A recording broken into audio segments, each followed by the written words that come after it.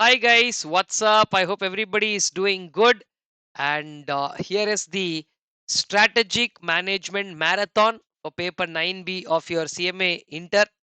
So, this video is to make sure that you have a full-fledged fantastic revision, and alongside that also a lot of you might sometimes be missing a direction as to where to start and how to go about. So this marathon video should be of great help in helping you to understand the the entire syllabus in the shortest possible time. Also, this attempt we have launched our color notes. So those of you who have already attended our regular classes, you know how detailed we have gone with the regular classes, and this material that is there in front of you is the concept book and question bank of the strategic management covering all chapters. Now the font that we have used is a specific color, right? Keywords have been highlighted in red. So, and then the way we discussed each and everything. So this is the extract of my class teaching module. So each and every line, word by word, we have discussed the best of the best in the classes. Now one thing is there, like whoever you are, whether you have watched the classes or not, with notwithstanding anything to the classes, I would like to also tell you that this book is available for you on our website. Let me just take you through to where you can access this book. If I can, yes, this is the Sreshta for CACMA website. On the home page you will find a tab called as books, and when you go on to that you will find CMA Inter. So if you just get into that, you will find a list of all group 1, group 2 books. Everything is available, right? Group 1 and group 2, all color books. So you can whatever are the set of things that are available, so you can go for it. So you can see here group 2 on this one, paper 9B and 11B. My bad, this one.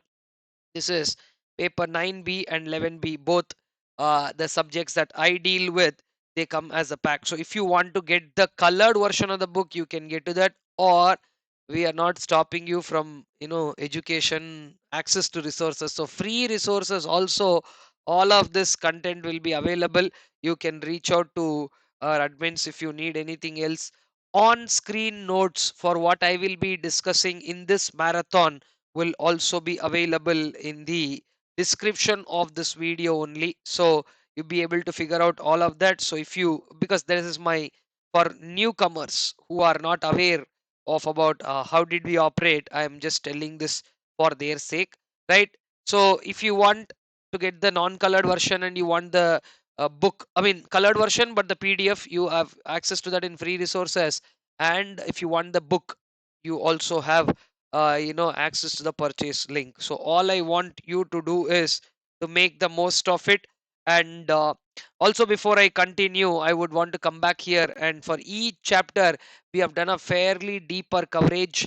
So what I'm going to do through this marathon is, again, not go through each word or everything of this study module. So what we will do is to go around with a neatly handwritten, handcrafted notes that will be available to you also for revision.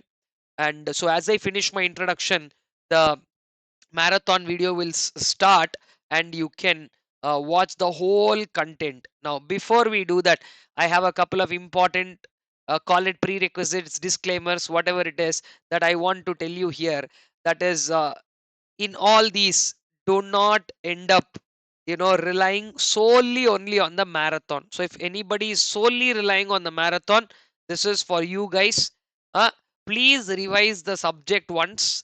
Now I do understand in the past people have you know left the comments saying that, sir, this marathon was enough for me, and this did really take. In the previous version of a marathon, one person even left a comment saying that don't go by his disclaimer, he will say that, but you can rely on the marathon. So they're even beating the disclaimer to say, I know we did a very decent job with the marathon, and it has helped a lot of people in the past, and I'm pretty sure it will help you also.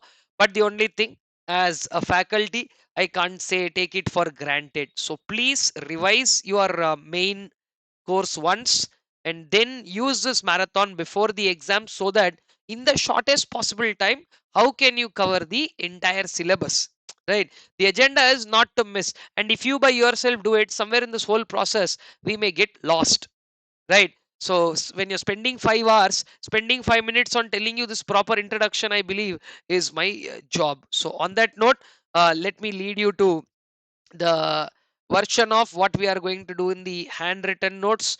So once again, please follow through up everything in the marathon, and towards the end of the marathon, if you have completed it by watching the full-fledged marathon, like in the past people have left the comments saying that how helpful was it. So I do request, I'm not even saying expect, I do request you guys also to share, because see, your comments down there will really boost others to because most people don't have the time to go through it. They'll just nowadays we are too quick to judge things. So they'll just see for 3-4 minutes, and if they were not prepared, they will not sync with me, and things will not go the way they wanted. So your comments will help them, saying that okay, if this has helped so many people, it will help me also, so they can go in that direction. And of course, on that note, I would like to wish you all the very best for the exam, and make sure that you make the most of this marathon as we get into it. Okay, so let's start by discussing the strategic management's story. Even before we get to strategic management definition, first let us try and understand these two words: what is strategy and what is management. So when you ask what is strategy, strategy is a action plan. What is strategy? Strategy is a action plan.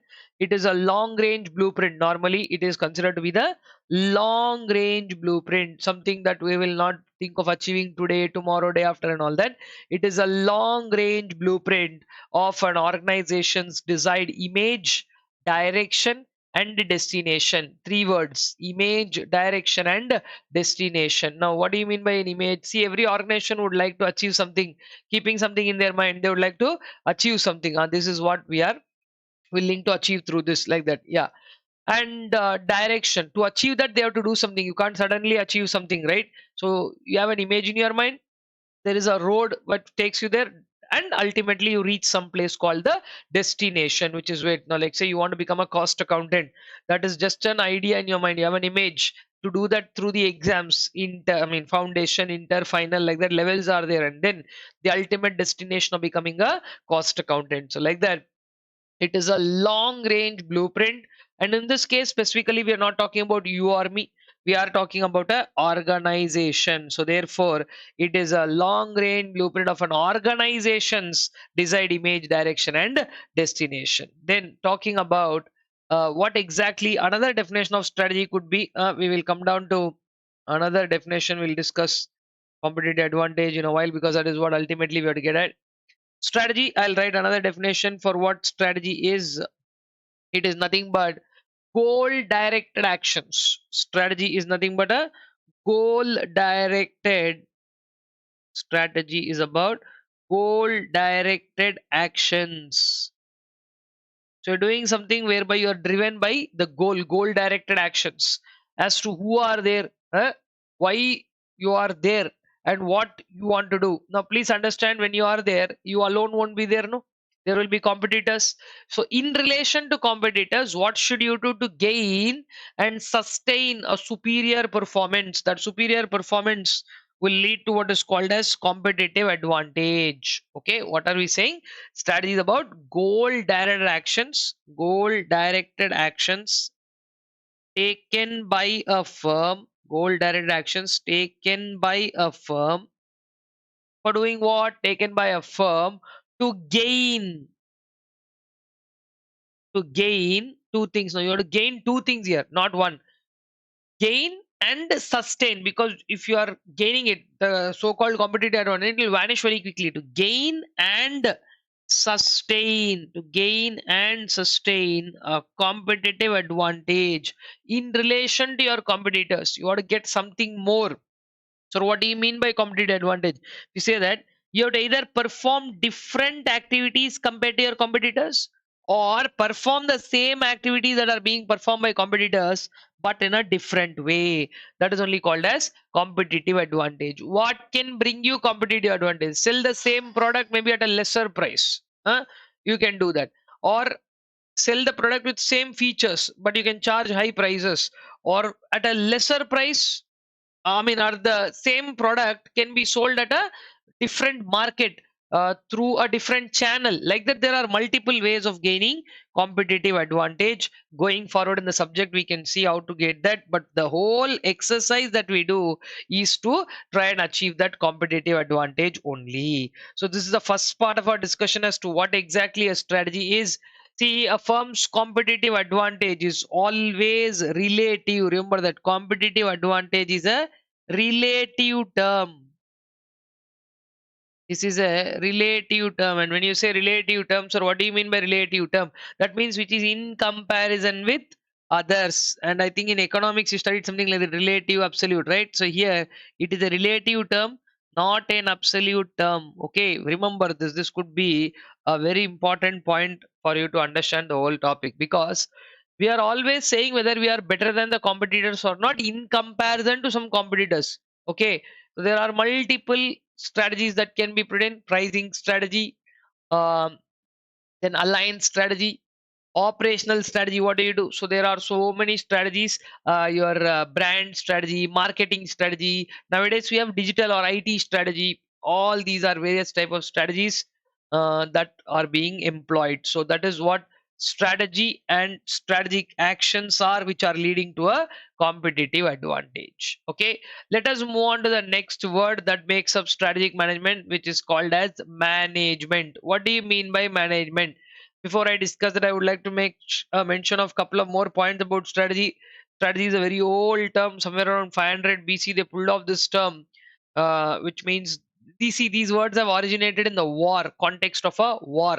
You know how a war works, right? Somebody will be there who leading the situation. So like that, somebody who's a army general or a major general, we call, no, like that. Somebody, the generalship, somebody who can take that responsibility. Uh, that exactly meant the meaning of the word strategia, which is a Greek word, and which means leadership or generalship. Okay, so using that, what can you do and what can you do differently from others? How are you doing the same task what others are doing in a more simplistic manner, or how are you doing it in a more different manner? What are you gaining by doing that? Like this, there are various points that one has to figure out in this context, right? Then going by the next point, let's move to management. So what about management? I think you have heard enough about this word management, because management represents two things. Like, say, for example, in educational institutions, you would have heard the word management being spoken about in the context of people. They'll say, talk to the management. That means, what are they referring to when they say talk to management? They're asking you to talk to some set of people. Those set of people who are the key group of individuals, key group of persons in an organization. They are called as the management. So, it is a management's decision, right? Now, like, say, I think we are a cricket friendly nation, so generally you'll see all this cricket news. They keep on saying in that it was management's decision to send somebody up the order. It was management's decision to drop that player from the team. So when they say management, what management means in this context is they're referring to a key group of people. They're referring to a key group of individuals or key group of people. Management also has another definition called as set of interrelated functions. Management has a set of interrelated functions. 5 functions are there, all of which are interrelated: planning, organizing, staffing, leading, or control. Okay, planning, organizing, staffing, leading, or control. All these, control means taking corrective action. Staffing is putting the right person in the right place. Uh, Planning is about deciding a future course of an action. I don't think I have to explain you all these 5 words. You should be by now well aware of these 5 words, right? Doing all these interrelated function together, the act of doing all of them together is also called as management. Okay, so what is strategy? How does it lead to competitive advantage? And what is management? Okay, these are the couple of points that I've discussed. I want you to just run through those two definitions quickly so that I can put up my strategic management definition on place. And after understanding what strategic management is, We will also go and talk about what are the three levels at which now what are the three areas in which we need strategies. Okay, I'll follow up all that, but all I want you to do right now is quickly run through these two things: strategy and management. Guys, you one more thing I would want to tell you, because this is the first point where I'm breaking this down. Whenever I like what whenever I give time to revise and bringing the content on the full screen and all of that, I'll obviously continue, because this is a marathon for me. For what you can do is you can always have a decision to pause, and wherever throughout the marathon, wherever you feel like, let me pause and take a minute and understand something and come back, you're free to do that.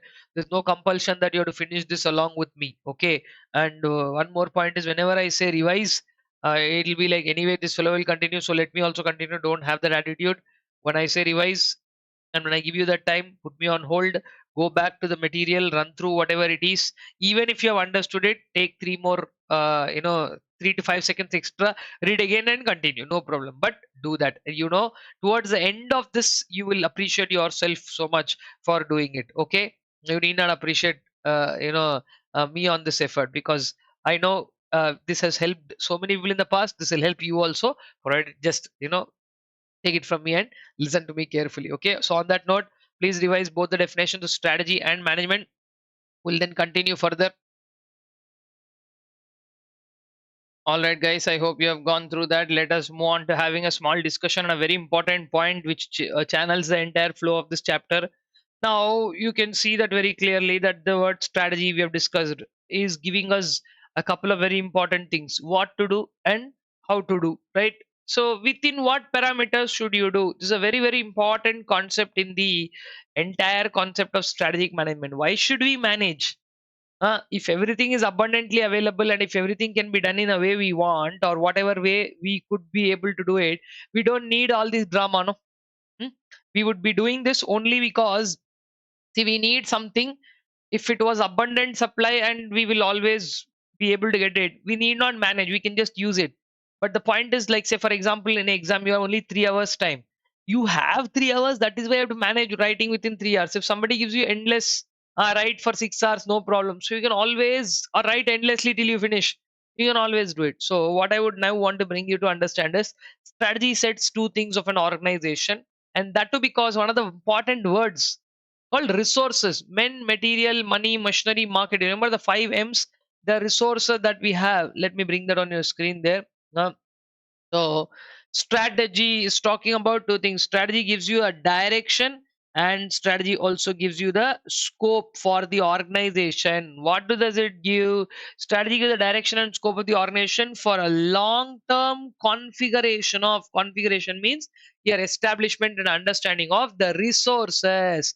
And what about resources? How are the resources? These resources are limited. These resources are limited. If only these resources were abundant, then we need not have this challenge of managing them or doing something, and all of that is not required, right? What we will be doing only is directly going and using the resources. If resources are over, again you will get resources because they are abundant. But life is not like that. It is not that peaceful. Resources are not abundant and ever available like that. Resources are scarce in nature, and since resources are scarce in nature, that is exactly where we need to pull off this entire story. Okay, men, material, money, machinery, and market, the 5 M's, right, which are called as the resources. The 5 M's, which are the resources, they are limited in nature. And now that they are limited, how to use these scarce productive resources in the most proper manner. And also, these resources are available from where? We are drawing these resources from the environment. And the bigger question is, how is this environment? This environment is ever changing, which is a dynamic environment. Here, dynamic means what? What is dynamic? Ever changing. Not only changing, ever changing. It's infinitely dynamic. So till when will it change? Will it change and stop? No, it won't change and stop. It will keep going on like that. And then it's a long term configuration of men, material, money, machinery, market in a changing environment. That too, to fulfill stakeholder expectations. Our stakeholders are there. I hope everybody knows the word stakeholders. Stakeholders is a larger word than shareholders. Uh, Government, employees, our competitors, customers, lot of creditors, that is from where you purchase and all of that, all those people make up to stakeholders, the outside world, people whoever are there, like say media, other people there. So all stakeholders, are they equally important? No. So that is why we have to understand what the stakeholders expectations are and live up to the expectations of each one of them. So this is what strategy is, and the real reason why you need a strategy, right? If I know how to get that other batsman out, I'll straight away bowl that delivery and get him out. I don't need to strategize, right? So like that here also, strategy is to ensure that you get the right setting for doing these things. Okay, so it's a simple analogy of expectation. Now, before I proceed further as to what strategic management is, I would want you to understand a very important discussion on which levels of the organization require strategy. Now, first of all, how many levels are there in the organization? Three levels, right? Normally, every organization has how many levels? Three levels. What are the three levels? Corporate level, business level, and functional level. Corporate levels in the organization, you can see that corporate level, business level, or functional level. Now, if you from there pick up what exactly do, which level does the strategy apply to, you can clearly say I've marked and kept all levels. At which level strategy is required? Strategy is required at all levels. At which level strategy is required? It is required at all levels. Corporate level is also known as strategic level or top level. Business level is also known as managerial level, tactical level, middle level. Uh, Functional level is one of the most important levels of the organization because that's where the entire work happens. Functional level or operational level, shop floor or the baseline or base level, and the lower levels of the organization. So, all these are the various levels that are there in the organization that uh, requires strategies making, right? So various levels of the organization, corporate, business, and functional. And a simple point to understand is that strategy making is done in all levels. So what is corporate strategy, what is business strategy, and what is functional strategy? Everybody should know these three definitions. Now when you talk about functional, what functions are we talking about? There are five business functions that we generally talk about. Five fingers together make up a business, like that: the finance, marketing, HR, production, inventory management. All five put together, that's what makes up a business. They are called as business functions. And at functional level, all these five are the functions that are normally done. Now, one thing that you need to understand is I wrote here, see, ancillary. Ancillary means additional, is R&D, the research and development. What research and development? R&D is such a function that not everybody prefers to do. Sir, why? It's not that everybody prefers to do or something like that. Some people don't have the budget to do it. Some people don't know what to do in R&D. So like that, it depends on what are the what is the activity behind all of this? So, research and development is a ancillary or additional function, but the other five are quite common. So, some businesses are there where inventory won't be there. It's not like inventory won't be there, just that physically we might not maintain as if it's a inventory doesn't need to mean always a stock and go down or something like that. So for IT business, the software code that they write and the software that they make, that itself is an inventory. So basically, inventory is a stock of something. It's not necessary that this only has to be called as inventory. So all these five functions which together make up a business, they all are being done at the functional level. Okay. Now question is again the same: which level requires a strategy? Answer is clear: all three levels require a strategy. So in an organization, to sum up, how many strategies will be there? You will have a corporate strategy. What all will you have? You will have a corporate strategy. And what does it talk about? The corporate strategy talks about, so the first thing that we will have is called a corporate strategy. And corporate strategy talks about the overall purpose and scope of an organization. What does it talk about? Overall purpose and scope of an organization. Next one is called business strategy, corporate strategy, then business strategy. What is business strategy? This time here we are talking about specific markets in business.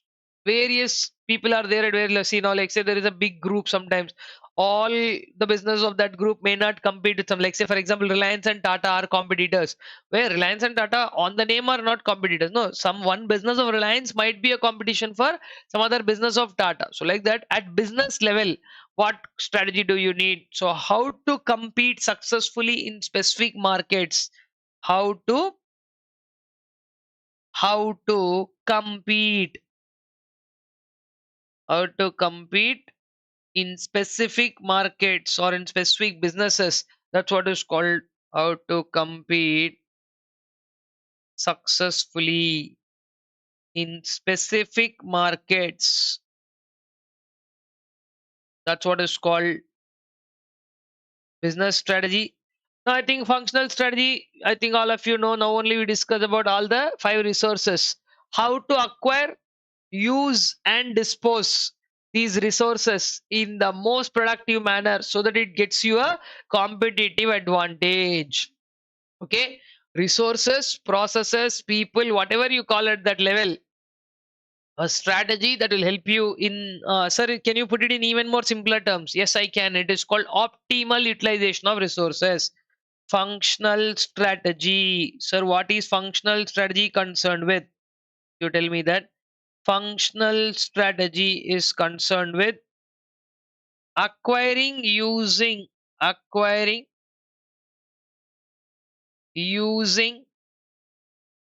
and disposing, acquiring, using and disposing the resources. In your book you will find it: resources, processes and people. Acquiring, using and disposing the resources, process and people in the most effective manner, that is in an effective and efficient manner.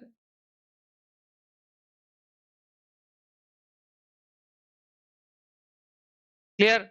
So these are the 3 types of strategy. Okay, guys, I think we are about 20 minutes into the session, this topic. So I want all of you to put me on hold here, run through and revise whatever I've discussed till now very quickly, because then I'm going to follow it up with the definition of what strategic management is. Okay, so there's a hierarchy of strategy: corporate first, followed by business, and then by functional strategies. Concept of strategy management: the use of strategy at all levels, what are the levels in the organization, and these 3 strategies. Please go through all of the topics till here, and then we will quickly continue the definition of strategic management. Come on.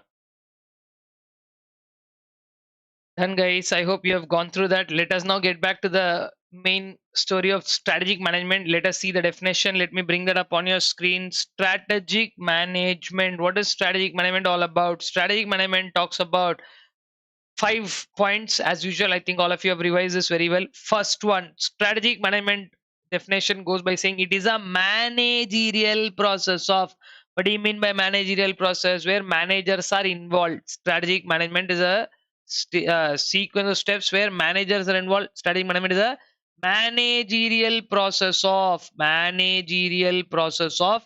creating a vision, creating a vision setting up of objectives, creating a vision, setting up of objectives, crafting a strategy. Vision means what? Mission means what? Objectives are what? All that we will see in detail as we go into the chapter. But strategic management starts by what? Creating a vision, then followed by setting objectives. Vision is a thought. Vision is a thought. We can't extend the, what do you say, vision. We can't keep the vision as a vision only and achieve it, because I want to become a cost accountant. I want to score so much. I want to score 400 or 800. That's not going to just make you a cost accountant, right? So in each subject, how much you have to score, which is your good subject, which is another subject you want to balance. Each subject has a minimum requirement. So like that, the vision, whatever is there, that you want to become a cost accountant, ultimately has to be converted into numbers. Ultimately it has to be converted into some types of numbers. So vision will be broken down into mission, mission will be broken down into objectives, objectives will later have some qualities. So what qualities do objectives have? Objectives are having 5 qualities basically.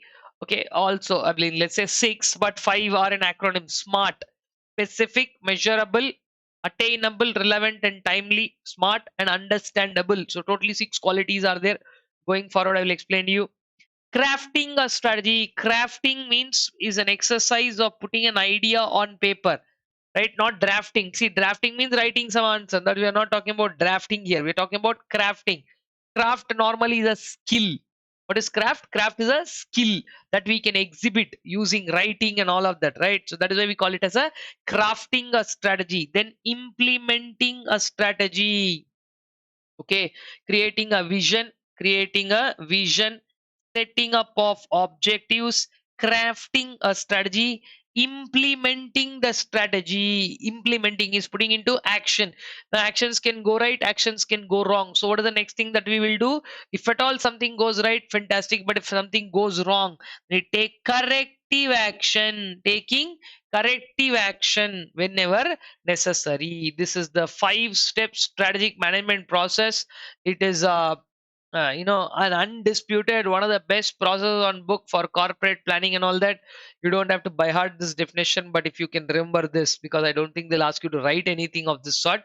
But yeah, this is a fundamental for the entire subject. It is a whole thing, because now we are going to discuss little more about vision, mission, objectives and all of that. So thereby creating a vision, setting up objectives, crafting a strategy, implementing that strategy, and then taking corrective actions is what strategic management is all about. Okay, then moving further, guys, what are the 4 parts of strategic management? Let me number them down for you. Very important. Strategic management starts, see, blindly on one fine day you establish the vision, next day you went to achieve that and you finished it. That's not how it works. Okay, so here it goes by you establishing a vision, and after that, before crafting a strategy, you have to do a thorough environmental scanning. This chart I want all of you to remember, because this is how strategic management basically works. Okay, so that is the first part. Environmental scanning. What is it? Environmental scanning. Then followed by step number 2, strategy formulation.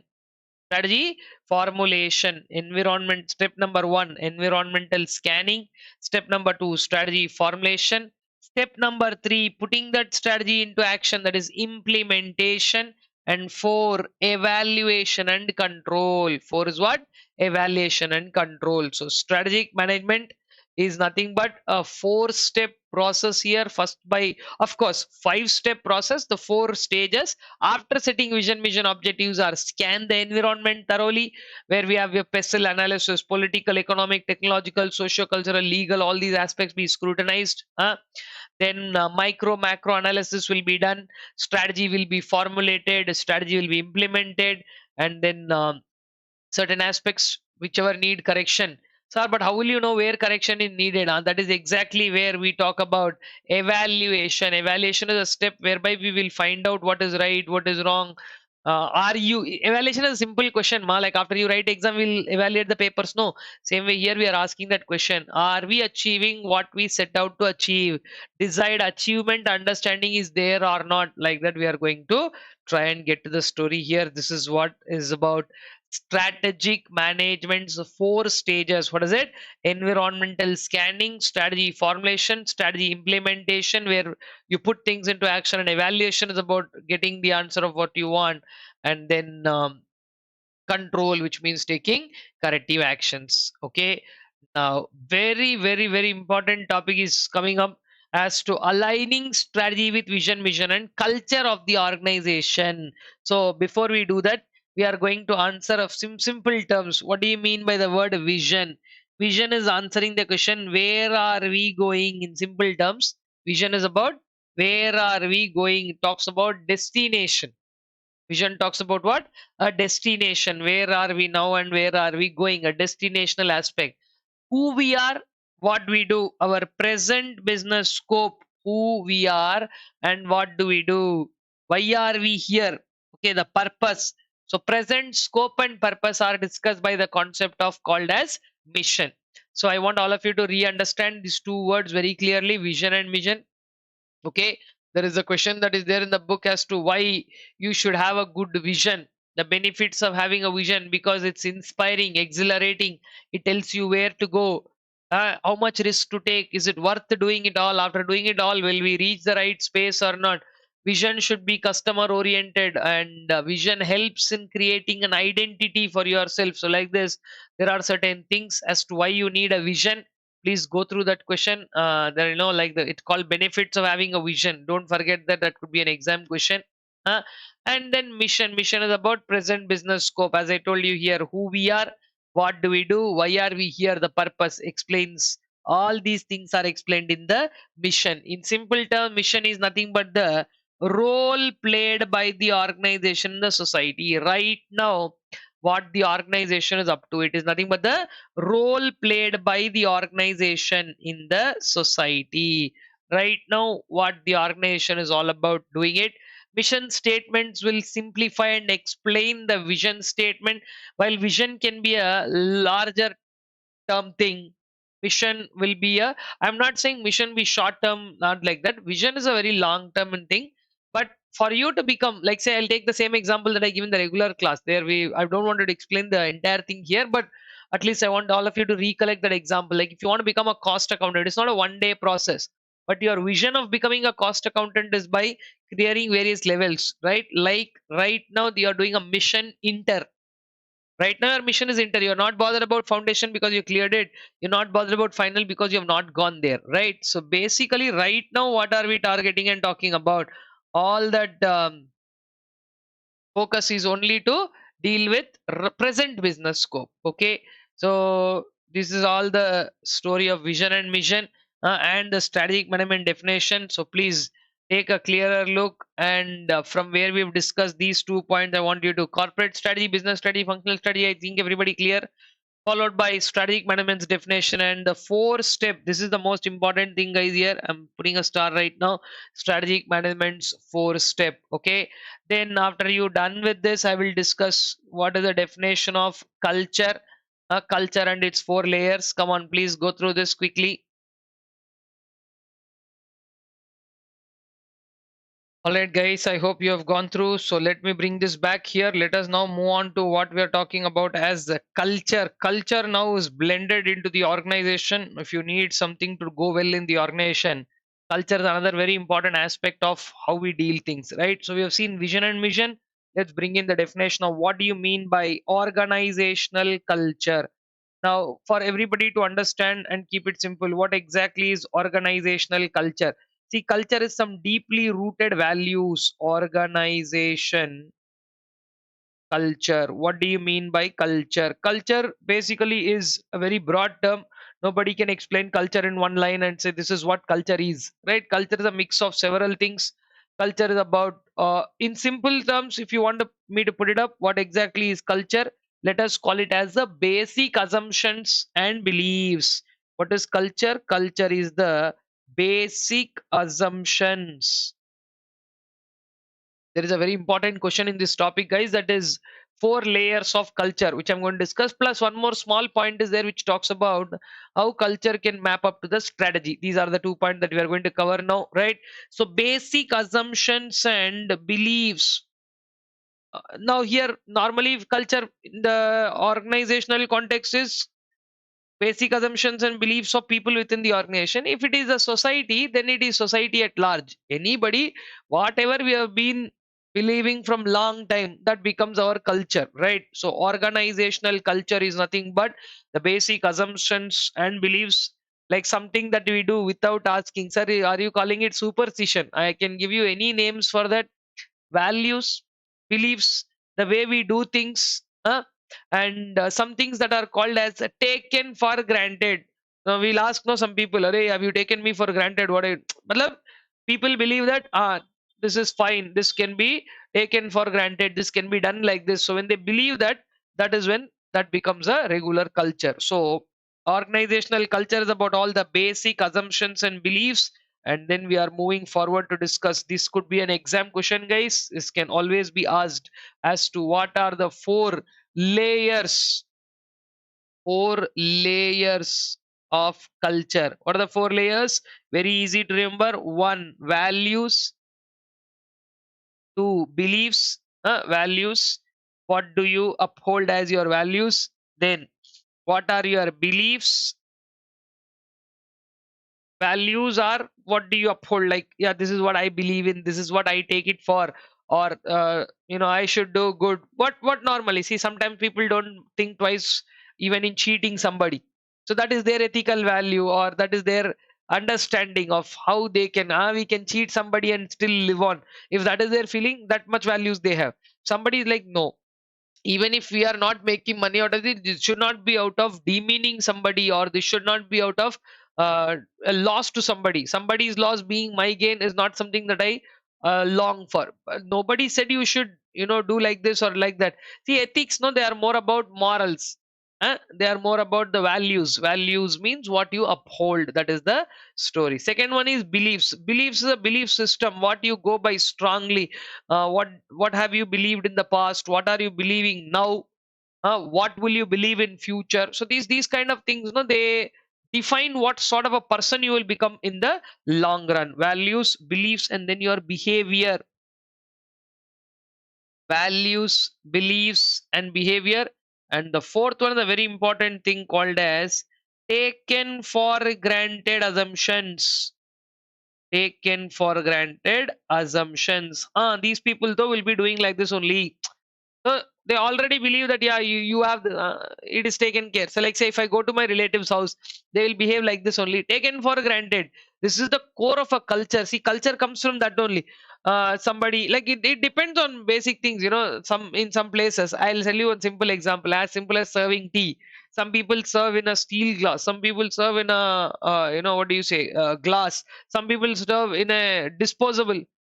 Sir, what is the point? Everywhere tea is only being served. No, that is exactly what the idea behind that is. It's a taken for granted assumption. This fellow's okay, even if we are giving in a disposable cup. But for these people, they might want to drink it only in the steel glass. Sir, it's so simple. Yeah, exactly.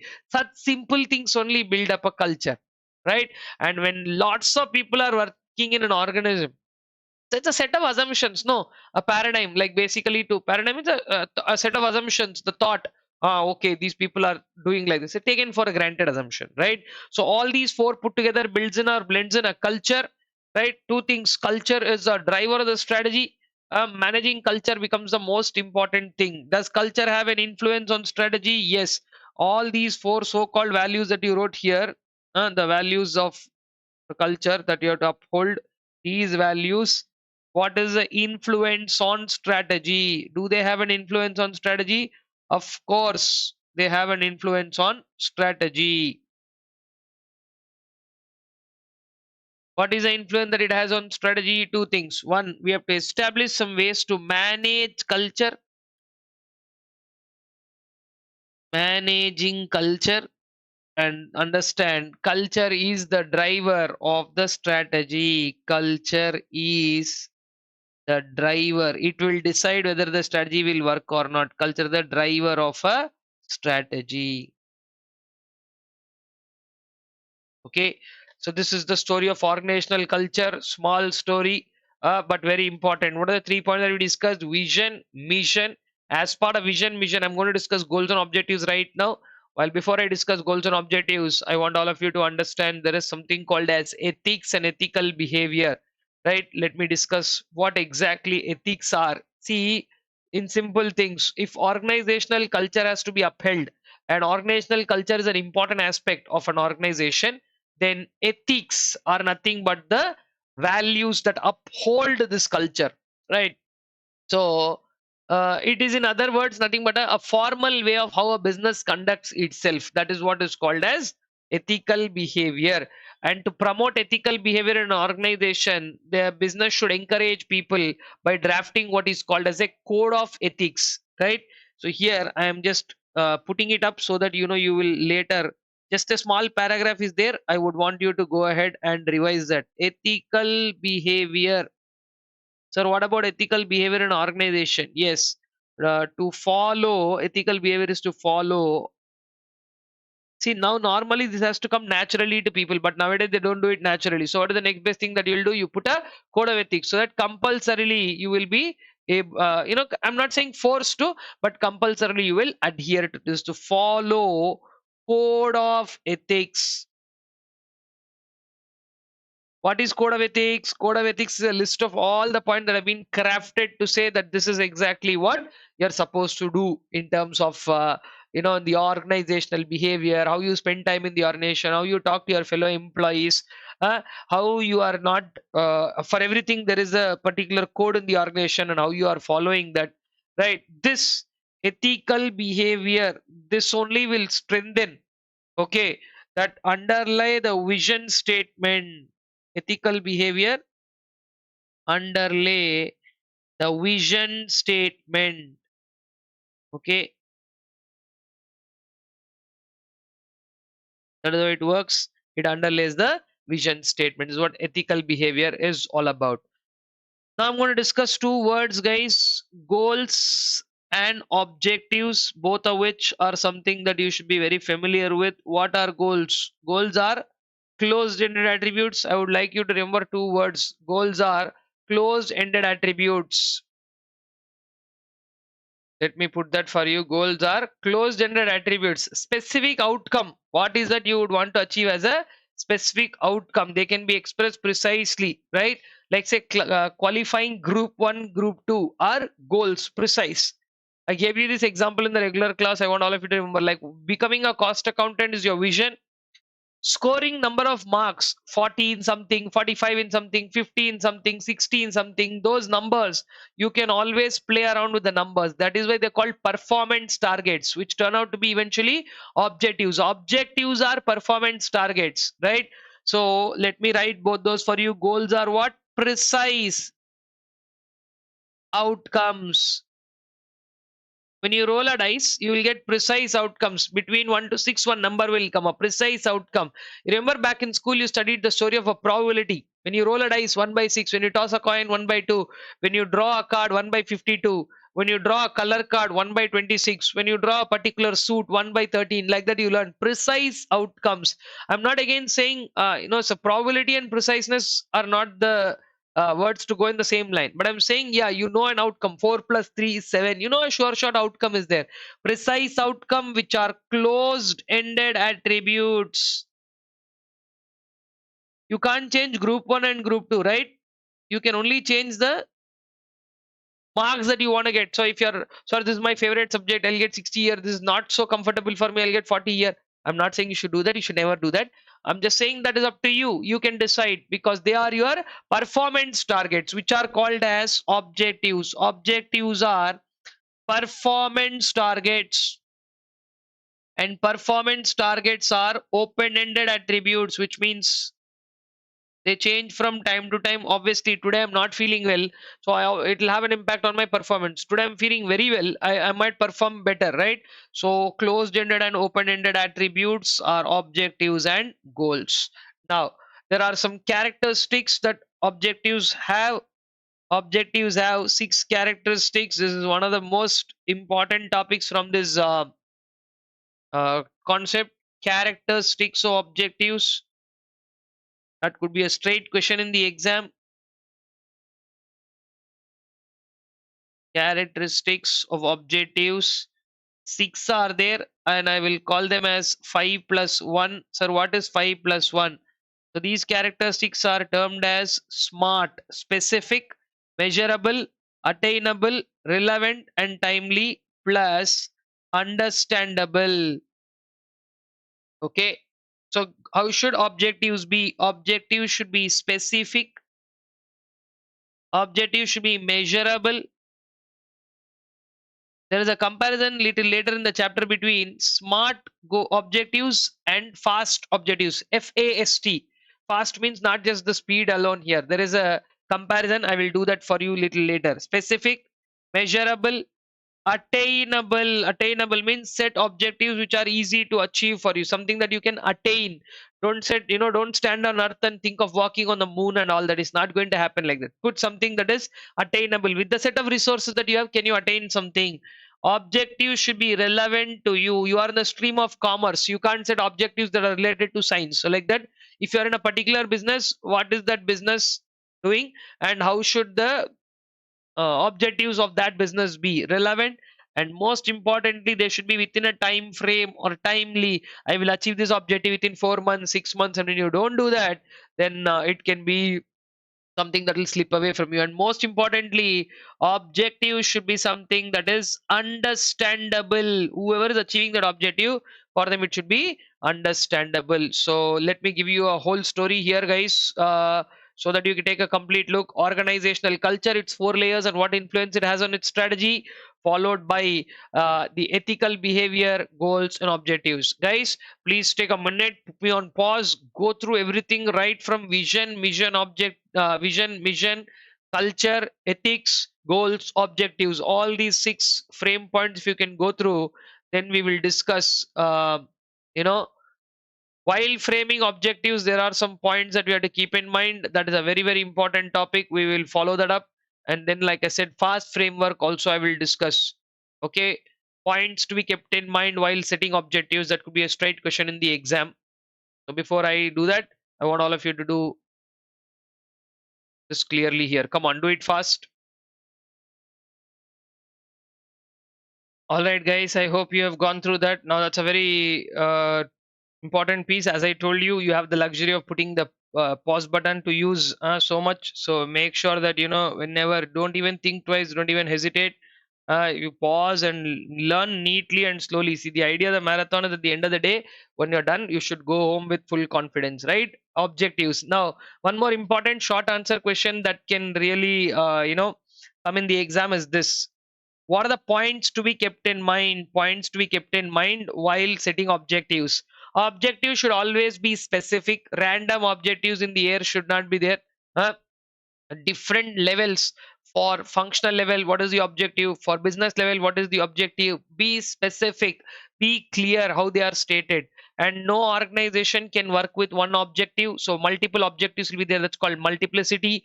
Every objective will have a time period, which is called periodicity. Are you achieving the objectives or not? Verifiability. Once in a while you have to verify, and if certain things are not being achieved, then you probably have to go and look back into that story, because you can't let it go like that continuously. Verifiability is a very important aspect. Then reality, here, uh, whether that objective can be feasible in real time. Okay, see, some objectives are official objectives, which can actually, in reality, you can have a two branch story here.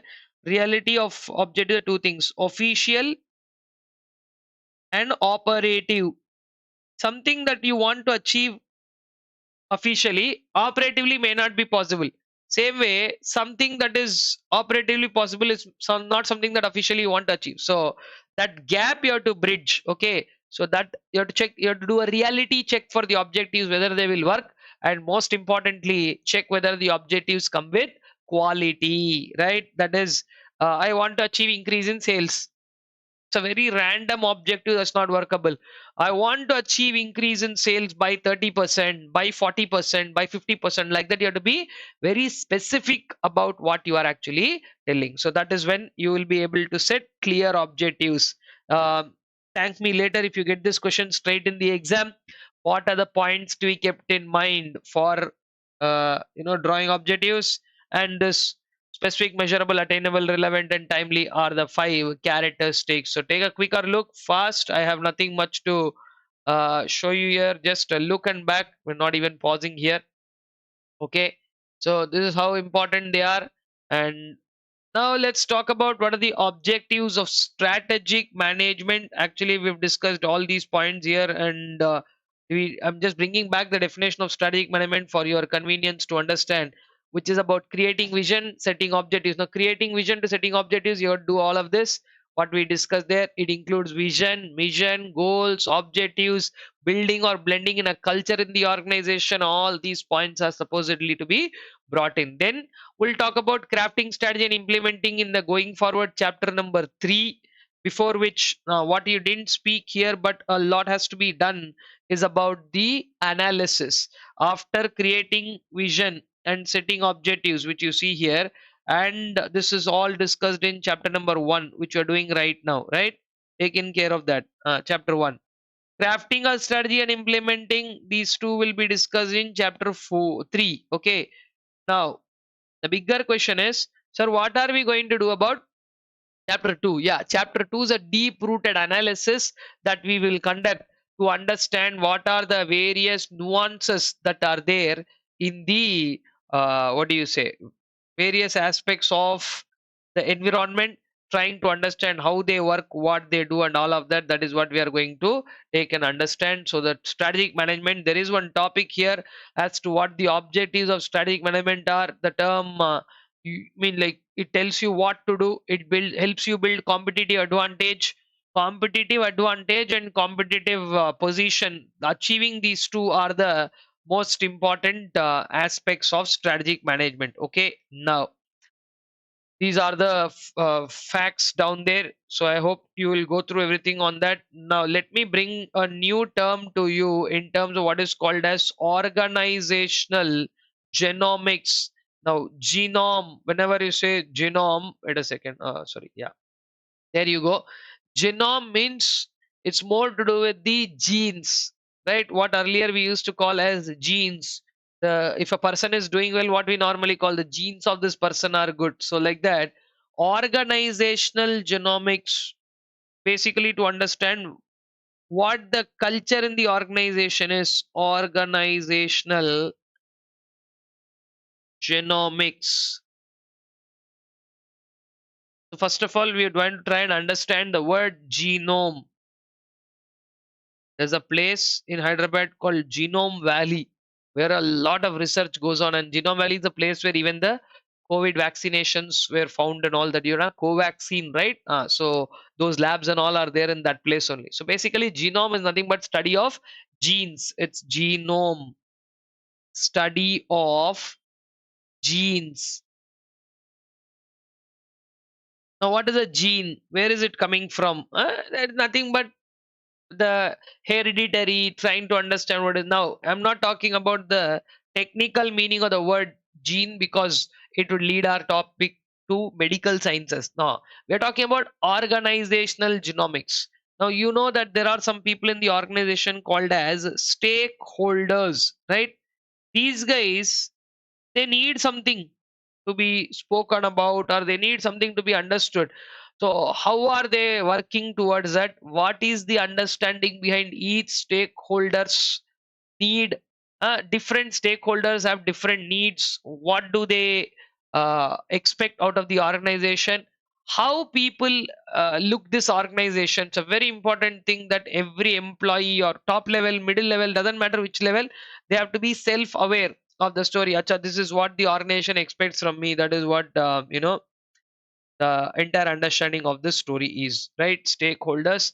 And then coming to employees, how people are motivated to work. Organizational genomics is also study of the organizational behavior.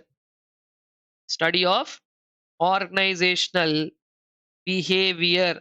Sir, what are we studying in the behavior? How people are motivated to work. What is that they would want to achieve? How people are motivated to work. What are they doing? How people are motivated towards work? Whether they are going to achieve something by doing this, or will they just live up to the fact like that? These are all the points one needs to take into consideration. It's a small topic. Please go through that. I'm not expecting a question might come out of that, but yeah, if at all it does, you should be in a position to just understand what those are. Uh, and then very important subtopics are there before we get to the main topic. One is the concept of strategic leadership. Who's a leader? Leader is somebody who can drive policies through the organization, right? I'll just remind you here. I'll write so that when you strategic leadership, there is a topic, short topic. As part of strategic leadership, there could be a question. If at all there is a question that comes in the exam, it will come as this one. What are the key qualities of a strategic leader? What are the key qualities of a strategic leader? So he has to be visionary, ability to influence others. I don't want to write the entire content again. So just remember that you want to read this, right? Okay. About 6 to 7 qualities are there. I'm just highlighting you around 7 qualities would be there. Just run through those points. He should be a visionary. That means to be able to visualize the future. A good communicator so that he can communicate well. Ability to define clearly and articulate. Articulate means explain things properly. Demonstrate a set of commitment. Yeah, look, this is what we are willing to do and this is what we are supposed to do. And then commitment towards vision of the organization and the other aspects. Okay, so about 6 7 points are there. Just go through that. Another important topic there is emotional intelligence. Okay, 7 qualities.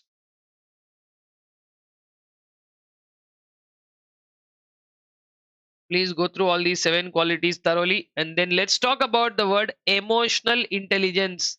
So what do you mean by emotional intelligence and how does it work? Now, this term is coined by a person called as Goldman. Okay, emotional intelligence, Goleman. Okay, that is the name of the person who has coined it somewhere in the late 90s, 1998 to be precise. Okay, Goldman in the year 1998 termed something as emotional intelligence. What is emotional intelligence? Nothing but it's more to do with psychological attributes. See, people have intelligence, means intelligence is about being aware about something, normally an understanding of something. Emotional intelligence is about how do you apply it. Okay, so it's multiple things. Some people know what to do but they don't do that. Some people don't know what to do but they indulge in doing something. All these come under the concept of emotional intelligence. Emotional intelligence refers to psychological attributes. What are those? Psychological attributes means of how you do something, right? It can't be shown somewhere. That's why I said emotional intelligence. Knowing something is not important, how to use it, right? If you're not supposed to do something, you should not do something. If you're supposed to do something, you should do something. Being self-aware, self-regulative, right? And being kind to others, empathetic behavior, and then trying to convey things to people, which are called social skills, right?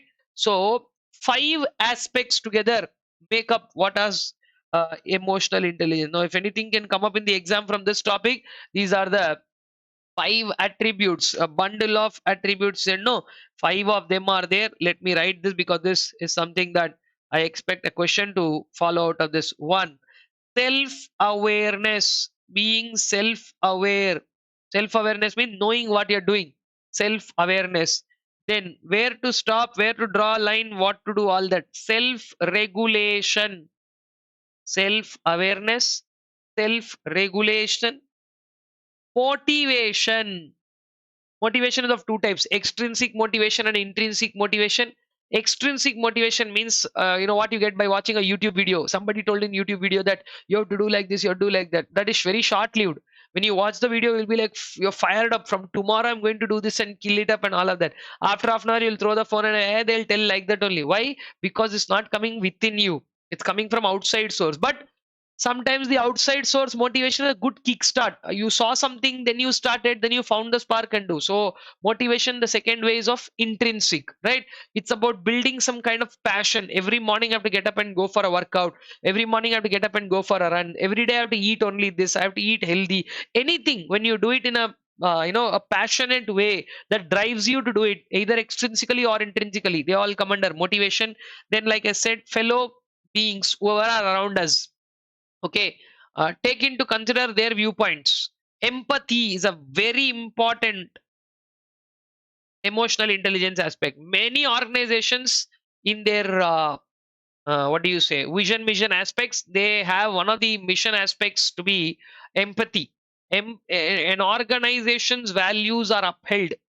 Wherever you see any big organization you take, one of the most important values to uphold in that organization be empathy. You have to understand what others are saying. Like, if my I'm a manager, somebody working under me is telling that, sir, today I want leave. Then I ask why. I have to drop kids at school. That's a very silly reason. I won't give you leave.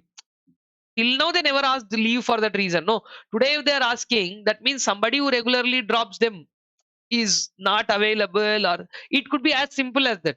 uh, I got a fever, I want to take a leave, right? All these are childhood excuses. This is not a school.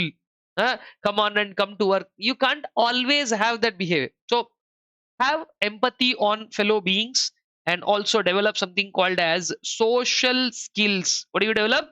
Social skills, the way you can communicate with people in a more friendly manner. This could be an exam question, guys, and I want this to come because this is one of the most easiest questions that you can get from this chapter. 5 attributes of emotional intelligence: self awareness, self regulation, motivation, empathy, and social skills. Okay, then moving on to the next part of the chapter, here there are some important aspects where there is something called as organizational change. Slowly you have to bring an organizational change. Change is not a one day process. Change is a slow process. There are multiple steps of change. I want all of you to read this topic, guys. I am not going to explain that because there are only headings of what those topics are. uh, there are Quarter's 8-step process, McKinsey's 7S framework, 4 hard elements and 3 soft elements are there. And then Kurt Levin's change process, 3 steps are there of unfreezing, changing, and refreezing. Ad care model, Kubler-Ross model, like that. There are a list of points. Just go through this topic. There is nothing much down there. Let me wind up this discussion on the first chapter by telling you how important it is to understand the importance of alignment between the next topic, which I would want to discuss from this chapter, is alignment between what and what? Alignment between individual objectives. Okay, alignment between individual level objectives and organizational objectives. It's a very simple topic. At the end of the day, somewhere deep down, they both should be aligned, they both should match. It can't be somewhere like, organization is going in one way and somebody else is going elsewhere. So it's a very simple topic, right? If employees are going like this, an organization, so individual goals are like this, and these are organizational goals. This is a big red flag to the organization. They have to, this is called non alignment. So non-alignment of organizational objectives is one of the reasons for the disaster. Sir, then what do you suggest us to do? The suggest is individual objectives. Of course, individual objectives are important, right? These are, let's say, individual objectives. Obviously, Noma, why will I put my company before me? I will put myself only. All of us are like that only today. We will only talk about our interest first. We will not talk about company should prosper, company should do this and all that. So individual objectives are always given higher priority. But what you need to do is, so you have to set up the objectives also in such a way that they are in parallel with the organization objectives. Okay, that is the story, guys. Individual objectives and organizational objectives should coincide. There should be a proper alignment between both these. That is the idea. Okay. And to do this, instead of keeping this smart, earlier we recommended a framework called as SMART framework: specific, measurable, attainable, and timely. I'm not saying that is wrong, but SMART has now been converted into a FAST framework. Okay, Peter Drucker gave a FAST framework to ensure that there is a alignment. 4 core principles are there, which are: F for frequently discussed. F is frequently discussed. A is ambitious. Frequently discussed. Ambitious. What do you mean by ambitious? That goal should be challenging and ambitious. The easy things you should not set up and achieve, right? Then S stands for the same word called specific. And T this time is not about time frame, but it should be transparent. That means everybody in the organization should be able to know what you're doing and how you are doing it. So instead of using a SMART objective framework, use a FAST objective framework, right? Goal should be translated into specific elements. Goal should be transparent. Everybody should understand. Goal should be frequently discussed. It's not like you discussed once in a while and you figure that out forever, right? So this is what is a story of alignment between organizational objectives and individual objectives. I want you to run through this. Just take a look, because I have one last topic to deal with here. I will just update you through the topic, and then we are done with this particular discussion. The last topic that I would like to discuss from this chapter is called the balance scorecard approach. There is also a small topic called economic value added, which I believe you can read on your own. You need no much of help from mine, but yeah, do go through that topic on what it is. So now I hope you have gone through this. Take one more minute, run through that.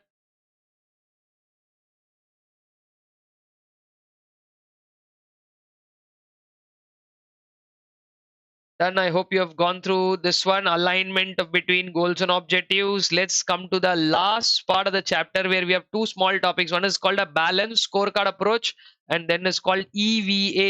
EVA is nothing but economic value added. Okay, let me write that once I'm done. But let me first show you quickly about balanced scorecard approach. What is a balanced scorecard approach? See there. There should be a balance between two things, financial aspects and strategic aspects. See, if you're only bothered about money, somewhere in the long run you may not be able to achieve what you want to achieve, right? That is one thing. Same way, sometimes people are only driven by strategic goals. At the end of the day, you will not have money.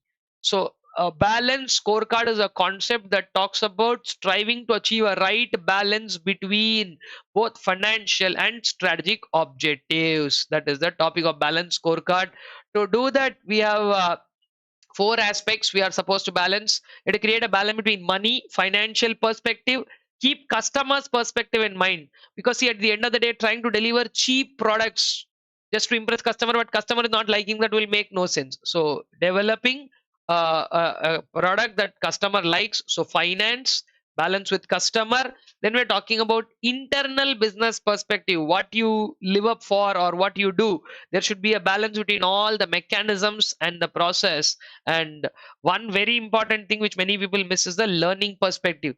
People don't want to learn, right? What are you learning in the organization, and uh, how do you want to project this further is something that we need to balance out. So that is the fourth objective, guys, learning and growth perspective. Clear? So read through that and that will be done. And the last thing that I want to wind up the first chapter with is, I'm just taking an extra minute on this one. It is called EVA, economic value added. I'll just tell you the formula. See, more people are only bothered about what returns are coming. But EVA is nothing but NOPAT, that is net operating profit after tax, net operating profit after tax, minus the cost of capital. You are financial management students, so I don't have to tell you what is the cost of capital. Cost of capital is nothing but the capital employed. CE, capital employed multiplied by the weighted average cost of capital. I hope you remember the Modigliani Miller's theory, which explained that, right? So it's not just about the numbered wise value added. How much is the value added economically? That is what this topic is all about. Okay. So I think with that, we will wrap up the first chapter here. I would want all of you to put the video on pause, take a complete break for some time, go through the entire first chapter, and then we will be back with discussing the second chapter in full. Okay. So please go through the entire first chapter, and then we'll be continuing the second chapter. So I hope you have gone through everything, guys. Let us now move on to a fresh new aspect where we will start covering our second chapter, wherein we talk about the term business environment. So till now we have discussed the story of strategy, management, strategic management and everything. Now we will move on to discuss what is called as business environment. Okay. Now the core of business environment lies in its understanding. How well do you understand business environment? What are the various aspects of business environment that one has to understand? What are its characteristics? And then macro, micro, and slowly things go on. So let us see one by one. Let us start by putting the definition of what exactly the word business environment is and how does it work. So first, what is the definition of business environment? Business environment, what does it mean? It is nothing but the sum total of whatever you are surrounded by. So in simple terms, if you have to ask me what exactly business environment is, it is nothing but what a business is surrounded by. But if you have to write a proper definition for what it is, business environment is nothing but the sum total of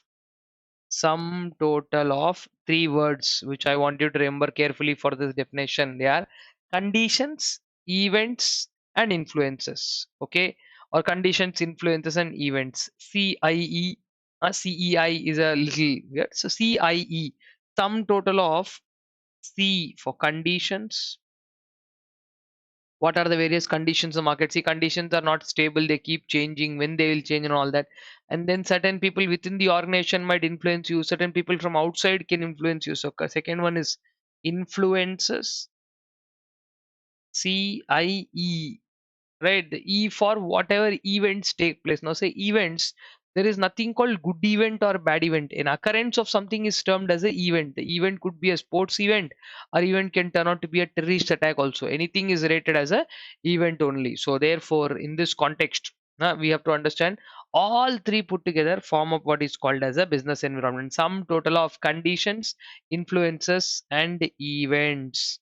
So this is what business environment is all about. The first thing that one needs to understand, the very survival of the organization is in understanding the environment. So business environments understanding,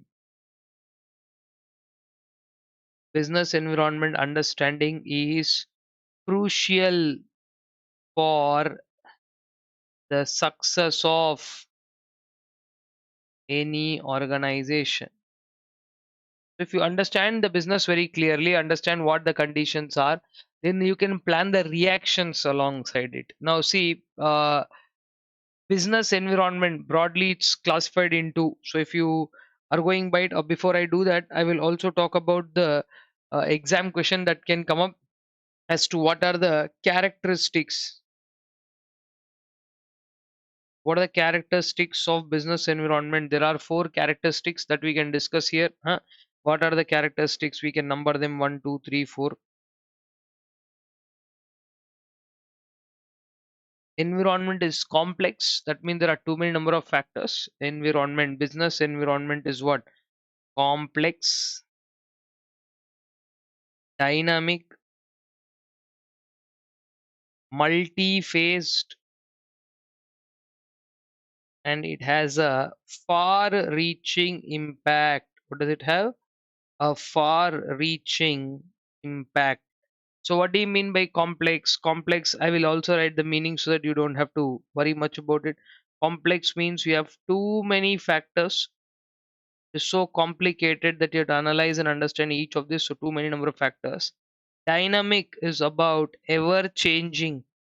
See, if something is constant for some time, we can try and understand what it is. But if something is going on changing, I already tried to understand something, again it is changing. And multi-phased. What do you mean by multi-phased? See, environment. Sir, what is environment? What you see is your environment. Now, from where I am sitting, what I see is my environment. And from where you're sitting, what you see is your environment. So, does it mean here, if two people are sitting here and two people see the same classroom, does it mean there are two different environments? The answer is yes. Sir, how can we say that we are all sitting in the same classroom? We have classroom environment only. No, correct. But the perception of each observer will define what the environment. So if 100 students are sitting in class, it doesn't mean 100 environments are there. 100 perceptions of the same environment are there, right? Multi-phase, because it depends on the perception of the observer. Okay, it has too many number of factors, it is ever changing, and it depends on the perception of the observer, and it has a far reaching impact. When you say far reaching impact, it is not about today or tomorrow. Okay, it generally, environment has an impact in the longer term. So there is a long term impact on the organization due to its environment. So then what are we trying to do by trying to understand these points? Yes, it is important for us to crucially analyze the business environment through various concepts that I'm going to discuss through now. We have what is called as a PESEL framework. Uh, we have a understanding of the Michael Porter's value chain, so that we can understand at what points values are added in the organization, so that we can focus on the most value adding aspects. And then there is one very important concept in the competitive study, which is called as Michael Porter's value chain analysis. Now, before I discuss these next three topics, I would also want you to understand the small sense here. Business environment generally, business, this is an additional understanding that I want you to have. Business environment is simply bifurcated into two. Guys, from our regular sessions, you would have already made a note of this. Business environment is split into two: internal and external, right? Internal business environment, that every organization has something within that, and then we have something called as external. So what about internal and external? When you say internal, internally we have two things further. Internally we have strength, and internally we have weakness. External, we have two things here. External, we have opportunities and we have threats. And the external environment, whatever is there, the broader part of the external environment is also classified. The external environment is classified into something where we have close surrounding and something where we have a larger surrounding, micro and macro. So guys, after discussing EVA, whatever we have discussed, if you want to take a closer view of that, here it is. Take a quick view of whatever we have discussed. What is the definition of business environment? Why is it understanding is crucial for our success of the organization? Plus the fact that these four characteristics could be a separate question in the exam, followed by business environment having its classification to internal and external. I will also discuss with you something more as we go further, wherein we talk about when the organization is in the center. This is an important diagram that I would always explain people, not just from the perspective of scoring any marks, but this is very important in the context of understanding what a business. So if this is a business, every business is surrounded by a smaller circle. Every business is surrounded by a smaller circle where it is. Now you understand what this is. I will also draw one more circle which is a larger circle. Okay, so we have two circles like this. One is a smaller one and one is a larger one, right? Two of these. We should try and just close. Yeah, I think you can see the whole thing now. Yes. So what about all of this? What is the understanding of this? Now, there is something that influences us very closely and daily. There is something that influences us very closely and it also influences us daily. It's not like it is not there or something like that. This influences us kind of pretty closely. What are those? Let's see. The immediate factors that influence us on a daily basis almost are our suppliers. Then people who buy goods from us, they are buyers, suppliers, and competitors. Now, competition comes in three forms normally. Okay, competition comes from people who do the same business as we do and sell the same product as we sell. They're called as rivals. People who sell a different product but satisfy the same need, they are called as substitutes. And then there are some people who are called as new entrants. People, it can be either a rival or a substitute, but these are the only thing great about them is that they newly enter into the market. So this is the story about these five people in the first place, right? And now these are closely external factors. See, first of all, you need to understand this whole discussion is external environment only. It is not anything to do with internal. This entire discussion, both the circles are external. Many people, they have a misconception, by seeing this diagram, that the inner circle is internal, the broader circle external. Wrong. The inner circle are the closely external factors. Okay, what are they? They are only closely external. In the detailed class, I've explained this in a very detailed manner so that people don't make a mistake, because as management students, I don't want people doing this simple errors in trying to wrongly understand the fundamental concept itself. So all the story that you're studying is external environment only. In that external environment, in that these are closely external. Now these what we are seeing here, they are called as largely external. What are they called? Largely external. Now what do you mean by largely external? These are factors that are there which may not have an influence on you daily, but when they influence, they do have a considerable amount of influence. What is that? Demography or population. Demography or population. These are not some things that influence you daily. Changes in demography or population. Yeah, same way. Laws and regulations. political situations, economic situations, socio-cultural situations, and technological situations. So are you broadly describing what you call as special? Yeah, political, economic, socio-cultural, technological, legal, and other environmental aspects.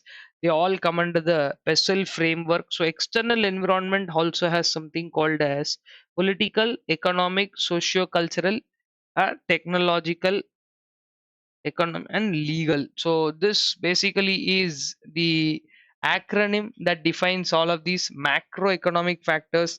These are macro in nature, the largely external ones, they are macro in nature, and here the closely external ones are micro in nature. So that is where the entire story takes a deeper understanding of what the external environment is. I would like all of you to put a minute on trying to understand what these are, because these macroeconomic factors, they keep changing. But like, say for example, economic factors, when we are considering economic factors like interest rates in a country, interest rates, exchange rates, inflation.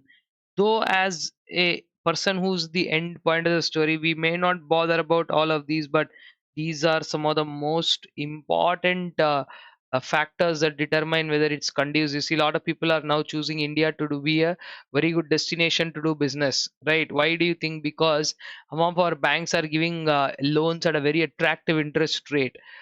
People who are able to come here and do business, they're able to get a better exchange rate, right?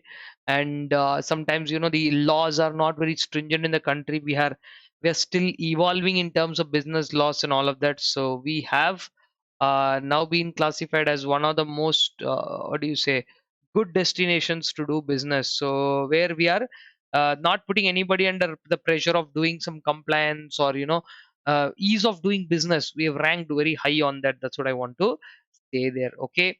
And before I discuss anything, I would want all of you to understand this term industry. Industry, because I'm going to discuss now value chain analysis and Porter's five forces model to follow this up. I hope everybody knows the definition of industry, but still, I would want to clarify it one more time. What exactly is the term industry? It is a group of firms, and that is where many people put a full stop, which I don't want you to. As my students, I want you to go one step further and try and understand the correct definition of industry. What do you exactly mean by industry? A group of firms, no doubt we are writing the definition. It is a group of firms. Group of firms. Now that's where the value addition happens. Group of firm doing what? Producing. Group of firm producing the same product or service. Same product. Group of firm producing the same product or service, and targeting the same set of customers. That is the very important point. And targeting the same customers or customer groups, whatever. But here I'll simply say customers. I don't want to trouble you with the complication of the definition. Keep it simple. What is industry?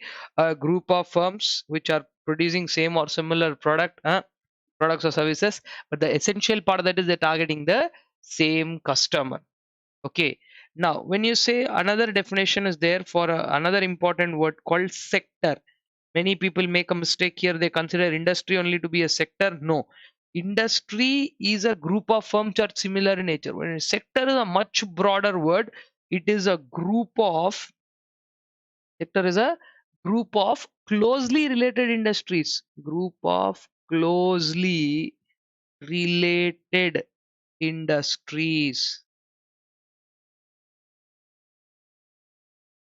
Understood? So these are the two essential words that I want you to understand for the next few topics, because we are going to go further by understanding one of the very important concepts given by Michael Porter, which is called a value chain analysis. Okay. So I want all of you to understand the concept of value chain analysis with full focus. But before I do that, I want you to read both the definitions once again. group of firms, industry being a group of firms, and sector being a group of closely related industries. I hope we have a clear understanding of that. With this, let me bring you one of the most important concepts of our syllabus, which is called as value chain analysis. What is it called? It is called as the value chain analysis.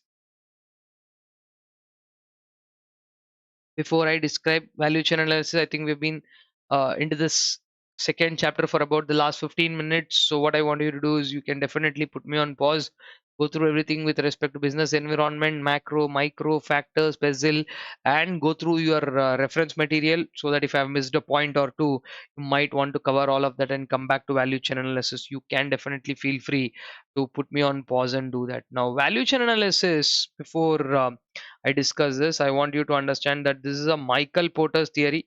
Michael Porter is one of those pioneers of management field. He has given many theories like the five forces model and all of that. And alongside that, value chain analysis is one of the very important topics. I'll explain it in very simple terms. What he says is there is value addition happening at various places in the organization. It is not like the final product is the only thing where value addition is happening, right? The most important place where value addition happens is classified into 9 spaces.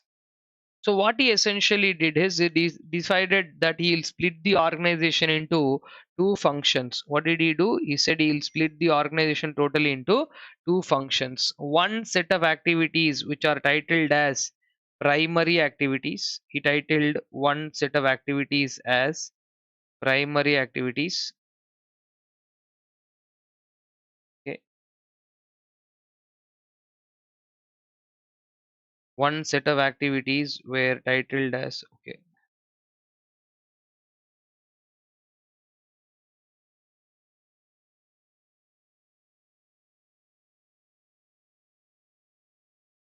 there we are.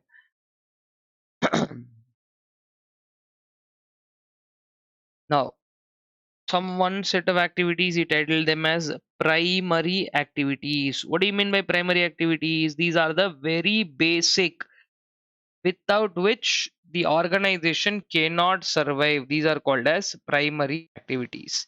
To do these primary activities, there is always a need for an organization to be supported by some support activities.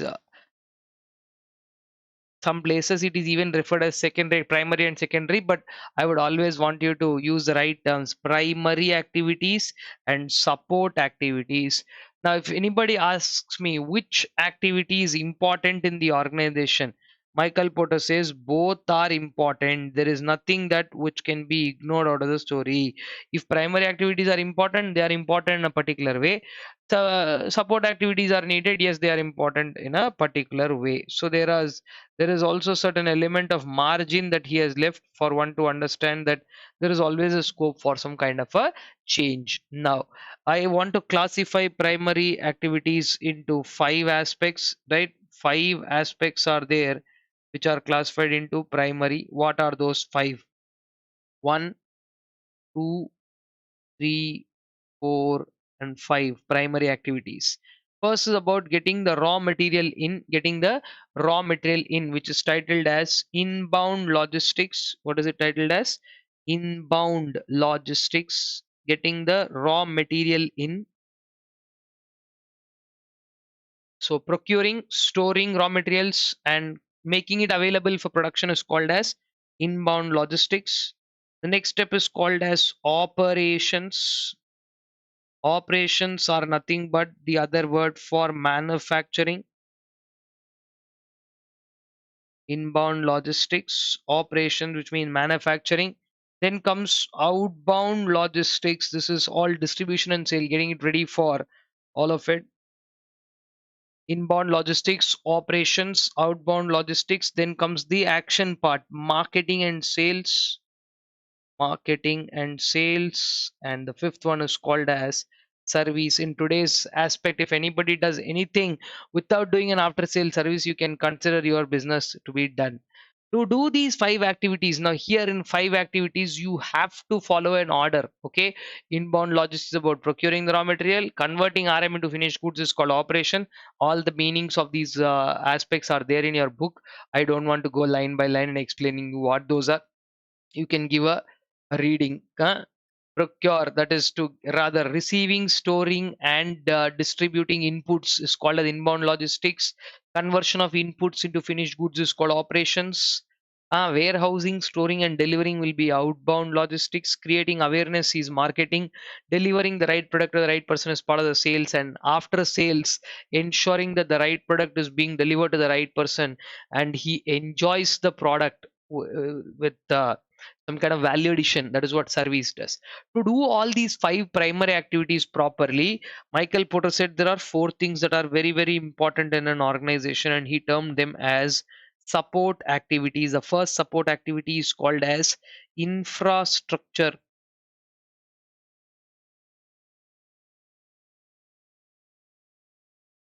Okay. Now, please understand infrastructure is not about buildings. Infrastructure is not just about some physical appearance. Infrastructure is anything that is physical and financial. Okay. If you want, I can add up there physical and financial infrastructure. Both. People have a misconception to this word. Infrastructure means something that is a building or a facility. No, not only that, it is much more than that. Then what is more important than infrastructure is a second facility called as procurement. One of the most important support activities is called procurement. And now please again don't mistake the fact that procurement means you're procuring some raw material. Wrong. Procurement is procurement of anything needed. If you need a machinery, procuring that machinery is part of that. So procurement is procurement of anything, capital goods or procurement of resources. Basically that's what we are talking about. And procurement is not just to do with you know only the raw material alone. Many people again have a wrong misconception about it. So I'll say procurement of all the needed resources. Okay, remember that everything when done properly keeps on adding value. Sir, what is the importance of Michael Porter's value chain? Value chain as a concept is there in your book, but what is the importance of this value chain? Yeah, that is not much discussed in this syllabus of yours because it's a short syllabus. But of these nine activities, five plus two more that I'm going to write, already I wrote seven, right? So now let me finish. I'll explain you what that is. Okay. Infrastructure, procurement, technology, third one, technology, and four, human resources.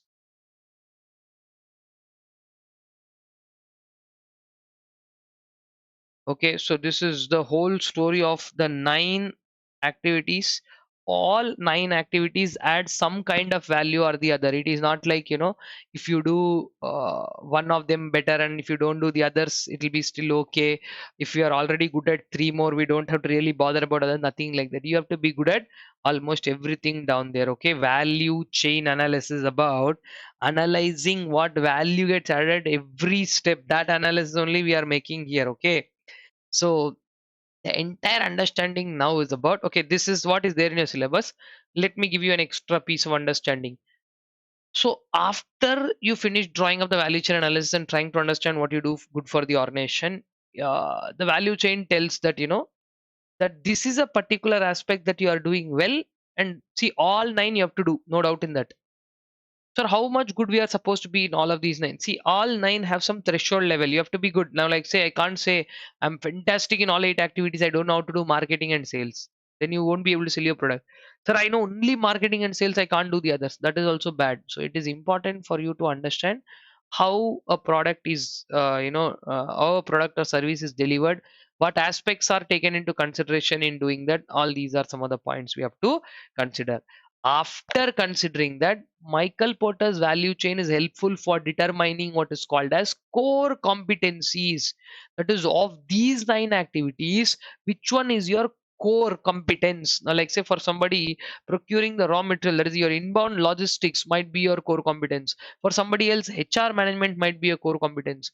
For somebody else, marketing and sales may be their core competence. But sir, like that, everybody will be good in something or the other. No, then what is the use of this analysis? Yeah. See, everybody can be good at any of these 9 activities, that's not a problem, but there is a connect between one activity to the other, that is called linkage. The best thing about this entire story is that those linkages are hidden, they can't be found, and that is exactly what's making this whole topic very special, that how an organization manages those linkages, how one of those organization manage the linkage to win over the other. That is the story of value chain analysis.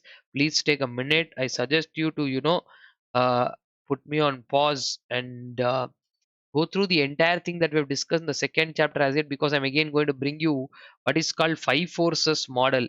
So before I discuss that, I would like all of you to take a minute, because I think it's close to about half an hour that we started the second chapter. So I want you to go and do a thorough round of revision, and then we will go ahead and start what is called as the Michael Porter's five forces model, in which we have a couple of questions to answer as well. Come on.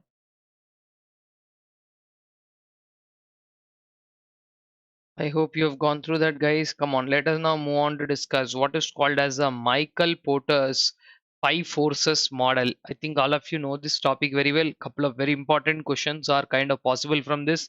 So let us discuss what exactly the five forces model is. It's a very, very simple topic, in-depth understanding. You have to read all the questions and sub-contents. Let me bring almost everything that is there in the five forces model into our revision right now. Okay, let's say what the five forces are. I don't think anybody has a problem with understanding what the five forces are. Michael Porter's five forces model.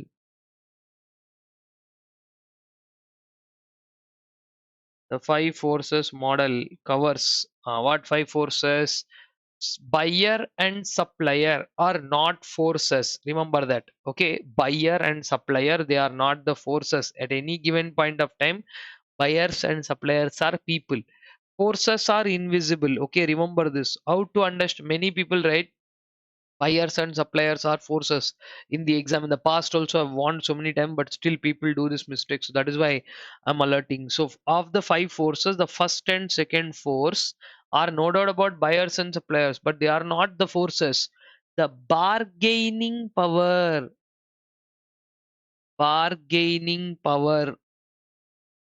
of suppliers, and the bargaining power of suppliers and bargaining power of buyers. Buyers bargaining power and suppliers bargaining power are two of the most important forces. I think all of you have seen how our mothers use their bargaining powers. You know that the shop person says 800 and she will ruthlessly say 80 rupees, and then you'll be wondering what is going on there, and suddenly a deal will get struck there at 100 rupees. Huh? Where was 800? Where is 80? Where is the deal getting closed at 100 rupees? I think all of us have seen this. How is it even possible? This is because the mother knows the true value of the product. If I was in that deal, what we would do? 800. We'll argue, no, no, no, I have to get it at 750. That fellow will also, think you're an idiot, and he'll probably say, no, no, sir, 750 is 50 rupees and all. We can't give. Probably take it for 780. And you will still feel, wow, I bargained for 20 rupees, but the true worth of the product is not even 100 rupees. So only those people who understand the true worth of the product, where buyer has a full knowledge of what the product is, buyer also has a knowledge of substitutes. If not you, I'll go on now. Like sometimes all of us have used the technique. We'll go to a shop, we'll ask for something, and when he says no, we'll say I'm going, and then he'll be like, no, no, no, please come. So buyers use their different kind of a bargaining power. What they do is, like they put into they get into these kind of discussions where they use their bargaining power. Buyers form groups sometimes, which is also exhibited by a group of people. What they do, they come and tell that, come on, we all will buy the product from you if you are giving the product at this price, right? So that is something that they'll do. Buyers and suppliers, same logic. Suppliers will all team up as a group or a cartel, and they will exhibit a solid bargaining power. So buyers bargaining power and suppliers bargaining power are two hidden forces which are there, which can bring an immense amount of change in terms of, say, if buyers bargaining power is very good, we might end up selling them at a lower price. And if supplier's bargaining power is high, he might end up selling at a high price to us, which means our input cost will go up. So if you have a better bargaining power with your suppliers, you can procure supplies at a lower price. If you have better bargaining power than your buyers, you can sell them at a higher price. So considering all of this, it is very important to understand the first two forces: buyer's bargaining power and supplier's bargaining power. Then comes the three more forces: 3, 4, 5. All these three forces are related to competition. Some time back I told you competition comes in three forces. What are those? Rivals, substitutes, and new entrants. Okay. Who are rivals? Rivals are people who sell the same product as we do. Rivals. Intense rivalry. Okay, rivals cause a situation of intense rivalry, which is also known as cutthroat competition. Cutthroat competition. Please understand, nobody's cutting anybody's throats. They are referring to the level or the intensity that so much of competition is there, and they are fighting so much that there is cutthroat competition. What are the situations that lead to this? And new entrants. Who are these new entrants? New entrants are people who newly come into the market and take the market by storm. Like what happened in 2014 was Geo came into the market of telecom, and I think all of you know what happened after that. Everybody exited, and today we have merely 3 4 players left over: Geo, Airtel, Vodafone and Idea were forced to merge, and then BSNL, being a government player, is still there. So hardly we have left with such a small oligopoly, only four choices, and that too Airtel, Vodafone, and I mean, like BSNL, since its coverage is not that great in many places, it is not as rampant as these private places. But some places BSNL has a clear hold because they are the only service providers in those areas. So like that, everybody has a little forte of those. But yeah, broadly it's Geo, Airtel and Vodafone which are sharing the market in a broader sense. Today we have seen from the last 3 4 years they're continuously increasing prices, and we have no option but to every time pay the higher price. If 10 players were there, the market would have been very tough to compete. But now that very less players are there, all of them are increasing prices. Now like say if Geo is increasing prices, I'm thinking of going to Airtel. Airtel is also increasing prices. So uh, generally when a new entrant comes in, they might create such a kind of force that they may disrupt the entire existing market. Sir, then I don't want new entrants to come. What should I do? Right? You have to stop them. What do you do to stop them is called as barriers to new entrants.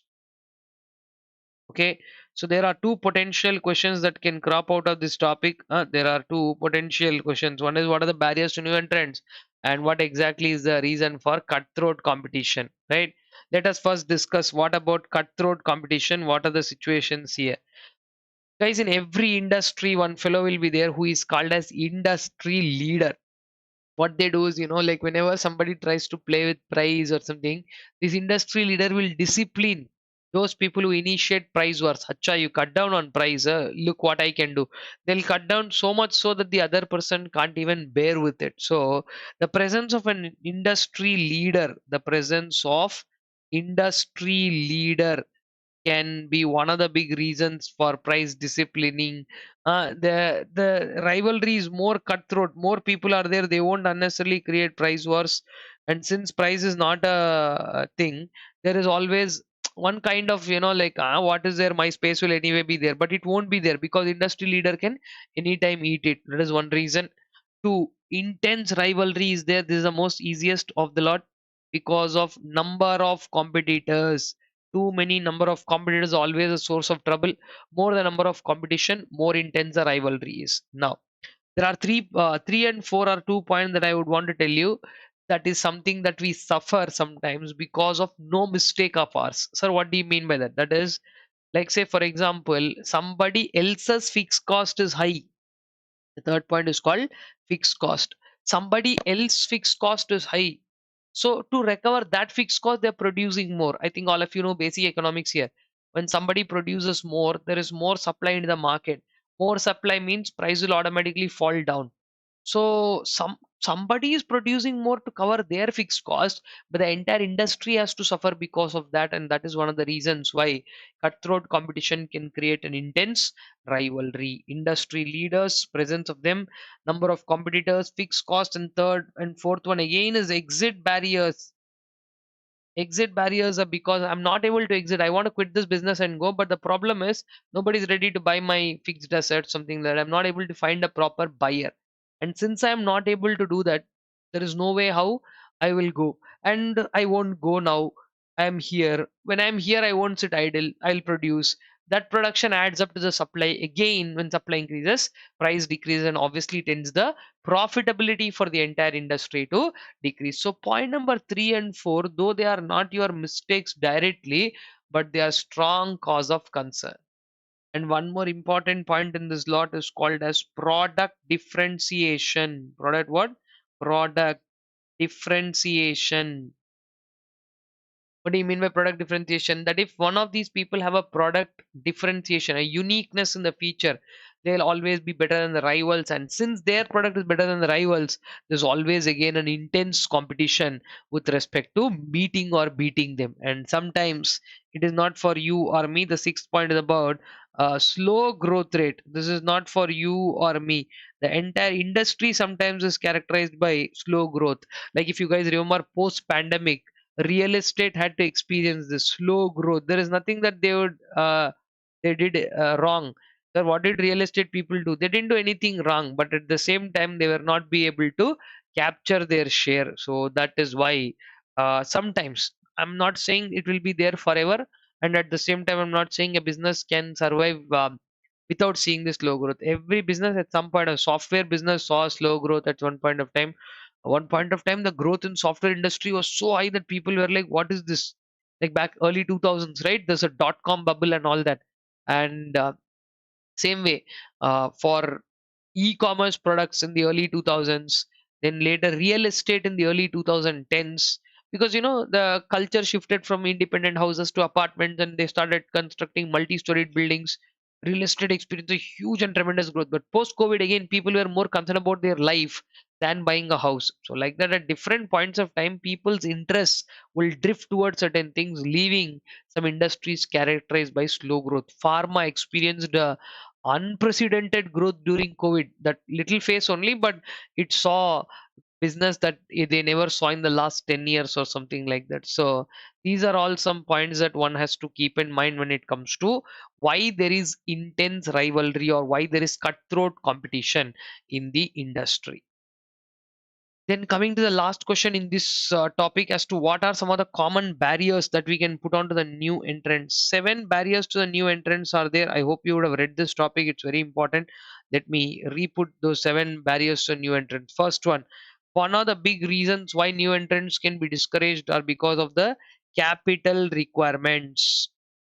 If any industry is going to require high capital, like say for example pharma or real estate, these are not industries like, I have some little money I will get into. Nowadays people have the culture of startups, right? They want, even with small capital they can start up something, but certain businesses are there, unless you put heavy investment into them they won't fruitify. Unless you put some heavy investment into them, they won't show you any fruits, or they basically won't fruitify, right? So that is why one of the barriers to new entrants be like, Array, no, I'm not entering that business because it requires high capital. That is one thing. Two, economies of scale. If existing business are already enjoying economies of scale, if existing business are already enjoying economies of scale and are able to realize the economies of scale, which leads to a low per unit cost of production, as a new entrant I can't enter into the market and get that in the next day or in the next 1 month. So it takes a lot of time for me to achieve to that scale. By the time I achieve that scale, they will be able to capture the whole market. So why should I enter and suffer? So in industries where already somebody is enjoying economies of scale, or somebody who has a different product differentiation, somebody who has a unique product, people are paying for that uniqueness. If I enter now, they are anyway not going to buy my product because they're already paying for a different product. So if there is already differentiation in an industry, that is also not an attractive place for a new entrant to go. High capital requirements, economies of scale, and presence of differentiated products are the three barriers to new entrants, adding up four more. Fourth one is a very interesting point. Concentrated is called as switching cost. What is it called? It is called as switching cost. What is switching cost? A very interesting point. I'm using product A. Now I want to shift to product B. Why? Because product B is newly introduced into the market. For me to start using product B, I have to give up product A, correct? Now, like say for example, I have to stop using my Windows devices and start using Mac devices. First of all, to because I'm going to use a new software that is going to work only on Mac. Now, when I ditch my Windows devices, all my surrounding ecosystem, whatever is there, it gets disturbed. Isn't that true? Now, once an ecosystem around something gets disturbed, I have to pay a lot of cost. I have to change the hardware, and change the software for that, and then do this. Then I consider the overall experience. And like, no, no, no, I'm not doing this. So when a customer is not ready to switch from the existing product to my new product, why will I as a new entrant be encouraged? Because I am already getting an answer that okay, customers will not buy my product because it is erecting a high switching cost. So if you are launching a new product into the market which is having low switching cost, then it will encourage others to switch from that product to this because the cost of switching is not going to really matter them much. So switching costs is a very very important barrier, high switching cost rather you can say that. And then we have brand identity. If existing players in the market have a strong brand identity, beating that brand identity and you going inside there as a new player might again not work as well, right? And then point number 6 is about access to distribution channels. Access to distribution channels. The more you have access to distribution channels, the less is a chance a new entrant will come in. Just imagine somebody like Patanjali. Patanjali is available in small stores, Patanjali is available in retail stores, Patanjali is available in supermarkets, Patanjali is available in mega stores, Patanjali is available online. Earlier, when Patanjali was launched, it was available only in select place. Today, you name a distribution channel and they are available everywhere. What does it mean? This shows the proficiency with which they captured all the distribution channels. Now, once somebody catches hold of a distribution channel like that, and that too with that much vigor, there's nothing that a new entrant can do. Even if a new entrant comes, you can't go and capture the existing one in such a way. So, that is something that you need to take into consideration. Followed by the last one, a threat of aggressive retaliation. Threat of aggressive retaliation. I have a very beautiful example for this retaliation. Like I think you have seen the behavior of dogs, right? A lot of street dogs might be there in your street. If a new dog comes, no matter how much these dogs are fighting in the current time, they will stop all of that and they will start barking at the new dog because they don't want the new dog to come in because in that street a very few people might be giving food to these dogs, so their supply is already limited. Now if they let a new dog come in, they are all going to share the same food with that. So which means if you let a new player come in, you have to same industry size, you have to share with them also. Though the example is little weird, but that's exactly what you can understand from threat of aggressive retaliation. So what do? Immediately aggressively they retaliate. They shout and bark so much that the new dog will be threatened to come into the street. It will go out. So sir, how can this? Okay, dogs are barking, but how will these people do? Again, these people, that means the existing players, what they'll do, they'll reduce the price. They'll reduce the price so much so that the new price is not even coming close to the fixed cost of the new player. So new player, dare he come in? Huh? What is the point? I go in and I get caught off guard like that. Then I have to close my business.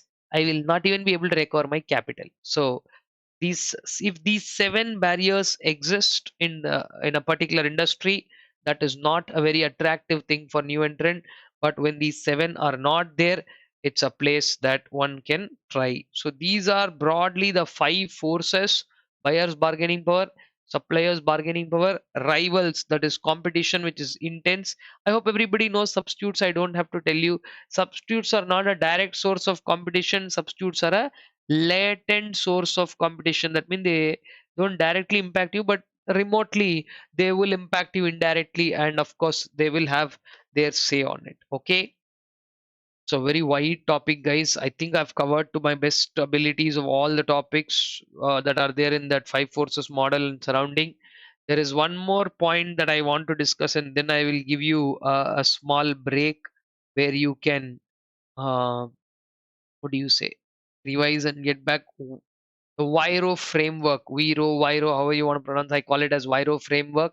What exactly is a Viro framework? See, generally acronyms, however you pronounce, nobody is going to, question you, because the very fact that it doesn't have a pronunciation sound. Viro. Oh, wait a second. Before I go there, I have one very, very, very important point to add up to this entire five forces model. There is somebody called as Andrew Groove. Okay, Andrew Groove. This point will be there in the book. Please check this out. Okay, Andrew Groove. He added up one more important factor called as complementers. He said Michael Porter's five forces model missed this. So I am adding up these complementers. And you know who are complementers? Like, say, for example, Intel. Intel produces all the chipsets, right? But if Intel is producing great chipsets and Microsoft is writing some stupid softwares, then they are not going to work together. So, as an industry, if you have to be successful, the another very important force, somebody who's responsible for your success, could be another business which is a complementer. As simple as small paragraph, but I want you to just go through that. One business helps another business by complementing them. Okay, and now coming to Viro framework. What does it talk about? It basically talks about how to hold core competencies. Viro framework says you have to have some competencies. Competencies are specific abilities of how you can achieve something, right? Competencies are how you are evaluated with. Like, if you have more competencies, you are a more stronger organization. Now, Viro framework basically explains four things, that these so-called competencies, they should have four attributes: VIRO. What are these four? First one, they should deliver value to customer. Whatever you call as a so-called competency, if they're not delivering value, customer is not going to respect that. Okay, so value. Imitability, it should not be imitable. If it is imitable, then others will also get off that competency. Imitability should be not there. Huh? Valuable. Okay, this is Viro framework, Vrio framework, however you want to pronounce this, guys. Basically, the four elements. Okay, I think in your book you will find it as Vrio framework, VRIO, uh, Revo framework, RIVO. I don't care the order. Like I said, four elements are important. Value, immutable. It should be rare. The competency that you have, no, it should have some rareness, and more importantly, it should be applicable to the whole of organization. It should if it's applicable to only a part of organization, not applicable to the other part of the organization. A firm where it is applicable to the competency should be applicable organization wide. How the firm is able to optimally utilize, optimal utilization, optimal utilization of resources. Okay, so that's what the story is. This is all something that the Vrio framework, Viro framework, Vrio, Viro, however they ask you, whatever, or Revo framework, anything. So that is a set of four very important qualities that our competencies should have. Okay, so guys, I think at this point of time it is pretty good. We are close to about, like, say, I think about 45-50 minutes only into the second chapter. I have SWOT analysis coming up, then I have industry analysis to do. SWOT analysis and industry analysis, if we cover, that will take care of the second chapter. So that will be the other part of this chapter that I would like to cover, but only after you revise the entire chapter that we discussed, because we have discussed some very important things. SWOT analysis, portfolio analysis, going forward, the strategic analysis of organizations. Three more important topics are there. But like I said, before I do that, I would want you to go through everything that we have discussed: value chain analysis, five forces model, business environment, everything, and then come back. We will continue.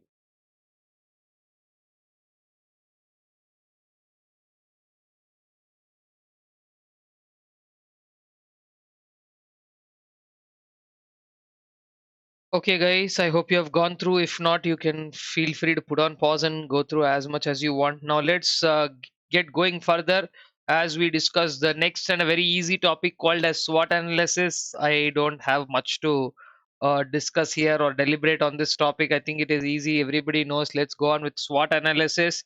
Strength, weakness, opportunity, and threat. Yeah, though as much simple as it sounds, many times these kind of simple things only come in the exam and people will not be able to write the answers properly. So it's advised that you listen to this carefully and do what you're supposed to do. SWOT analysis. What does SWOT stand for? First of all, SWOT analysis: strength, weakness, opportunity, and threat. We know that S for strength, weakness,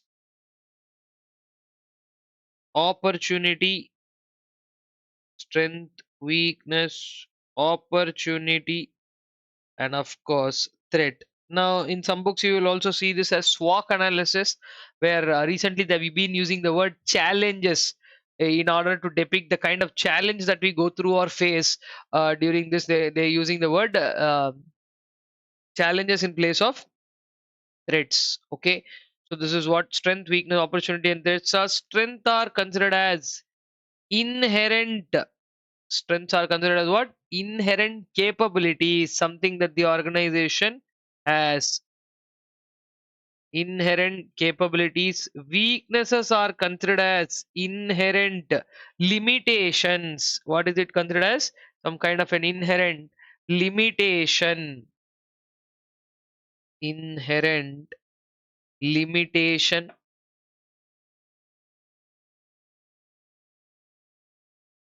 While opportunity is considered to be as a favorable condition in the market. A favorable condition, and threats are unfavorable situations or unfavorable conditions which we don't really want to encourage.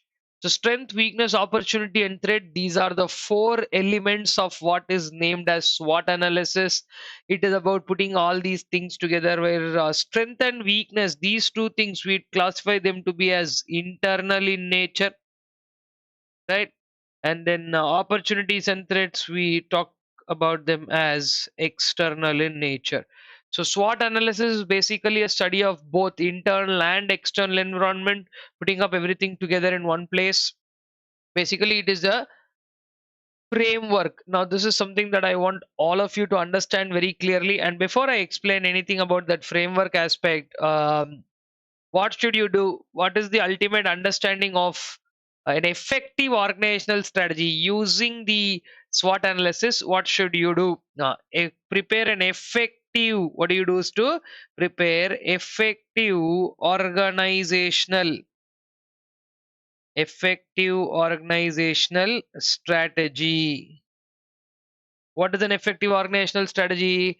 An effective organizational strategy would be to use strengths using strengths for what? To grab the opportunities, or rather you can use the word encash opportunities. Using strengths to encash opportunities, and reducing weaknesses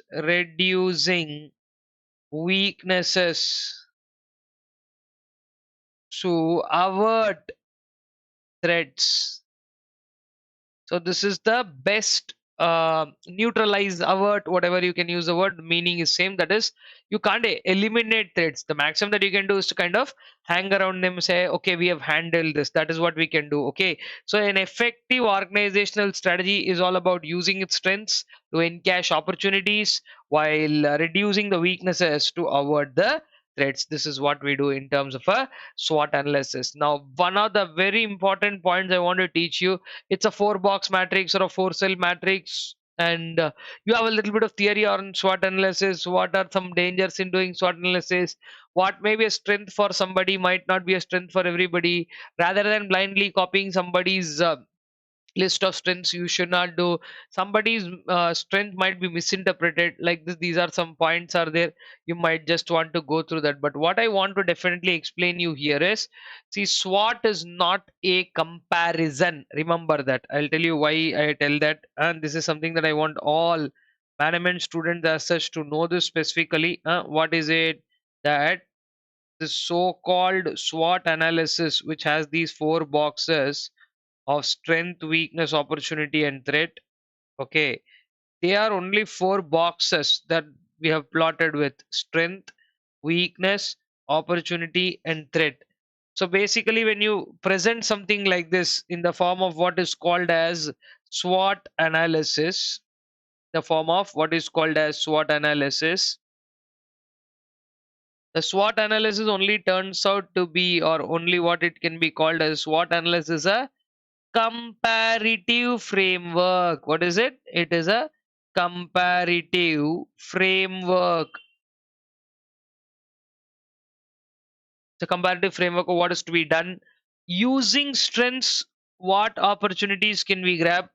Because of strengths, which threats can we avoid? Because of weakness, which opportunities are we losing? Because of which weaknesses, what threats can attack? So, like that, you can do a comparison. SWOT is not a comparison in itself. See, whatever I wrote here, they are not happening on their own, right? But the SWOT analysis provides you a framework, a comparative framework, which enables a strategist, which enables the strategist to compare or to facilitate comparison. Okay, this is the whole idea here. Make sure that one has a clear understanding of this. SWOT analysis is not a comparison. Okay, rather it's a comparative framework. The most important part of the story here when we say comparative framework is it enables comparison, you to compare it. On its own it's not going to compare and gives. Many people don't have the clear understanding of this. That is why I took a little extra time to kind of make sure that you understand. Otherwise, simply reading out strength, weakness, opportunity, threat won't be a big deal. Okay, take a clearer look of all those 4 points. This is what is the story behind SWOT analysis. An effective organizational strategy would be a blend of, or rather you can say it is a mix of all these four. And by simply doing SWOT analysis, it's not going to go anywhere. SWOT is always supported by another kind of analysis is there called as a TOS matrix, which was proposed by somebody called Heinz Wirich. So one more additional point that I would like to write here is that a note point: SWOT alone, SWOT analysis shall be, or SWOT analysis alone may not, SWOT alone may not be enough. Then what should you do? It shall be performed, or it should be followed by a TOS matrix. You know what a TOS matrix? Same four elements of strength, weakness, opportunity, and threat. Same four. But one thing about the TOS matrix is that the TOS matrix is really doing a comparison where you take two factors and compare each one of those. Okay, so this is a story of what you call as SWOT analysis. I think that is pretty much summing up everything that you want to understand out of that.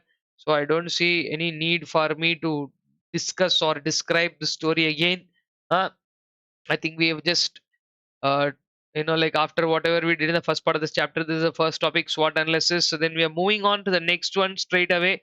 After this topic is over, let me give you a couple of minutes to go through both these topics. Now you can continue listening to the next topic, which is called as portfolio analysis. What is it called? Portfolio analysis. First of all, what is the definition of portfolio? Now, I think many people have heard this word in the connection to the stock market. So, if I hold a bunch of stocks, that will be called as my stock portfolio, right? So, basically, portfolio is nothing but a collection of something. Stock portfolio is a collection of stocks, while from a business point of view, if you talk about the same thing, collection of various businesses, collection of various businesses into one. That is what will be called as a portfolio analysis. Now, what are you when you say various businesses? How are you treating these various businesses? These various businesses represent SBUs. SBUs, you know SBUs, right? Strategic business units. Strategic business units. Now, the main concept of portfolio analysis is about analyzing in which SBU you have to put money. So, it is the main theme behind doing portfolio analysis. What is the theme? If anybody asks you, then it has to be only one. Which SBU? Like you have see, simple logic. I have 10 rupees and I have only one option to use that. So I'll use all my 10 rupees on that one option only. But when I have money and I have multiple options, that's where I will get a question that, which business should get more investment. Businesses which are giving me good returns, I will put more money into them. No, same way, businesses that are giving me less returns, why do you think I want to keep them in my portfolio? I will slowly slide them down and remove them. Whatever heavy investment I've put in the past, if the investment continues to remain heavy into that, it is not going to give me returns. Then what is the point in holding that product? So that is exactly why we do a topic called portfolio analysis, and there is a concept called Boston Consulting Group Matrix, the BCG matrix, where these things are classified with various metaphors and names like cash cows and dogs and all that, so that it will help you decide what you can do. I will explain you that as part of portfolio analysis, but the main theme of portfolio analysis is which SBU will receive, which SBU will receive high, low, or no investment. This is the question.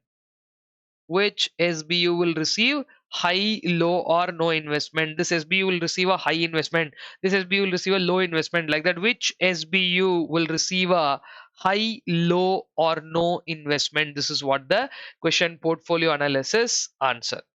It's a very simple topic, guys. Portfolio analysis. The main objective of the portfolio analysis is to understand this only, the theme, which business should receive what, then accordingly develop strategies. Which strategies will you develop? There are certain strategies like build, hold, harvest, divest. Build means to put more money. Harvest means to slowly take off the money that you already put.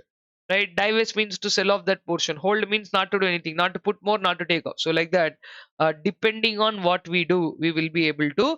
I mean, depending on what the indications are, we will decide. Okay, this business is going good. We would like to invest more into this business and sort of things like that. Okay, so that's what portfolio analysis is, and the object of portfolio analysis: which business has to be retained, which business has to be divested, and all of that. Okay, yeah, every good topic will have its own limitations. Sir, is it very easy to define the SBUs? How are you going on telling that this SBU should receive? First of all, is something an SBU for my business or not? Yeah, that question is a very very critical one, and sometimes it's not very people are not very proficient in answering that question. That is, whether this business is your really key business or not. So sometimes people end up making a mistake around that. See, here at this point of time, it is also important to decide at what stage of life cycle you are in. I think there is a topic called product life cycle that I explained in the regular class in greater detail. Introduction, growth, maturity, the peak point, and then there is a decline phase. This is what every business has to go through. uh, that is also important because sometimes when you're in the introduction stage, you dare to take certain decisions, but uh, the same situation when you are in a decline stage, you might not take an aggressive step like that. So this all, or this entire story totally is dependent only on your action or orientation towards how will you do something. Okay, so that is what portfolio analysis is all about. Now let me explain you what the Boston Consulting Group matrix is all about, or what is shortly called as the BCG matrix. Okay, BCG matrix, which is also called as growth share matrix. BCG is also called as the growth share matrix. you see what are the two metrics that are taken here before we do the classification, first of all, we have to understand what are the two factors that we are taking. Remember, guys, always and always, when I say means, let it be any time, we'd always take market factors on the vertical axis, right? We'll always take what? Market factors on the vertical axis. That is, we will take market growth here, and on the other side we will take what is called as relative market share, which means how much market share as a business we hold. Okay, what are the entire market will have one market share, right? Total market share, our share divided by total market share will give you the relative market share. Market growth can either be high or market growth can be low. That's what they said. Your market share can either be high or your market share can either be low. Now, sir, what about medium? Yeah, that is one of the criticisms of this BCG matrix, that a very moderate situation or a medium situation has not been discussed. Market growth extremes only have been discussed. Okay, what if it is high, what if it is low, they discuss only that. Okay, so now what are the four classifications? If a particular business is having a high market share in a high growth market, they have termed such businesses as stars. Stars are those businesses which are high market share in a high growth market. But when it comes to the slightly longer run, initially, if a product has been introduced and it turns out to become successful, that's how it becomes a star. Okay. But stars can't remain stars forever. Over a period of time, when market growth slows down, I didn't do anything wrong. I'm still holding higher market share only. But from here to here, market growth slowed down. See, market growth always can't be high. No, 365 days, 24/7, it can't be high. Some days when it slows down, then these very same stars, they turn out to become what is called as cash cows. Cash cows are named as such because of the behavior of the word cows. I think all of you know cows are like, okay, cows generally they are almost every dairy product is what coming from the cow milk. So how much you milk the cow, right? Like that, here you can keep on milking that money from a business, and that money that comes from that business from a successful product is something that comes even without you putting a greater effort. Okay, so even in a low growth market, if a product continues to have a high market share, then that product is definitely a very well successful product. So stars in the long run become cash cows. Cash cows in the very long run. See, market growth has already slowed down. People might also start shifting to buy to other products. It's not like your market share is going to be ever high. No, someday it will come low. So when people also stop buying a product, such products where both are low, we are terming them as dogs. Dogs have been, I think all of you know that dogs are known for their loyalty. This set of products have remained loyal for us for a long time, but right now the only good thing that you can do is to sell that portion of the business. Dogs, there is a strategic treatment towards them called as divestment. If all these three are going in one flow, first something turned out to be a star, or it became a cash cow, in the very long run it became a dog, exit. But what story is, in a high growth market, what if you are unable to capture higher market share? In a high growth market, if you are unable to capture higher market share, it's purely your problem. See, market is very much pleasant. Market is very much giving you an opportunity to do whatever you want to do, but only thing, you are not able to pick up that share. And that is exactly why in a high growth market, if you have low market share, such products are termed as question marks. Question marks are to depict the logic as to why you are not able to grab the higher market share. If everything went well, you should have grabbed the higher market share, right? So that is something that we have to try and understand. Clear, everybody? So that is the BCG matrix, which talks about two of the factors: market growth and relative market share. And the four classification that are involved in the Boston Consulting Group matrix are stars, cash cows, dogs, and question marks. And of course, um, what will you do with each of them? Let me just write them down. Stars, we will use a term called build or invest. You can either build or invest. Cash cows, you don't need to do anything, you just hold them up, that is enough. Dogs, the time is over, so you'd go for divestment of the dogs. And question marks, you will either harvest them slowly, okay, or you might as well want to invest in question marks, because sometimes if you invest right and turn around a question mark, it can immediately turn out to become a star. But what is a star? What is a question mark? What is a cash cow? What is dog? These definitions are very precise. And sometimes what happens is when people interpret these definitions, they might interpret in different ways. So there is a definitional vagueness, which is one of the limitations of the BCG matrix. What is low growth? Huh? Low growth is a relative term. Now, how will you tell that? And again, market share is a very relative term of the entire industry. What is my share? Now, how will you find out the entire industry share? That is also a problem, right? So therefore, some limitations are there. Yeah, like say definitional vagueness is there. Then capital market assumption, right? A balanced portfolio comes with a presence of stars, cash cows. Who told it can be an exceptional portfolio with only stars in that? There's nothing called a balanced portfolio on all days. Okay. And then there's one more criticism that they use this words like cows and dogs. They're being unkind to animals by depicting them, uh, in a light where dogs are loyal, so you can sell them off. Cows, you have to milk them. That is just an analogical way of explaining that, yeah, people might sometimes not resonate with those words. That's the main point. Okay. So I think with that we have discussed both these topics of portfolio analysis and SWOT analysis.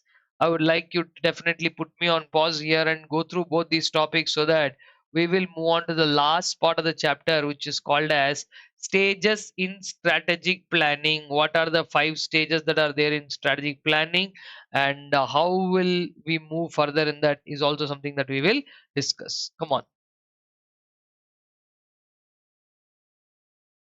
I hope you have revised this, guys. Let's move on now. Let's come down to the last part of the discussion here, which is the 5 step process of what you call as a strategic planning. Right? The strategic planning process split into 5 main steps. Let's see what those are. And let me put up the heading: strategic planning. Strategic planning. And the concept of strategic planning, we have 5 steps. What are those 5 steps? I think by now all of you are well versed with these 5 steps, because this is exactly what we have been doing right from the beginning. All right, yeah, there you go. Now you can see strategic planning and its 5 steps. Strategic planning, and the first step of strategic planning, as you all know, is what? Developing the corporate mission statement, and then of course defining the corporate goals. So I will say first one is corporate mission and goals. Corporate mission and goals, that's what we are trying to focus on first. Corporate mission and goals. Then the next 2 steps are very very easy. What are those? Analyzing internal, analyzing external opportunities. Step number 2, analyze external environment. Analyze what? External environment. And then we have step number 3, which is analyze internal operating environment. Analyze the internal environment. So first we will define what is mission. Mission means the present business scope right now, what you want to achieve. So the context in which we are doing it. I hope I told you right now you are in the stage of inter. Inter is the center stage. Foundation, inter, final. Right. So you are in inter right now. Mission, inter is going on like that. Now when we have external and internal environments to assess, sir, what will we be assessing here? I think all of you know it. External environment consists of 2 factors, what are called as opportunities and threats. Opportunities and threats. Whereas in the internal environment, we have what is called as strengths and weaknesses. Strengths and weaknesses. So if you are able to do this again, which is, sir, are you saying that we have to do a SWOT analysis? Yeah, kind of. You have to do a SWOT analysis and going through the whole understanding of what it is, you will get a clear idea of what is the environment around you. Now that brings us to step number 4. What is step number 4? Select strategies. We have various alternatives. From the various alternatives, you have to pick up and select strategies. What are the various strategic alternatives? That also we will discuss later. Various alternatives. And the last step, step number 5, okay, implement the strategies. Simply talking or putting it on paper will not get you the answers. So implement strategies.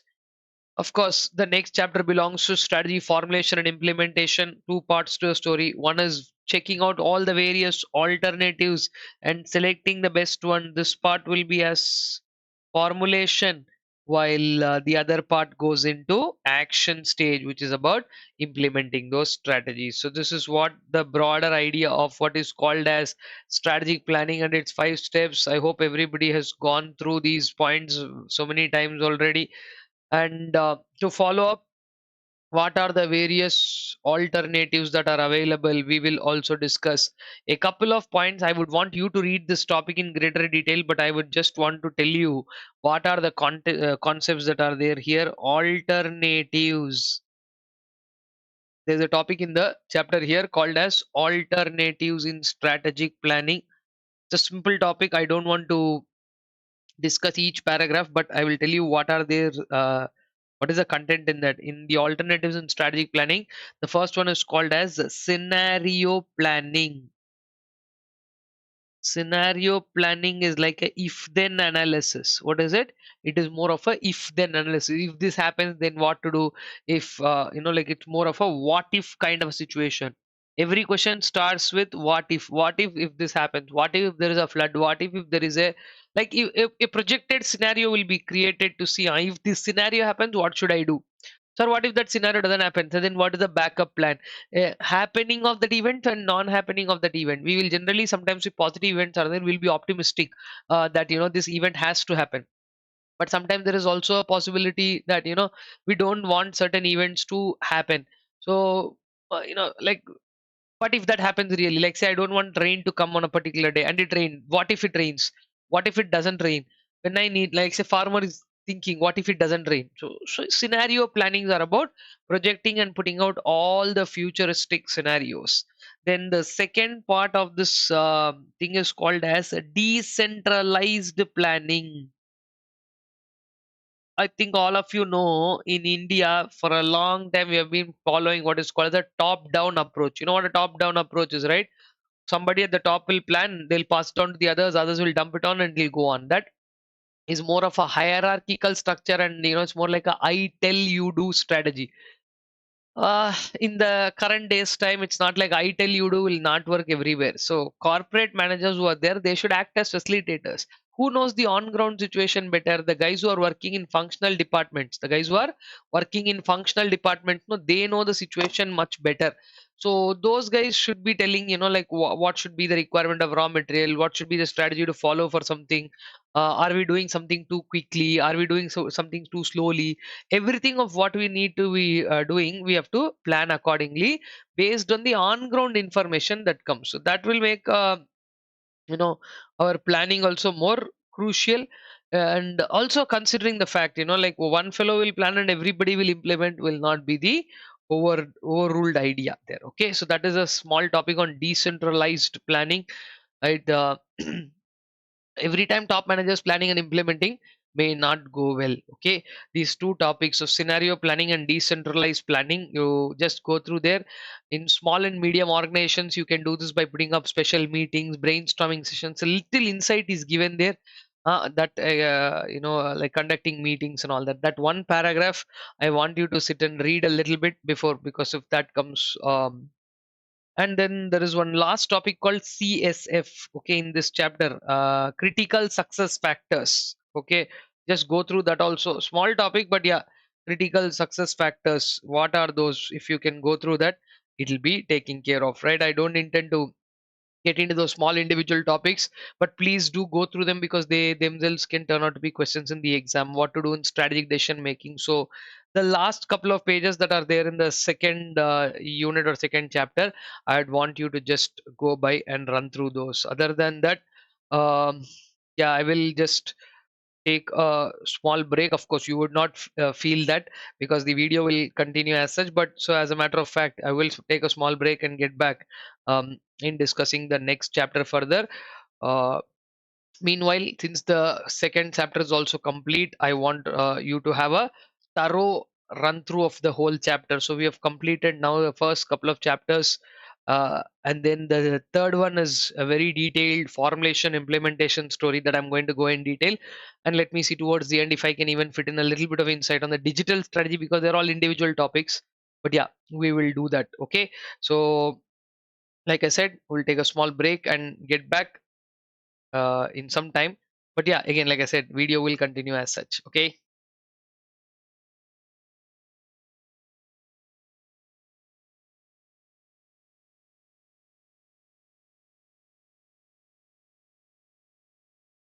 Welcome back, guys. I hope you have gone through the whole story of planning. Now, let's get to the other aspects here. We are going to discuss in greater detail the next chapter. The very important part of our discussion is the concepts of two: strategy formulation and strategy implementation. Formulation Formulation is an aspect of putting the ideas on paper, while the other side of the story talks about implementation. What do you mean by implementation? Implementation is about putting the chosen strategies into action, right? So, formulation is an aspect on paper, wherein that is why it is called as crafting the strategy. On paper, we are crafting the strategy. What strategies will we craft? That also we will discuss. Implementation is putting the freshly chosen, putting the put the freshly chosen strategy into action. So is that an action plan? Yes, of course, this is an action plan, while this is about crafting the strategy. Now, when we talk about formulation happens at how many levels? Formulation, before this, I would want to ask you one question that I asked in the beginning. Strategy making happens at which level? Remember, we wrote strategy making happens at all levels. So obviously, when strategy is applicable to all levels, formulation also is going to work at all levels. So crafting a strategy further, I will tell you the story here. Implementation, shortly we will discuss. We are not. It's not like we are leaving it and all that. We will going forward in the chapter. We'll discuss implementation. For now, I'm going to further take crafting strategy into three areas. Crafting a strategy happens at corporate level. Okay, it happens at corporate level. At the next level, that is called as the business level. The next level where something happens is called business level, and the third one is called as functional or operational level. Just for you to understand what strategies are crafted at corporate level. Corporate level talks about, remember we discussed about Boston Consulting Group matrix and forming a portfolio analysis. Using that portfolio understanding and doing whatever we did, we have to figure out, okay, where can we invest money, where we have to stay quiet. So four strategies emerge. They are also called Glueck and Josh strategy: stability strategy, growth strategy, growth or expansion, stability, expansion, retrenchment, and combination. Okay, don't wonder where these are. I'm just giving you the information. These are not really part of our syllabus there. I just want you to understand that's only the names. And at business level, we have Michael Porter's cost leadership. You want to become a cost leader. Or a lot of places you saw this word differentiation is about producing something unique or uniqueness, right? So differentiation, cost leadership, differentiation, and focus. These are strategies at business level. But what is very important for us, what becomes a very important aspect is functional strategies, finance, production, marketing, finance, marketing, production, HR, the human resource strategy, and then logistics and supply chain management, supply chain management, logistics, and R&D, research and development. All these are called as functional areas, functional strategies. Finance strategy, you have a separate subject on financial management. There it is discussed, cost of capital, capital budgeting, what to do, what not to do. All that story is there in the finance study part of it. R&D is not discussed much in our syllabus, but the other four have been discussed. What is a production strategy? What is a uh, marketing strategy, HR strategy, and little bit of supply chain management, delivering the right product to the right person at the right time, and also the right place, which becomes a very important aspect in your success story. Because tomorrow, if you're successful in a business, as such, if you want to become successful in a business, you need to choose one of the proper distribution channels to ensure that your product reaches to the right person at the right time. Okay, so we will discuss all of that. This is a broad understanding, guys. Once again, I'm showing up. So this is what strategy is all about. Strategy finally boils down to formulation and implementation. Just bringing that up completely for you. Formulation is an aspect of crafting the strategy on paper, while implementing is a story of putting the freshly chosen ideas or strategy into action. So in the last 5 minutes, whatever I told you when I started this is basically the introduction as to understand what these are. Now, if you strictly come to what is there in the third chapter, we will straight away start by discussing what exactly is the production strategy. What exactly turns out to be what is called the production strategy. The first one we are going to discuss here. Production strategy.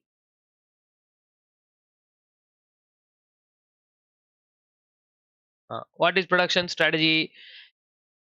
Where are you going to produce? How much are you going to produce? What should you be giving as raw material? What product are you dealing with? What service are you giving? Its design, work system. Are you going to do manual labor, automatic labor? All this. And is a supplier going to come from outside, or is it our own supplier? Remember vertical integration. Vertical integration means we being our own supplier. Like say we are into two businesses. One is a business of current product and the raw material of this product also. Like say for example, I am a sugar producer.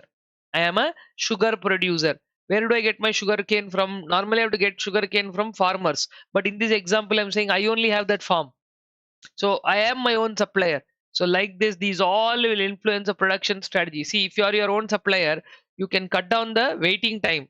But if your supplier is outside the organization, then you have to wait for the supplier to give it to you. Sometimes they may delay. All these problems may be there, right? So production strategy, what does it actually talk about? Let me give you some insights as to what it talks about. Production strategy talks about capacity, layout, some of the keywords, where what all are the important aspects: location, capacity, layout, product or service. What product are you delivering? What service? uh, Extent of vertical integration,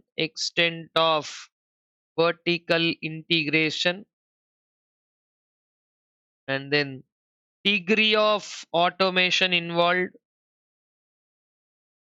degree of automation involved. All these are aspects that one has to consider for production strategy. Optimum utilization of resources, that is the other target. Production strategy also has a target of, what is the target? Optimal utilization of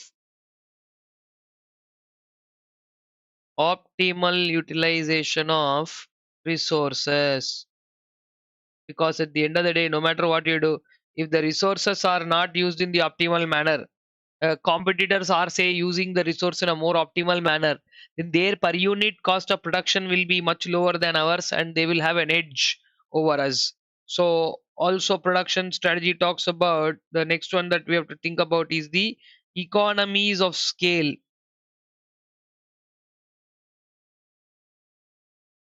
Economies of scale, I hope everybody knows. Back in like if you are a student of economics in the past, you would have studied this. Then later in management also, in other places also it comes across, right? The benefits of large scale production, right? Economies of scale are nothing but the benefits derived in large scale production.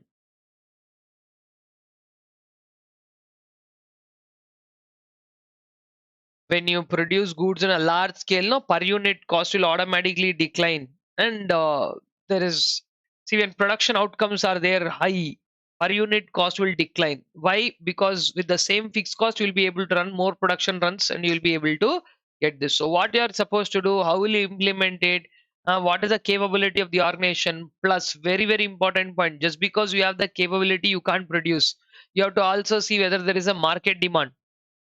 Market demand is X. You produced X plus something and then you supplied in the market. Please understand, you are not the only supplier in the market. Others are there. So when you all cumulatively supply more than what the market requires, then it is a bad thing for everybody. No, I told you this in competition also. Per unit cost will, I mean, pricing will decline because everybody wants to clear their goods. So they will reduce the price and try to sell it low. Overall, the profitability of the industry gets down. So there way, that is why you have to ensure that if you are uh, producing quantities, sir, what is the optimum level of production? There is nothing called optimum level of production. That is why you have to find out according to the situation and demand, right? The production strategy again takes into consideration elements of demand, elements of demand and supply have to be considered. How much supply should be done depending on how much demand is there, because in the name of producing, if you produce more you lose. And one more very important thing is, production strategy always talks about an aspect called flexibility. Too much flexibility should not be there in your product, because if too much of flexibility is there, that means you're customizing and producing it for the needs of individuals. And when you do that, uh, flexibility gives away one of the very important points. Like, if you want to have flexibility, go for flexibility only. But if you want efficiency, their per unit cost of production should be low. Then see, like I give you one simple example whenever I talk about this. Like, say you want to get some visiting cards or wedding cards printed. So you went and told that person, like, I want only 5 wedding cards. Obviously, the per unit cost of that will be pretty high, right? You remember, per unit cost will be pretty high. Why will it be pretty high? Because you won't be able to produce it at, when you're printing only 5 cards, he has to start the machine, right? The machine now say, if you go and ask them to print 500 cards, obviously per unit cost of this 500 will be lower, yes or no? Why? Because once they switch on the machine, the fixed cost of that production run is same. So that is why you have to decide between flexibility and efficiency. If you want flexibility, you keep flexibility and charge high for the customer. But what about competition? You bother about that. Then if you want efficiency, produce in large scale. But if you want flexibility and efficiency, it's kind of not possible, because flexibility gives away efficiency. So you have to make sure that either you do this or do that, right? So the one of the important aspects of the production strategy would also be to understand the difference between flexibility versus efficiency. So all these are points about the production strategy, guys. If you want, you can take a closer look at that in terms of what it is and how it is. If I've missed a point or two, please make sure that you run through that. Another important concept in the production strategy is just in time. Remember, just in time, right? Getting the raw materials just in time. Remember, just in time, only getting the raw materials when it is needed, just in time. So to uh, reduce the per unit holding cost, instead of holding the raw material for a longer period of time, we get it only when we want it. So just in time is another concept. Production strategy also talks about just in time. Just in time is an inventory ordering system. So just check that I wrote there and kept, so that when you revise, you can revise that also. Now, delivering the right product to the right person at the right time at the right place and right price. 5 rights are involved.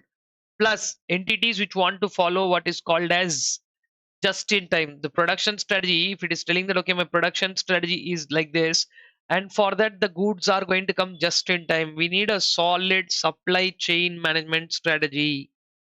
What do we need? A supply chain management.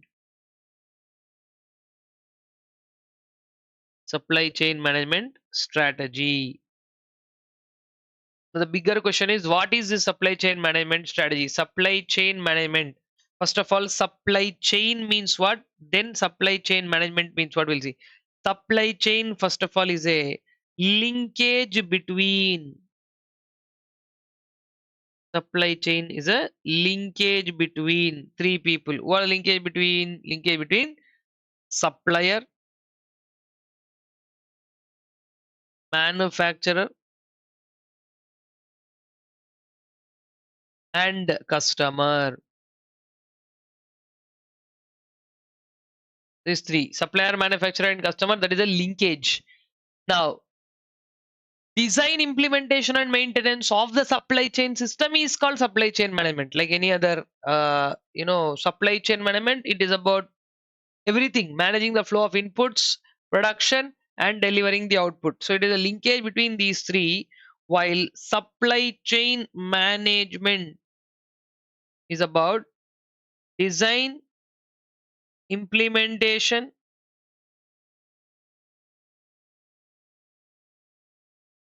design and implementation of supply chain activities. Design and implementation of supply chain activities, that is called as supply chain management.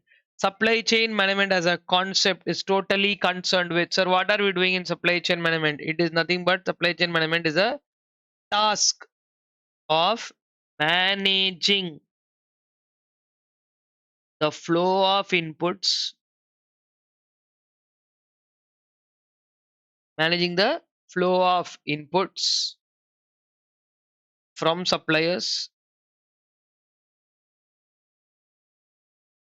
managing the flow of inputs from suppliers, giving that into company's production process, flow of inputs from suppliers to company's production or entity's production process. Will it stop there? Obviously no, it will also take care of delivering the product to the final customer, right? So task of managing the flow of inputs from the suppliers to company's production processes, and finally what will it be? And delivering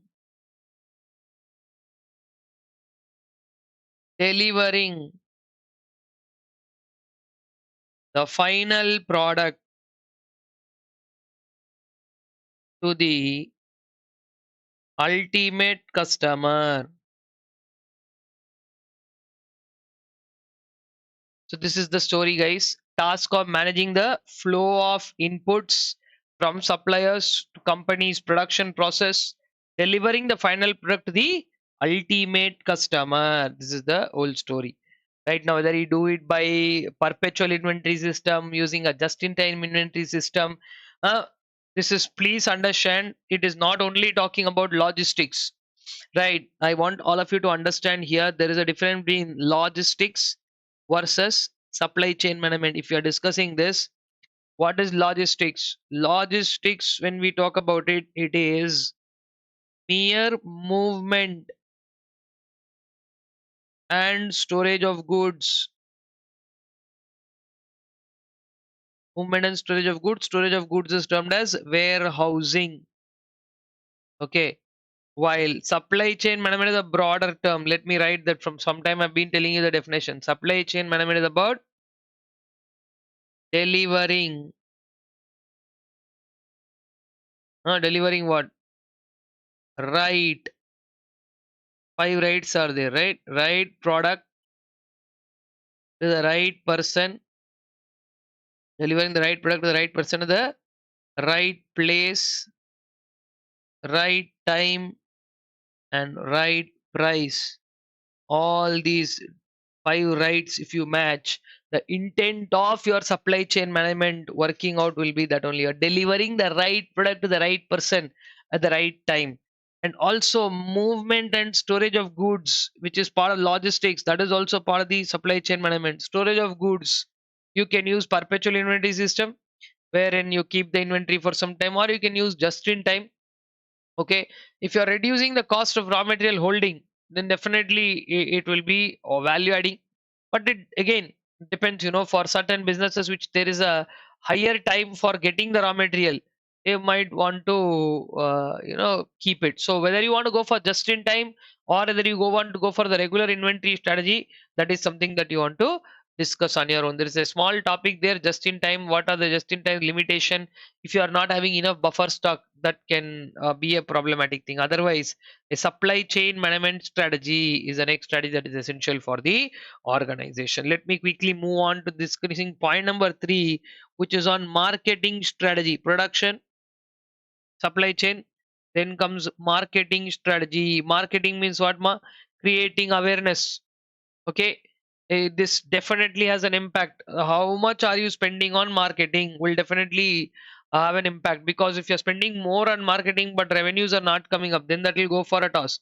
But if you are spending enough, wherein, okay, marketing strategy is something that it's a call that company takes. It's a call that a company takes. Like basically they decide on this is what we are supposed to do to make sure, like, people are supposed to be made aware of your product. I have a fantastic product, but if I'm not able to convey the benefits or the merits of that product to people, what will it be? You understand what I'm telling? At the end of the day, if you have a fantastic product on hand, people don't know that it is fantastic. Huh? What is the point? So that is where the marketing strategy which the company takes, it is nothing but an overall position about a company again will not target all segments. Now if I'm delivering a product, I might target a particular segment. It's called niche marketing or niche strategy. Sir, will you deliver all segment? Now like say I'll give you example, Mercedes and BMW are there. Mercedes and BMW don't target all segments of income groups. Is that right? Huh? They'll target only a select group of people. So, like that, who is being targeted, what is happening, that exactly is all part of the marketing strategy. Let me write this out for you. What is marketing strategy? Refers to the position. It refers to what? The position that the company takes with respect to position that a company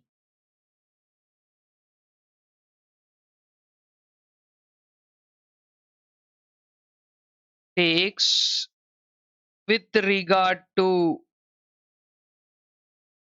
now see what all are the point regard to. One, segmentation.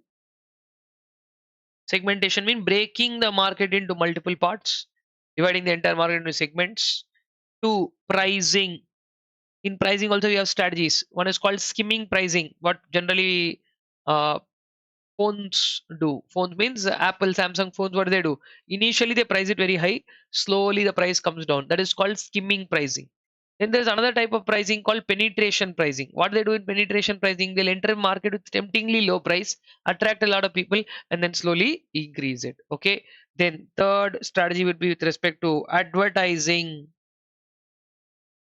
Should we go for TV advertising? Should we go for radio advertising? Should we go for advertising on the internet? Segmentation, pricing, advertising, product design.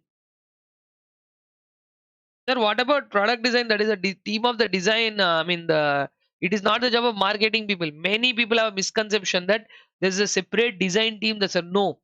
The regular marketing team that is generally focused in doing this, they are only going to ensure what we work on the products design. And the most important aspect of marketing is the distribution channel or distribution. How will you be able to, my bad, how will you be able to distribute the product? Are you going to use all distribution channels? Are you going to deliver it through only retail channel? Are you going to deliver it through the wholesale channel? What is the ultimate idea behind this? That is what we are going to figure out. Okay, so that's all guys, that is about marketing. Here one of the very important concepts in marketing is about advertising and promotion. Advertising, sales, promotion, these are all different words. Okay. The cost of doing advertising, the cost of marketing basically is an additional cost. Okay, so you want to create a customer. Peter Drucker's theory is there. If you want to create a customer, you can create a customer by doing great marketing or great advertising. Like I will tell you one example which I generally keep telling. You saw the advertisement of this product called Fog. Fog, right? That used to come, the scent in when you watch cricket matches, it comes every over. Fog kya chal raha hai, fog chal raha hai, that advertisement, it used to come so many times that it has hammered into the minds of the customer, that that there will be a couple of people standing, and then one will ask kya chal raha hai, then they'll tell fog chal. So that, at least those guys who have been watching cricket for few years, this, right? Why did fog do that? It's such an irritating thing, but you and I today are discussing that as an example. Why? Because that is the way they thought that they'll enter the market, by putting it so much. Same way, I'm not saying Swiggy did a similar thing, but Swiggy did, say, one kind of a marketing strategy, that in cricket, a ball is called as a delivery, right? Every time a ball is bowled, which is faster than the fastest ball of the match, it will keep coming on. Swiggy will sponsor that faster delivery. What is Swiggy's business? Food delivery. Oh, what is a game doing here? Fast delivery. Fast delivery, Swiggy. Fast delivery, Swiggy. So it is again hammering into the minds of the customer that, yeah, look, we are. So these type of marketing techniques are there. The reason why I'm telling you that is, all this will create enthusiasm in the customer to buy the product. No, this only can do it once. The first time, how will you bring product? Customer to the product is by doing all this. If the product is good, second time customer need not see the advertisement. The product in itself will speak for itself. Correct? But the going further later to the story, right? What exactly goes by in terms of making sure that customer buys it again, that is where the repeat customer comes in. The Peter Drucker's theory talks about two things: creating a customer and retaining the customer. Okay, so two things are important. All these are the aspects of the marketing strategy. 5 aspects they are called. So just take a run through of these, and we will discuss what is the HR strategy to wrap this up. Come on. Then, guys, let's move on to the next and the last one: human resource strategy. One of the very important aspects again of an organization is a HR, or human resources, right? Human resource strategy.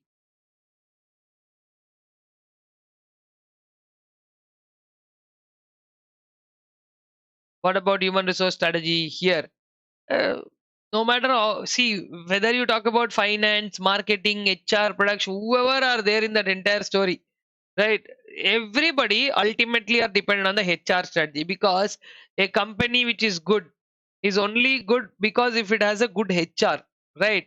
No matter how much machines, process, techniques, whatever we talk about, end of the day, if the what do you say?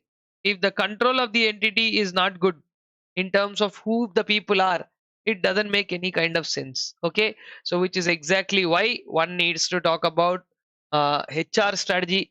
In HR strategy, the most important point is to get the people who are the like-minded people who share. So that is why we have to have a proper hiring strategy.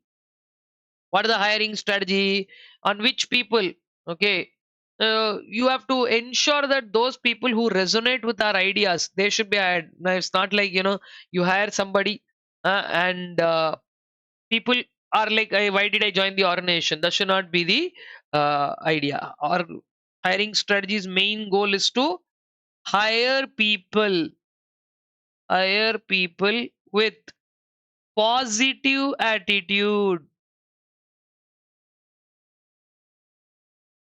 Hire people with positive attitude, right? And also who work well, and fit into the team. This should not be some individual contributor. There is a topic at the end of the chapter called goal congruence. I don't intend to explain that much, but that is why it just reminds me of why I have to tell you that goal congruence. What is the individual goal and what is the organizational goal? I think I've explained this in class in great detail, but yeah, still now in the revision we can catch up with it. If these two are going like this elsewhere, our guy is going like this, organization's thoughts are going like this. Where is congruence? Congruence means something we have to meet. Remember congruent lines that you studied mathematics? Okay, leave it back then. School, 6th class, 7th class topic that is. Anyway, so somewhere they have to come and meet. Congruence should be there. But in this case, if goal congruence is not there, why will goal congruence not be there? Now, topic in the book is there called goal congruence. Now, this is what I tell people to understand. More than what is there in the subject, why it is there also is important. But these subjects are not read like that. Obviously, why will anybody out of 800 marks if something is there for 40 marks? And that's something that I've seen with all three of my subjects, right? Data analytics is what is taking the world by storm today, but it's there only for only 20 marks. Uh, Strategic management is such an important piece of doing business, that too in the culture where startups are the thing that is holding up. That's there only for 40 marks. Audit, which is a real-time activity, that okay, still that's a 50-mark subject. I think that still works with, you know, to an extent. But these two, they need to be. I'm not saying because I'm teaching them from so many years now. But these are things that happen in real time. But from students' perspective, they'll be like, sir, theory subject, sir, we have to by heart, we have to read something. What should we do? A question will come in exam and answer. The idea should not be just about by hearting something and writing. Anyway, right? So tomorrow, remember, if it's a culture of startups, we are seeing how startups are going up. Tomorrow, if you start up, if you are by yourself putting a new business, remember that one of the most important things that builds your business is your hiring strategy. Hiring the right person, putting them in the right place. I hope everybody knows this entity called Zomato, right? Dipinder Goyal, the CEO. You know what he said once? He said, I put all my effort in hiring the right set of people for this organization. So once they asked, Zomato's in losses for so long. Zomato did, like they did the campaign for so long and all of that. But why suddenly now Zomato is becoming profitable? How? What is that you did wrong so many years, and what is that you're doing right now? That after 10 years of establishment of Zomato, that's when it became profitable. Okay. They asked this question. And then he said, no, we were doing the things in the same manner, step by step, step by step, step by step, we are building it. But when I found the right guys being placed in the right places, everything took care of itself. I'd give you, okay, this is the latest example that you could resonate with. That's why I told about Zomato. So in the interview, the CEO told, my job was only to find the right people. They asked him, what is the secret of Zomato's growth? He said, there is no secret. If I find the right people and put them in the right place and make the system work, company will automatically grow. This is what even Steve Jobs told. This is what even Mark Zuckerberg told. Mark Zuckerberg, you know what he did in the initial days of Facebook? He hired 5 people, right? One for sharing coding work with him, one for marketing, one for doing the finance related aspects. Like that, he got 4 or 5 people. 5 people. Imagine today, you know the size of Facebook, right? Today, such a big billion-dollar enterprise was started by a single individual in a hostel room, and then he had only 5 people. That 5 people brought in their own set of people, and that's how the team grew. And then the entire establishment turned into what you today see as Facebook, such a huge thing.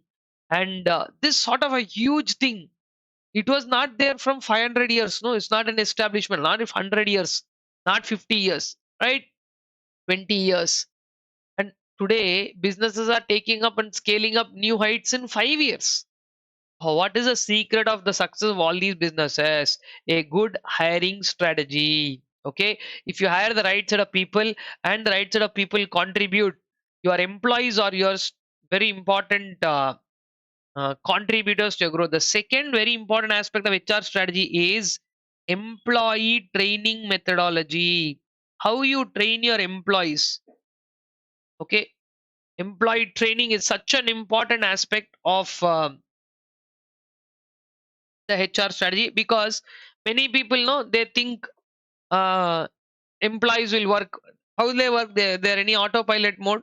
Why will they just think like that? Is there anything to do with you hired, so you do it from tomorrow? It will work on autopilot. No, you have to tell them what are you hired for. Why did you hire them? What is the real point in hiring them? Like that, we have to tell them, encourage them.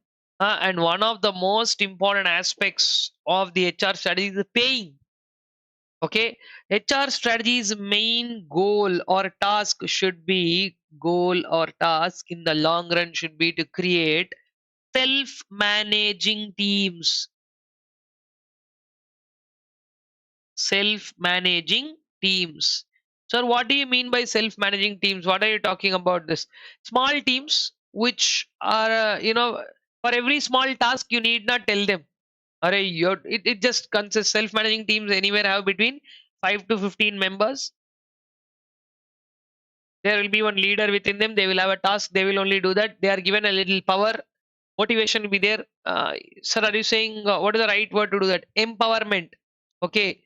Team members, they will learn all tasks. Self-managing team, they know it's a self-managing team is a task-oriented. Self-managing team is what? Task-oriented. They'll learn everything about a particular task and they'll do all of that and fulfill. There'll be a responsibility. One leader will be there. He will take care of what it is, and these people will all work together and make sure that the outside somebody will not keep guiding them. The self-managing team. Now, sir, once this self-managing, is it easy to establish this? No. But once established, sometime back I was telling no, autopilot mode that will come. So this is the goal of HR strategy. At the end of the day, the HR strategy should be so good that it helps you create a self-managing team. And the last aspect of HR story is pay for performance. Pay for performance. I don't think I have to explain you this. In the name only it is there. You will get rewarded. How much will you get rewarded? What will you get rewarded? You will get rewarded as much as you work for. Okay. Sometimes linking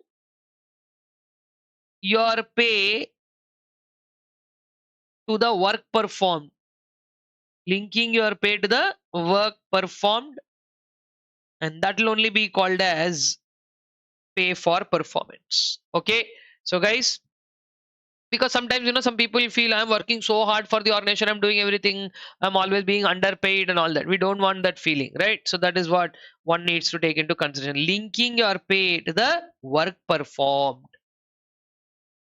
So guys, I think those are the 4 strategies that are around in this topic, which is very important: production, marketing, HR, and logistics strategy. What I usually suggest at the end of every topic. So we have discussed around the last 30-35 minutes. We have discussed across all these strategies. That is after the break that I told you. So please go ahead and run through all these 4 strategies, and then I will continue with the next topic, which is called as organization structures. Organization structures are as much important as these strategies. Now, if you have a fantastic strategy, but you don't really have a proper structure to fit in, it is not going to make sense. So go through all these, and we will just about in a minute continue discussing the organization strategies. Come on. I mean, structures. Okay, guys, I have hope you've gone through that. Now, there are certain other aspects in HR strategy. People using as resources. Small paragraphs are there, 3, 4. Just take care. Middle line managers means who. I don't want to cover the entire thing here because I do have some other important aspects of organizational. 3, 4 small topics are there. Can we use people as resources? If you are using people as resources, what to do? Who are middle line managers? That's all. Okay, cover up that. Let's now move on to structuring the organization, right? What is it called? Structure or organization. Structuring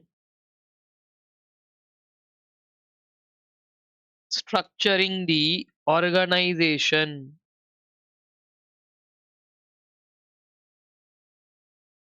How do we structure the organization? Right now, generally what we will do, we'll draw map, hierarchy. Basically, what is a structuring means what? Giving a formal structure, how it will work. First of all, preparing, charting out what? The formal work structure.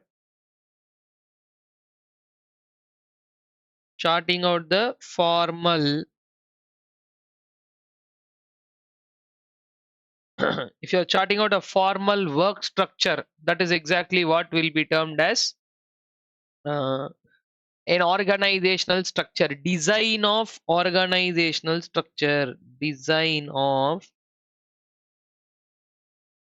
organizational structure.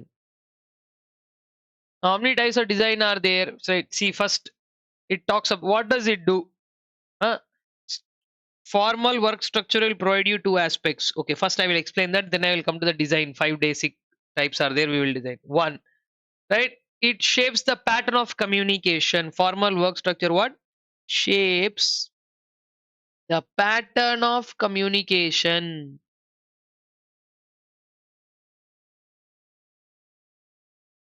It shapes the pattern of communication, means what you are supposed to do and how you are supposed to do the pattern of communication.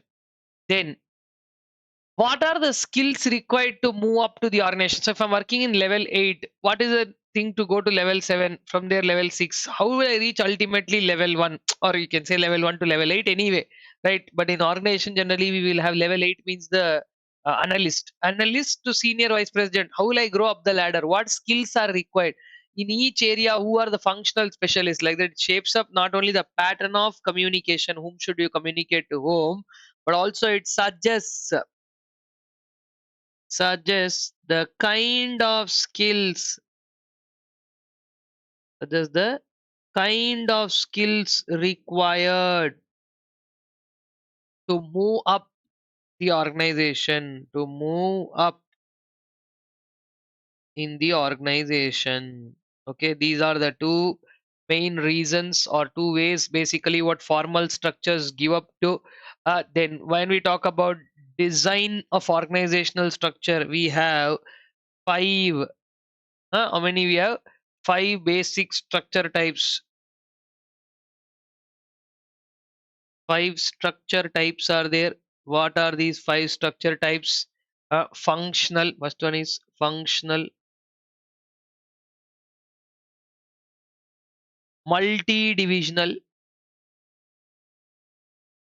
means an organization is classified into multiple divisions. Okay. Then third one is the latest called matrix. Latest means in the last decade or so it become very popular. Matrix structure where two lines of authority are there, both like vertical superiors and horizontal superiors. Both will be there in that. And then if you're going cross border beyond the country, having one what do you say, head office and then subsidiaries and transnational structure. And the last one is something that everybody knows called project based structure, which are temporary. We'll create a team structure for that particular project. Once the project is over, it will be dissolved. Okay, so this is how you are talking about structuring an organization, charting out a formal work structure, which will help you in 2 points. Then we have to talk about the five ways of how a organizational structure is designed, right? Is about the design of the organizational structure. Clear? Five structure types are there. Let's see what those are and how they deal with each of these points are pretty important. I hope you took a clearer look at what those are. Yes. Then let us move on to the very first structure called as functional structure. So what about functional structure? In a functional structure, what will happen? In a functional structure, we have the CEO on the top. For obviously anything, we have the CEO on the top.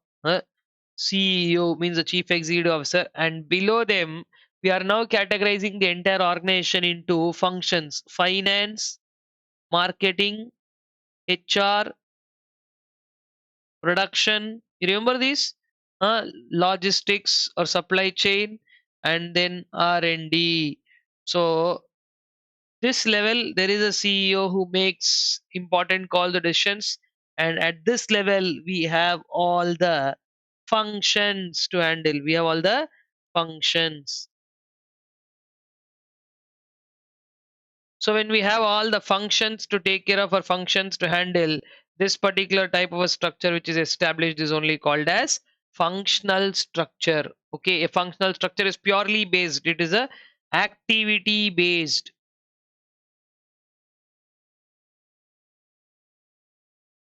Functional structure is what? Purely activity based structure, right? Where primary activities are undertaken by the organization, finance, marketing, HR, and all that.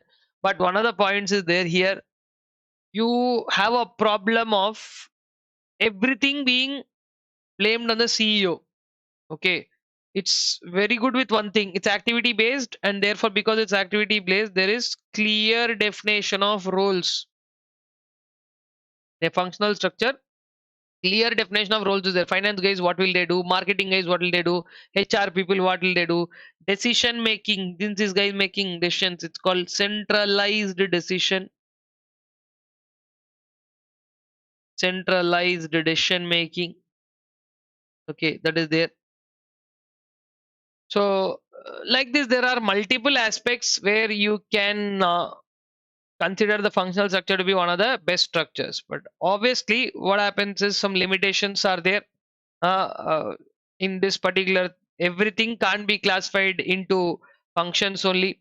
Everybody will be bothered about their finance team will be bothered about only about them. So losing the sight of overall organization, that could turn out to be a problem, and it overburdens the top managers, and there can sometimes be conflicts internally between the finance manager and the finance team members. So like that, certain drawbacks are also there for the functional structure.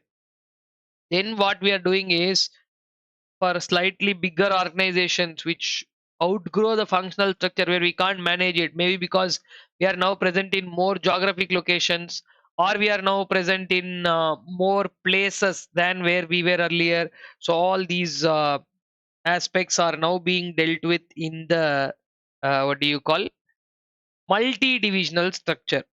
Multi-divisional.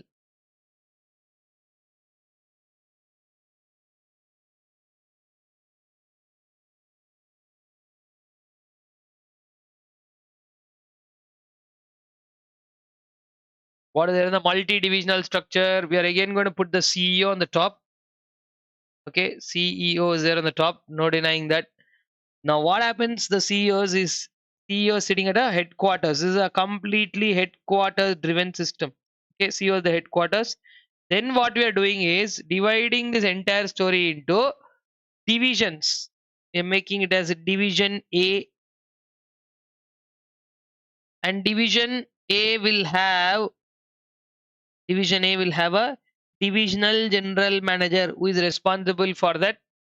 And below this division, each division will have finance, marketing, HR, production, inventory, everything will be there, but division wise. Then again, sir, can we do division B? Yes, division B will be there, for which division manager will be there again, divisional general manager, and this structure again continues: finance, marketing, HR, production, inventory, and again division 3. But you can't endlessly keep going with divisions, because there will be no purpose, right? If 10 products are there, you can't go with 10 divisions and all that. So for less diversified entities, where the limited number of people are there, where they want to create a structure like this, you can always create a flexible, people can be moved from one division to the other. Divisions can be, on what basis can you classify divisions? First of all, that is a big question. No, what basis can you classify divisions? The basis on which divisions can be classified are geography, Hyderabad division, Bangalore division, Chennai division, Delhi division, Mumbai division, like that. You can go with geography. You can then obviously go with product. Product A is one division, product B is one division, product C is one division. Product or services. Okay, division. This is a basic thing: product, services, or geography. You can classify them like that. And then now headquarters approval only will be there, but for all division A related aspect, divisional general manager will be responsible. The divisional general manager now becomes a crucial guy. um, Earlier, whatever problems you said, no conflict is happening between finance to marketing to HR, that will not be there here, because within inside this again there is a so a functional, sir, are you saying that a functional structure, when enhanced into a elaborately headquarters driven system, it becomes a divisional structure? Yes, you can even say that. Okay, so divisional structure, again, it is also having its own problems. This guy will demand more salary because he's a general manager, he's not a functional specialist, he's a generalized manager, so he needs more knowledge, more understanding, more work presence is there. So therefore, divisional general managers may charge a higher salary. Then within the division, some division may get pure preference, some division may get CEO likes. So I'm just giving an example. CEO may like division A, may not like division B. Personal favoritism or such sort of problems can also be there. And then sometimes divisions may become too autonomous. Division in itself will become a separate business. So like that, some drawbacks are also there. But I hope everybody understood the divisional structure. This time, what we're doing is we are putting functions into multiple places, that itself replicates something called as a functional duplication. There is finance in division A, there is finance in division B, finance in division C also. Earlier, it was like no matter even if you had three products, one finance team used to handle that. But again, like I said, this is not that this is good or this is bad. This is more to do with in that context what makes or what goes well or what works well. That is what one needs to take into consideration. Okay, this is the multi-divisional structure. Then I will take you through the next one. Take a look at the multi-divisional structure here. Functional, multi-divisional, and then we have one very interesting structure called as the matrix structure. Let us talk about that, guys. Third one is a matrix structure. Now, what do you mean by matrix? Matrix is a formal arrangement of rows and columns that I hope everybody knows. So what is happening is we're not disturbing the top level. CEO will be there here, right? Under the CEO, we'll have all those activities that we generally do. What are that? Finance, marketing, production, inventory management, logistics, R&D, whatever are there, they all will be there. HR, okay, inventory management and logistics are same, so I'll make the last one HR. All those attributes and activities are there. Now, what happens is the same guys are used for more than one task. Guys from finance, guys from marketing, guys from all these, we are horizontally connecting all of them, plus they are already vertically connected. And now we are going to start what is called project A. Then the organization decides to use the same set of people to do one more project called project B. So like this, where you have a functional hierarchy which is listed out, you report vertically also and you report horizontally also. This vertical horizontal combination is only called as matrix, right? So again, organizations which are newly established, they can follow the matrix structure. Well established entities might have a more detailed structure, but here these entities can have a matrix structure by establishing this. Okay, so a matrix structure is a combination of both flexibility and design from products and geographic divisions, everything brought together. So this all set of people are used to perform project A. The same guys are used to perform by B. There's no rule that same guys have to be done. Same function I'm talking about. Same guy means here person A is doing, here also person A. I'm not saying here the same finance team is working. The function is duplicated. Huh? They are very flexible. Tomorrow, if the project B doesn't work, you can remove them. Okay. And project C, you can bring another one. So adding or deleting projects becomes more easy, right? That is what it is. And since the distance between these people and CEO is very less, more layers are not there. Directly, the information on ground can be passed on to the CEO, and CEO can take quick decisions. It will enable the CEO to take a quick decision. So, those are some of the beneficial points about the matrix structure. Moving on, guys, straight away. 4 and 5 are two simple structures. Let me not waste much of a time. 4 is called transnational structure. Everybody knows what transnational is, right? Transnational structure. What is the transnational structure, guys? Where we have a head office and then we have international subsidiary. Okay, we have a head office, and the head office has multiple 1, 2, 3, 4, 5, like that. It has international subsidiaries. They'll all follow head office story only, but it is they're in different countries. International subsidiaries.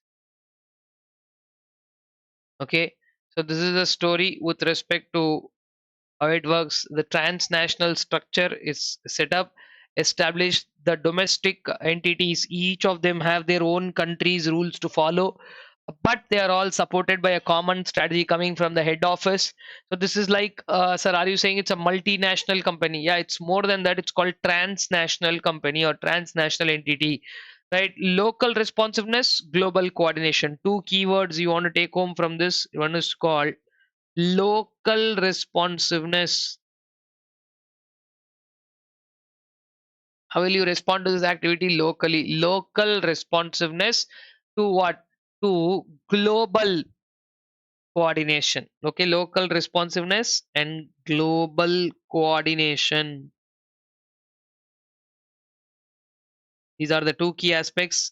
If you read that paragraph, you should be able to understand. I think all these are individually there in various countries. The national units are all brought together by one parent company and the corporate entity that establishes in more than one country. Why? Maybe because they have advantages. In country one, raw material is cheaper.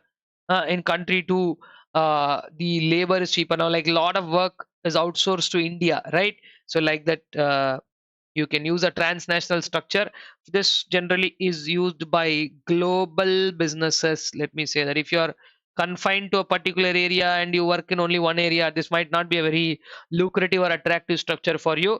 But if you are somebody who wants to go uh, like stretch your wings for more than one country and all that, you can always use what is called as the uh, transnational structure. And the last one in this story is called as a project based structure. Project based,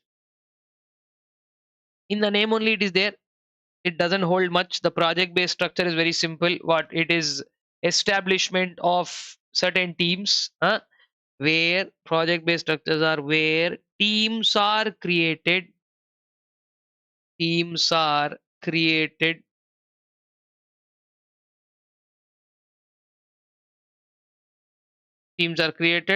work is undertaken. The teams are created, work is undertaken, and then they are dissolved. That's all. Okay. So you can use this for construction companies. Use this, like generally construction companies, software companies, construction or software companies. That is why if you are having any siblings or parent working in software, they keep telling that I'm working on this project. After the project is over, they'll be moved to another project, or it's not like they'll be removed from the job, but that project is over, that task is over, that's all.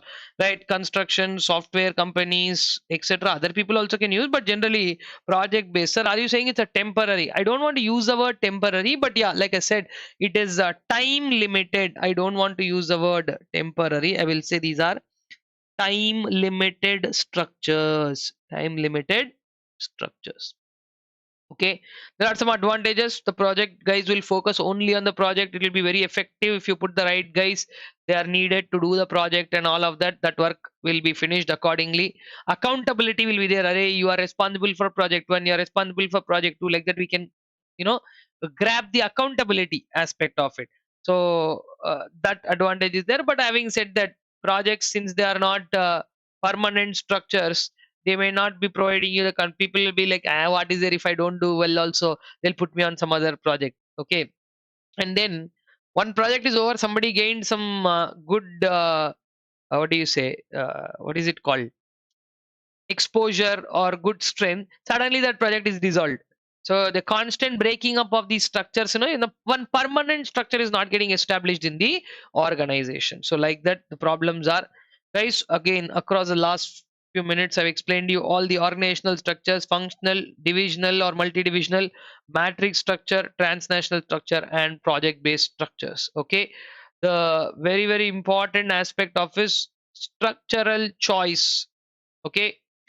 Now, structural choice. Let us discuss this topic to close this entire structure story, so that we can discuss some standalone concepts like SBU, BPR, and then the last topic of strategic control to wrap up this chapter. Right now, what do you do in the structural test?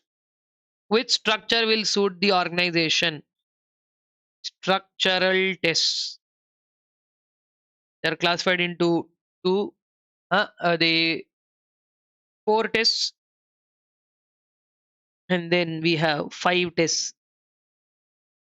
This could turn out to be a question in the exam, guys. What structural tests are to be taken care? So the first four tests that have to be undertaken to see whether the structure will be working well or not. The first one is called as the market advantage test. What is it called? Market advantage test.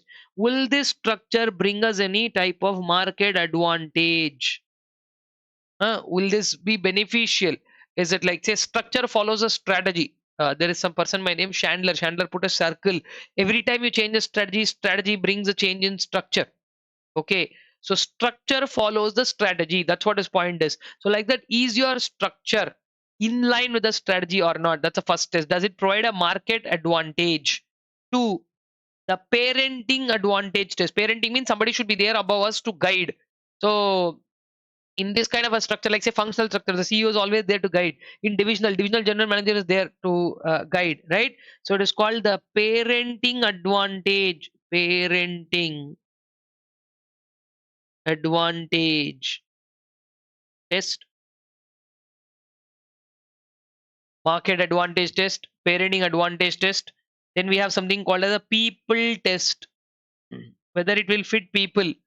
Okay, your structure should not be having so many positions that lot of things are left empty. At the same time, your structure should not be with less number of positions where many people are not fit.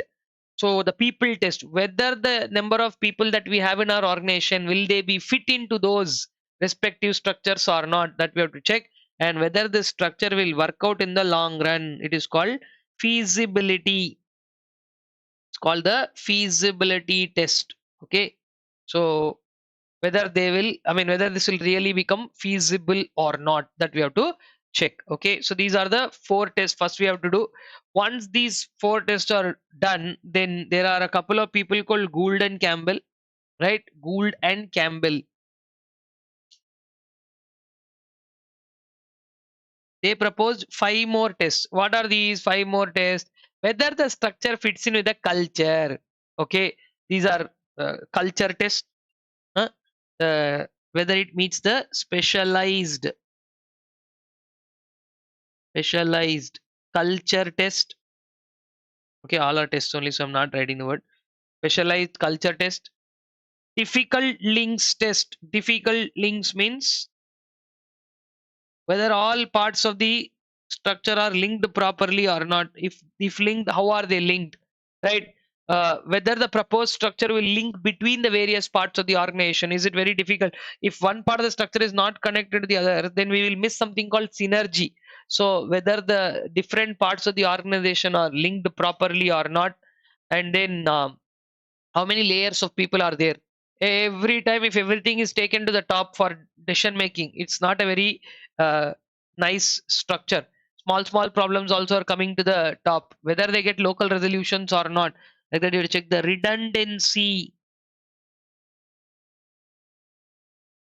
redundancy hierarchy test. Then accountability test, who is accountable for what. And lastly, we have a feasibility test.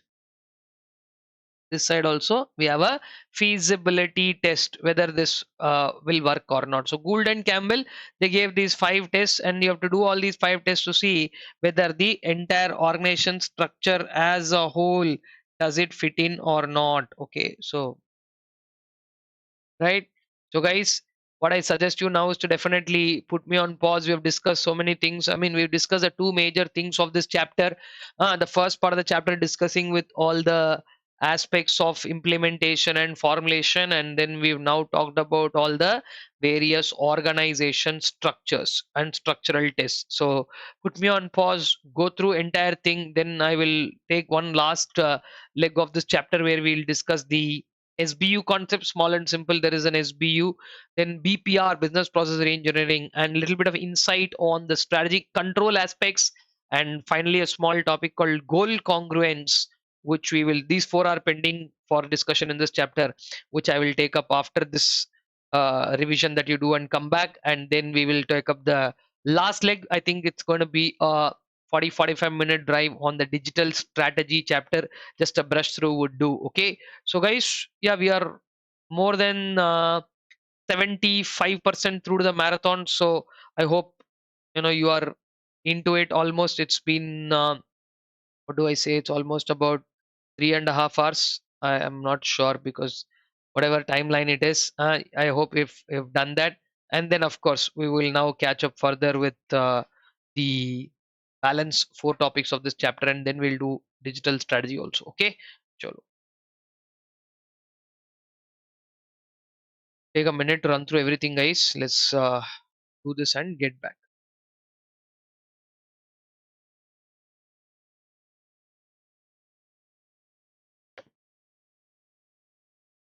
Okay, guys, that means we are now back with the last part of the discussion, where we shall talk about what is called as a SBU, a strategic business unit, or SBU. I will explain you these 4 concepts that are there, as I told you: SBU, BPR, all these in brief, because I think you have to anyway uh, run down them in detail. But like I said, I don't. I also want to put some time on the last chapter, where we will discuss about digital strategy. So SBU. What about an SBU? SBU, guys, is the full form of which we all know. It's called as a strategic business unit. SBU is a strategic business unit, and there are 3 characteristics of an SBU, right? See, it is, first of all, SBU is not some new entity. It is a part of the organization, part of the organization. Say for example, if you're talking about Aditya Birla Group, okay, Hindalco is one SBU, Idea Cellular is one SBU. People, they have a clothing brand, that's one SBU. More supermarkets on SBU. So individually, each SBU comprises of several. Now I'll say Hindustan Liver are there. All soaps you can group into one SBU. So SBU can either be a single business. SBU is either a single business or a group of related businesses. A group of related businesses. If anything is unrelated to each other, that will be kept as separate unit. Okay, so first one, SBU, means either a single business or group of related business. Two, each SBU has own set of competitors. Each SBU has own set of competitors who it will compete with. And again, the third and most important characteristic is each SBU has a manager. Each SBU has a manager or a CEO, whatever you want to call it, who is responsible, who is responsible for the SBU, the success of the SBU and all that. So these are the 3 very important characteristics of an SBU. There is a CEO on the top. You know how this works, right? Like, there is a CEO on the top, okay, below which there is a instead of function, this time we'll have SBU1, SBU2, SBU1, SBU2, and SBU3. Like this, there are people. Now SBU1 has, if you say, 3 divisions: D1, D2, D3. SBU2 no divisions. SBU3 again classified into D1 and D2. Now D1 has finance, marketing, HR. D3 has again finance, marketing. So like this, there is a sequence of steps to ensure what it is. So this is how the SBU and SBU structure looks like. And now, which is a appropriate thing to classify SBU? Okay, two classification of SBU. Classification of SBU can be done based on 2 criteria. One is called a market based criteria, as to understand uh, in the market what presence will it have, and how are you targeting. Are you targeting the same set of customers or the others are targeting? That will entirely together make it up the market based criteria. Then the second one is capabilities based.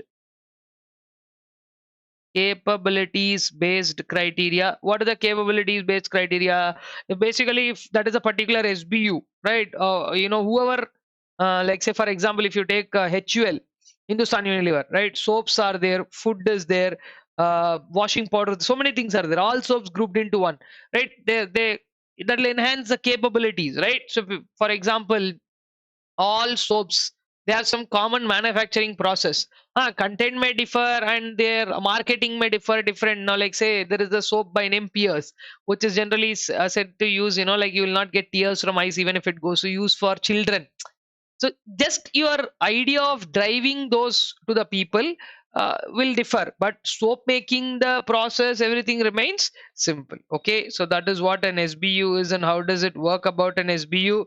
There is nothing very detailed given about SBUs in our syllabus, so this much should do.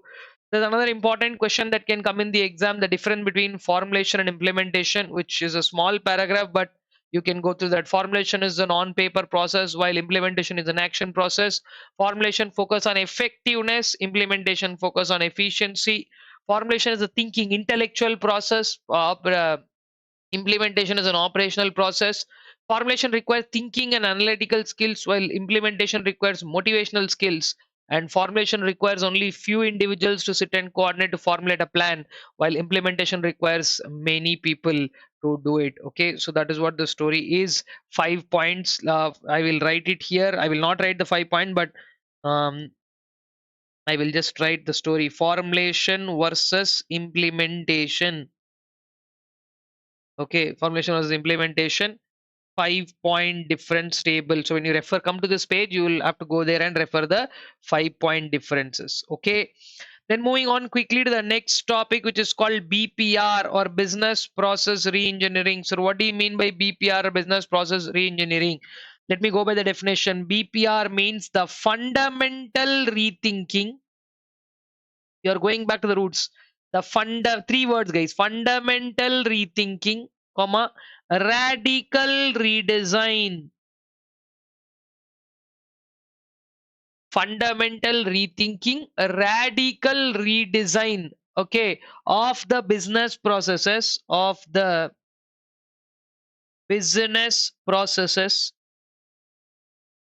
fundamental rethinking, radical redesign of the business process. Why?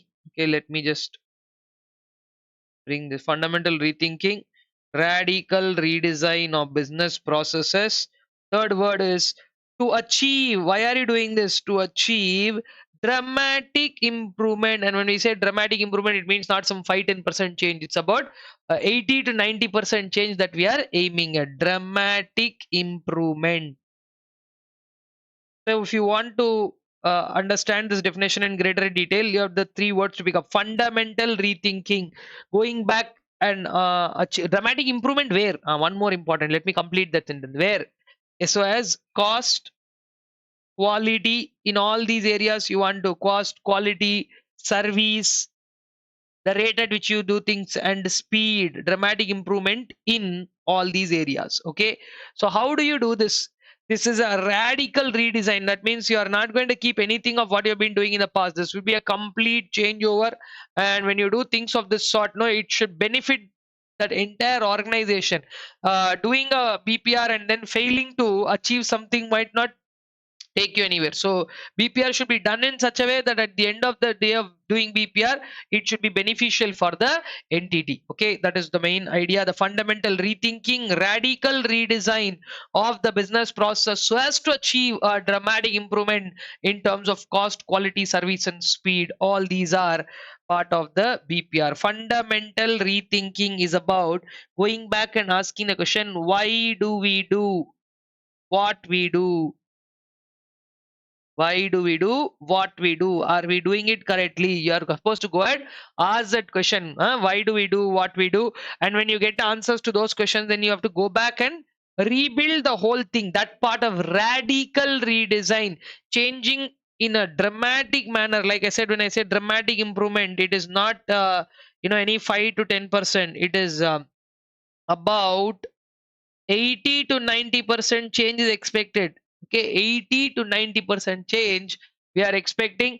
And then if there is a particular process, break free from all the existing process, come out with a completely new process. And how do you do it? What will you do? There is an IBM example also, process re-engineering, in our study material. You can go through that, but if you understand this concept, all we need is to like just go by understanding the root of it or the sense of it. Okay, so please take a minute quickly to run through the concept both of what you see as the last two topics that we discussed here. What you discussed as BPR, what we discussed, one second. Yeah, I'm bringing that for you. What we discussed as BPR, and then what we are now going to discuss. Yeah, one second. Yes. Take a minute to check through and run through that. Then we will discuss the story of controls.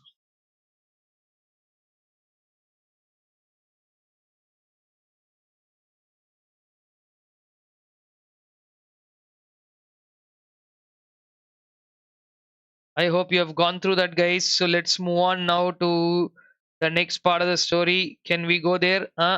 So moving on, next one is called as managerial control. Now, control is one of those topics that it's a simple topic, but at the same time, it is important that you understand strategic control.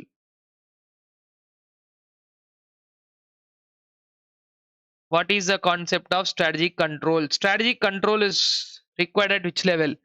Right, control is required at all three levels in the organization. Okay, where we talk about at corporate level. At corporate level, what we offer. At corporate level, what we offer and establish. My bad. Wait a second there. Yeah. At corporate level, what we offer and establish is called as strategic control. Then we have the other two levels, business level and functional or operational level, right? Now, as part of strategic control, at business level, we use what is called as managerial control. Managerial control. And at functional level, what we use is called as, or operational level, we use as operational control. Operational control is more bothered about efficiency, answers in terms of numbers, right? Efficiency, input output, a measurable relation between input output. Okay, a measurable efficiency. If anybody asks you what that is, efficiency will be a measurable relation between input and output. A measurable relation between input and output. That's what this topic is all about.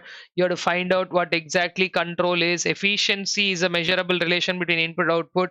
Control and quality relation is there, whether sometimes whether we are getting the result that we want. For that we use managerial control, which emphasizes about optimal utilization of resources. Optimal utilization of resources.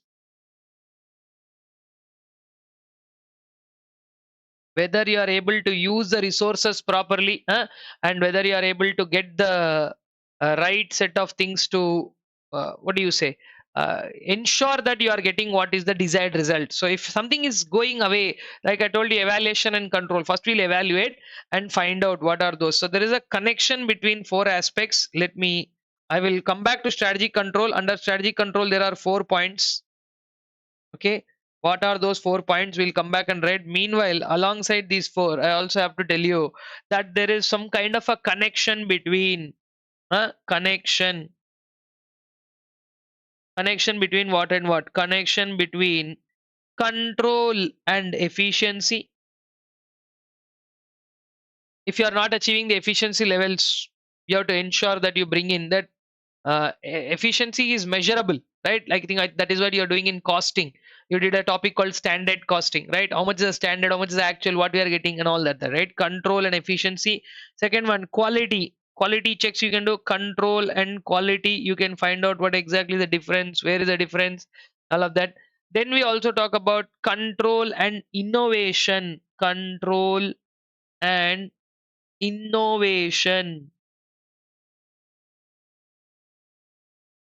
Very important thing is, how are you taking up innovation? Because sometimes when you do innovation, there is a possibility that you may go wrong.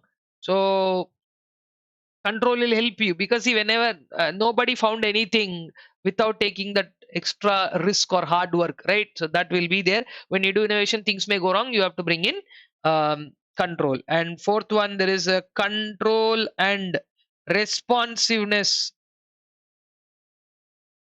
Control and responsiveness of customers.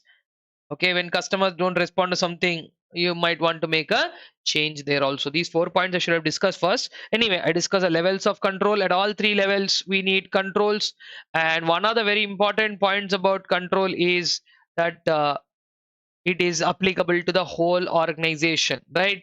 So is it individual control, overall control, output control? What are the various control aspects? If you see that, I will come to three types of control. But before that, let me tell you there are four strategic control. One is called premise control. Premise means the premises, the surrounding, the basic in which we live, right? So if you're doing a overall understanding of what is there around us, that is called premise control. Okay, and on a specific aspect. But if you're doing it the same thing on a broad based environmental aspect, it is called as strategic surveillance. Okay, premise control is very focused, and strategic surveillance is broad. It takes care of the entire environment strategy, like a CCTV. What is going on around us, like that. Strategic surveillance. Okay, so this one. Then third one, like floods can come, terrorist attacks can happen. These are like certain things that you don't expect. So what if something happens like that? Special alert controls. Special alert controls are to be implemented for that. Huh? Premise control, strategic surveillance, special alert control, and last one is implementation control.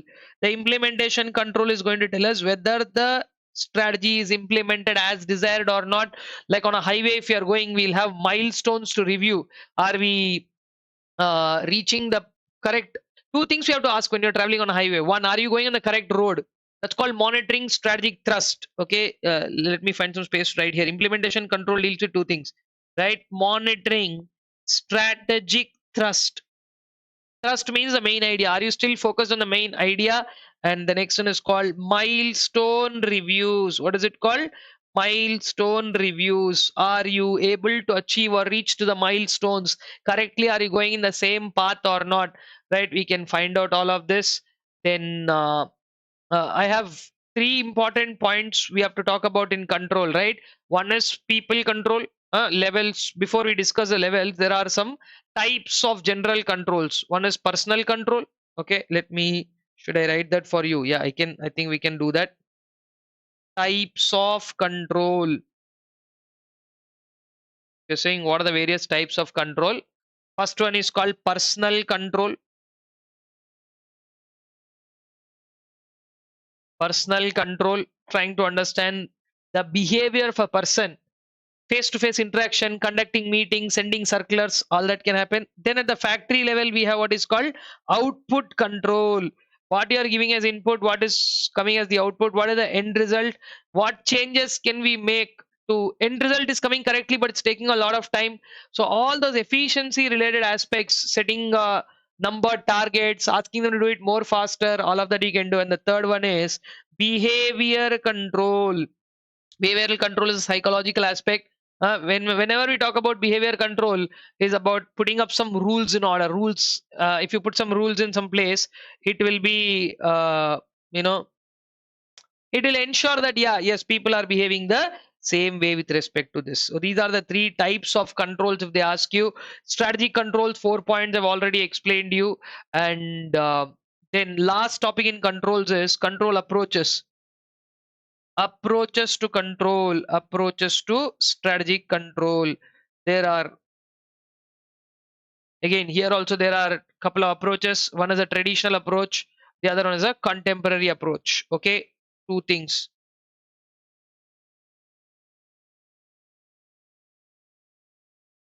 Traditional approach,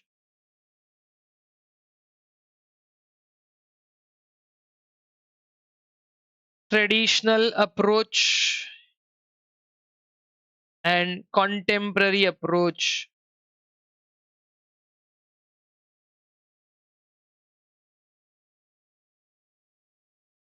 So two things here. Under this approach of traditional approach, steps are very sequential. 1, 2, 3, 4. What are the steps? One, first you will check whether the strategy is properly formulated, then whether the strategy is implemented. Check standard costing type, performance versus goals, and where corrective measures can be taken. Right? Traditional approach is a 4-step approach. How many steps?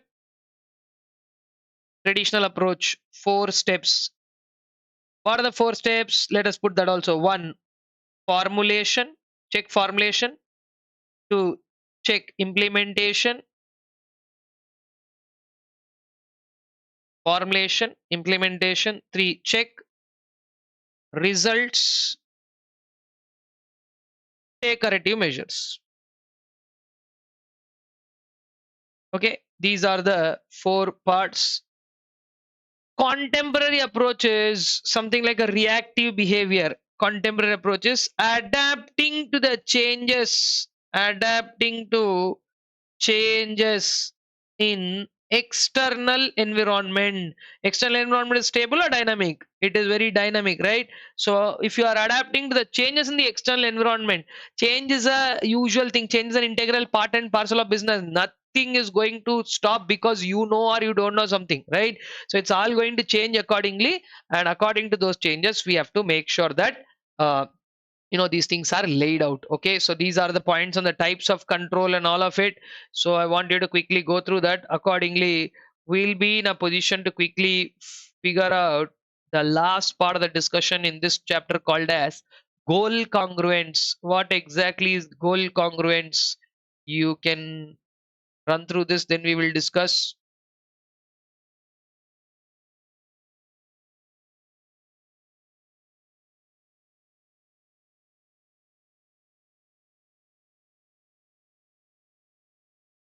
There is also one more topic, guys, here, which is called as the role of strategic control. Okay, so what is the role of strategic control? You can just run through that. It's a small piece of the story towards the end. I want now to, yeah, individual control is also there. One thing, each particular task, if you control, they are called as task control. Though I told you here in the previous part, we told you, right? Operation, corporate level, business level, functional level, that is operational control. And then one more control, the fourth branch, if you want to add up there, you can as well call it as task control. Task control is for individual tasks, each and every tasks, right? You have some metrics to use here. Key result areas, KRAs, right? Key performance indicators called the KPIs. Okay, KRAs and KPIs can be used to understand, like what your ultimate understanding of the entity is. There is a little piece of discussion on what those are. You might want to go through that, but other than that, this is the major idea of controls and key performance areas, key result areas, and key performance indicators. These 3 topics, I want you to go through that. And lastly, we have one discussion on what is called as goal congruence. Let me give you an insight to wrap up this chapter. What is this concept of goal congruence? Now, goal congruence, before we go to understand what exactly that is, see, goal congruence is such a topic where a specific discussion on it will just tell you that individual goals and organizational goals, they should not go into different. Okay, main idea is individual goals and organizational goals, individual goals and organizational goals should coincide. That is the main idea of goal congruent. They should coincide. They should, organizational goals or organizational interests, they are to be upheld. Organizational interests is a very important thing, because here at the end of the day, after you do everything, if it doesn't go in the direction of what you want, then it may not work out. So that is why individual goals and organizational goals should coincide. There is a basic understanding called as agency theory. What theory? Agency theory. Okay, agency theory is nothing but an organization is a nexus of all legal contracts. 100 legal contracts are there, 100, 200, 500,000. A organization is a combination of all these legal controls. So that is exactly how an organization is built up. So what this suggests is all of these contracts, when they fulfill a particular purpose, they should serve the broader idea of doing something, right? To achieve goal congruence, people need to be explained about what the goals are. huh? Sometimes when these don't match, like I said, the service provider is doing something of the contract. Why are you taking that service? You also don't know. So sometimes there could be a problem in the agency theory, which says that the uh, service providers may not understand what we want. So to for them to understand our goals, there needs to be something called as goal congruence to be established. How do you do that? It's to solve this conflict of interest, you need to explain, talk. The only way how you can do this is talk and clearly explain them, pay bonuses, reward your managers, communicate properly. Communicating and understanding, that will be the best thing. And achieving goal congruence, achieving goal congruence. How do you achieve? This could be a question in the exam, guys. Achieving goal congruence. One, communicating. Talk what you want to achieve, that you tell everybody, because without you telling, they don't know. Communicating and understanding. Communicating and understanding. Two, create direction. Create direction. Three, motivation. And four, incentivization, or providing incentives. By doing all this, uh, incentives. And lastly, connection between goals and performance measures. You have to establish, this is our goal, this is what we got, so how did we achieve everything finally? That connection has to be established. This, if you're lucky, if you get this question, then the entire thing should work out for you. That will be called as achieving goal congruence. Okay, guys, I think broadly 85% of this topic has been covered. 80, I'll say. That little piece of strategic control aspects toward the end, please give them a reading, because like I said, I don't want to go para by para. I hope you would have taken a little care in doing whatever is needed. Okay, so on that note, let's call this particular topic done, and then let's say we'd have about another 30 minutes to 40 minutes discussion on the digital strategy, the last chapter, and we will wind up. Don't ignore that chapter. Many people have told me that, like, sir, we'll take digital strategy, right? We'll do the other three. See, I also dealt all these three in larger detail, and some people have this tendency, digital strategy will take lights and no problem. Don't do that, right? So please go through this. I'm coming back with digital strategy in I mean, of course, you can pause me right now and run through all of it, and we will then continue looking at what we call as the digital strategy.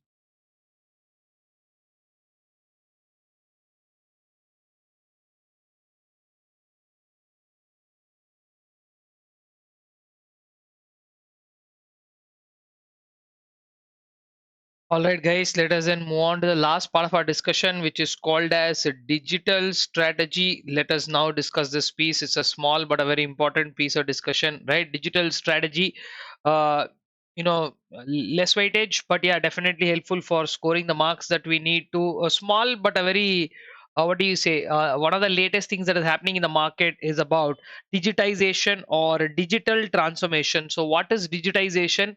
What is digital transformation? And this is all story that started post 2019, 2020. So this is something that in the recent times has gained a lot of importance. You can say topics like cloud computing, topics like internet of things, smart watches.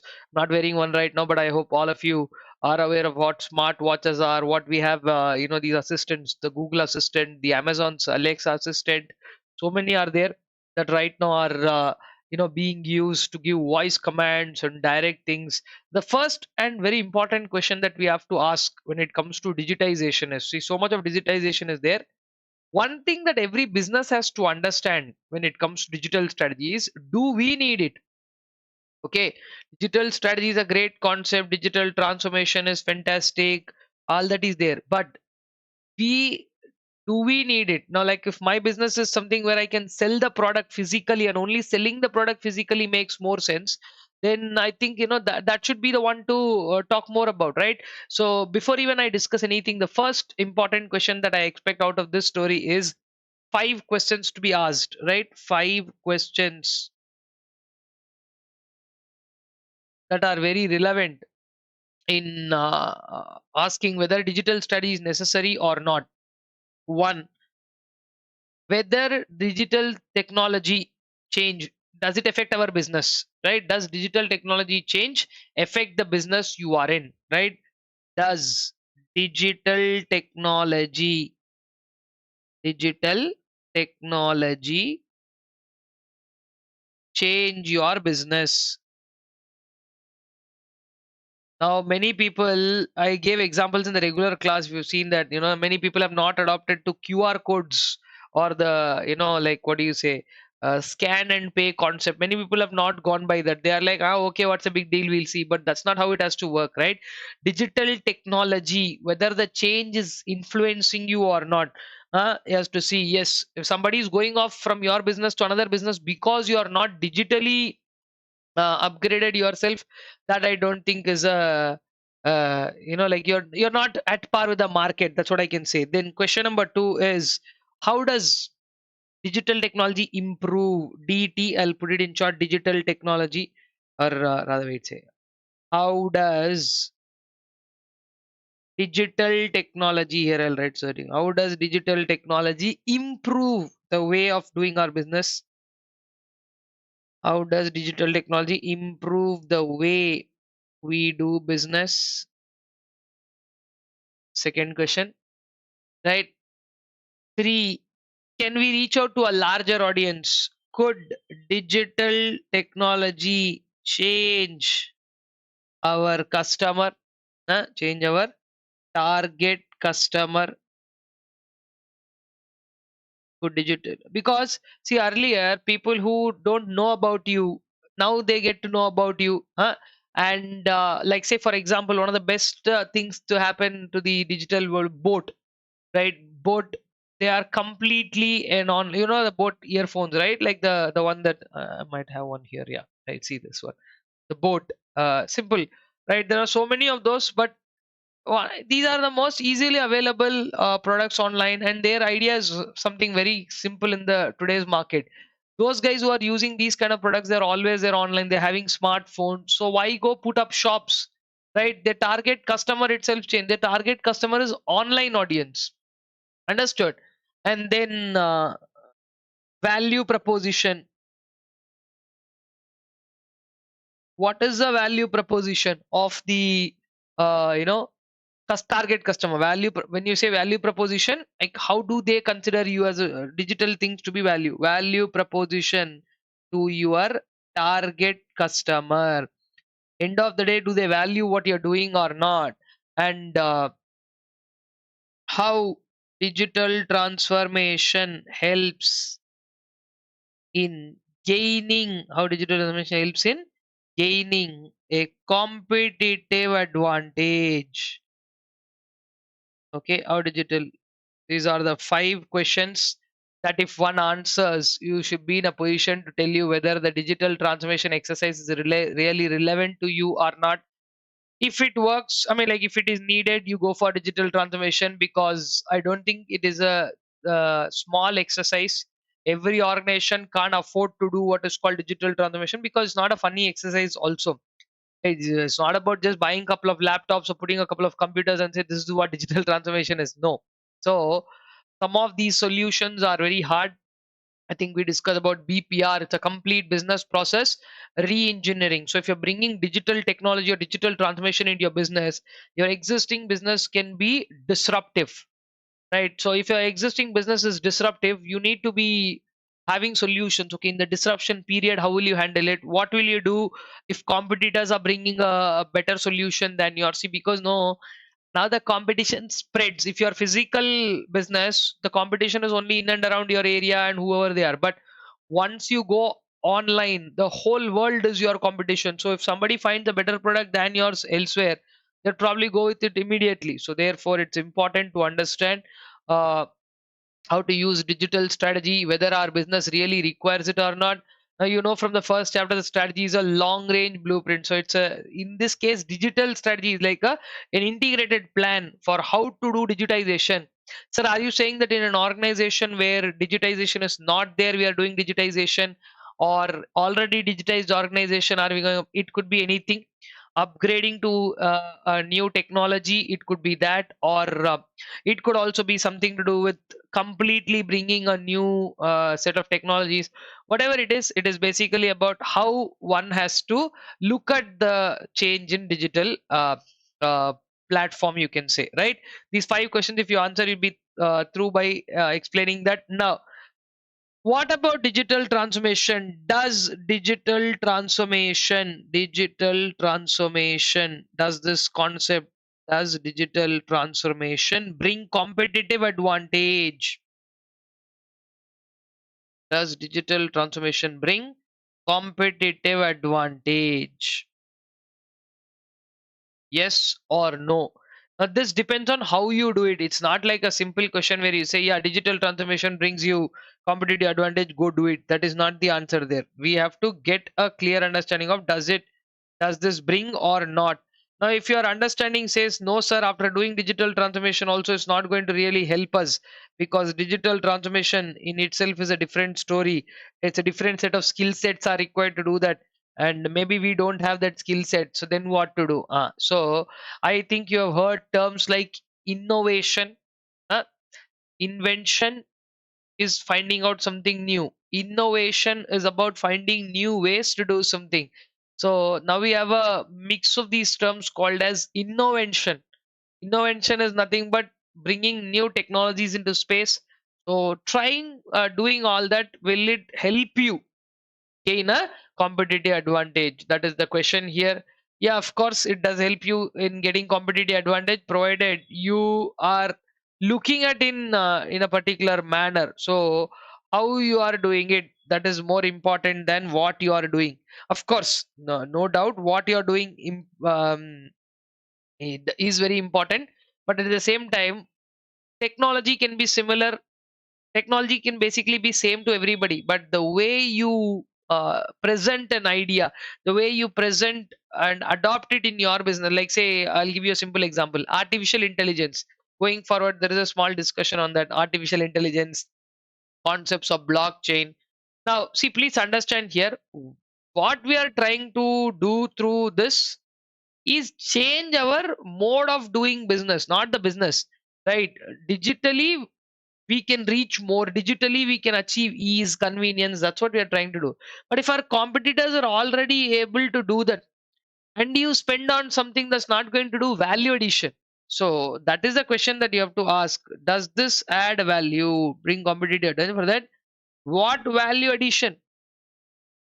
Okay, what value addition does digital transformation as such bring? If the value addition is good enough that people can say yes, this is creating some value, then you can say okay, we can go ahead and do digital transformation, right? So there are some introductory paragraphs in this chapter that I want you to read with. So basically these 5 questions, this paragraph I'm more interested because this can probably come in the exam as such as a question. What are those points that are to be considered for doing digital transformation? Okay, uh, let me get to one exam question that I always look around to. What exactly can come from here is, what are the common elements of a digital strategy? This could turn out to be a question in the exam. So common elements of a digital strategy. What are the common elements? I mean, like 4 elements are there. What are those 4 elements? Let's get to each of them one by one. The first one is, you have to choose a leader, right? One, choose a leader. Choose a leader, because you are not well versed in doing this. This might even be sometimes the first time that you're doing a digital transformation. So you choose a leader who is going to do it. If your CEO is well versed with doing it, You can take them, or anybody who's having a understanding of what the digitization is, pick up them. Second, attack versus defend. Sir, what do you mean by attack versus, let me write, attack versus defend? See, sometimes you have to be the first one to do something. Sometimes when somebody else is doing something first, you should be in a position to take it. So it's, sir, are you saying it's more like a proactive reactive? Yes, exactly. Are you going to be proactive with respect to this, or are you going to be reactive with this? And one more very, very important step is step number 3. Take a measured approach. This is the first time you're doing something, you don't know what could be the answer. Sometimes it can go out of our understanding, out of our bounds. So better thing to do there is to take a measured approach. And also, then the last part is about it is, what should it be? Future proof.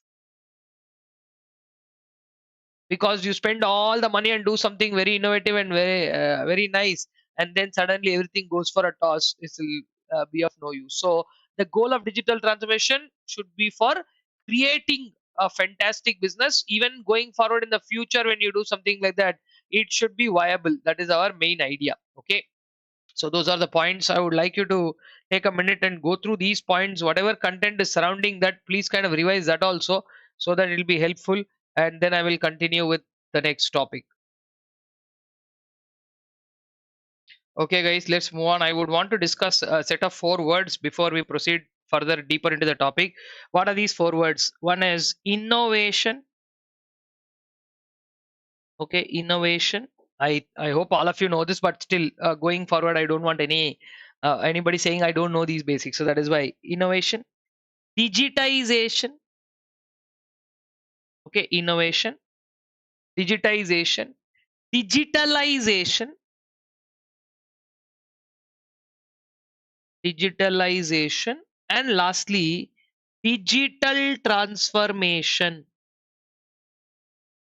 Okay, these are the 4 aspects. What is innovation? Now, normally, when do you talk about innovation, what do you mean by innovation? See, today you have to come out with new ways of doing things. What was in the past, my grandmother used to do like that. My grandfather used to follow that. That theory might not work today. So you have to find out a new perspective. Okay, so innovation is about new methods of doing new methods of doing things, or it could be new things. You can say path breaking, ground breaking. These are the words that you can use. Innovation can be, say, ground breaking. Okay, path breaking or ground breaking could be the words to use. Huh? So finding out some new ways of doing things, and that is what others are not doing and you're doing. This can be like a path breaking thing for you. Innovation. Digitization, this is very easy. Convert analog, that is physical, convert physical. Physical is also called as analog. Convert physical into digital form. Converting physical into digital is called digitization. This is very simple. Many people mistake the word digitization for digitalization. No, digitalization is use of all digital technologies. It could be computing technology, it could be some other marketing technology, anything. But digitalization is use of digital technologies. Use of digital technologies. And lastly, when we talk about digital transformation, this is an entire process of applying the digital technologies into the business, from old business form to new business form. This is application of digital technologies.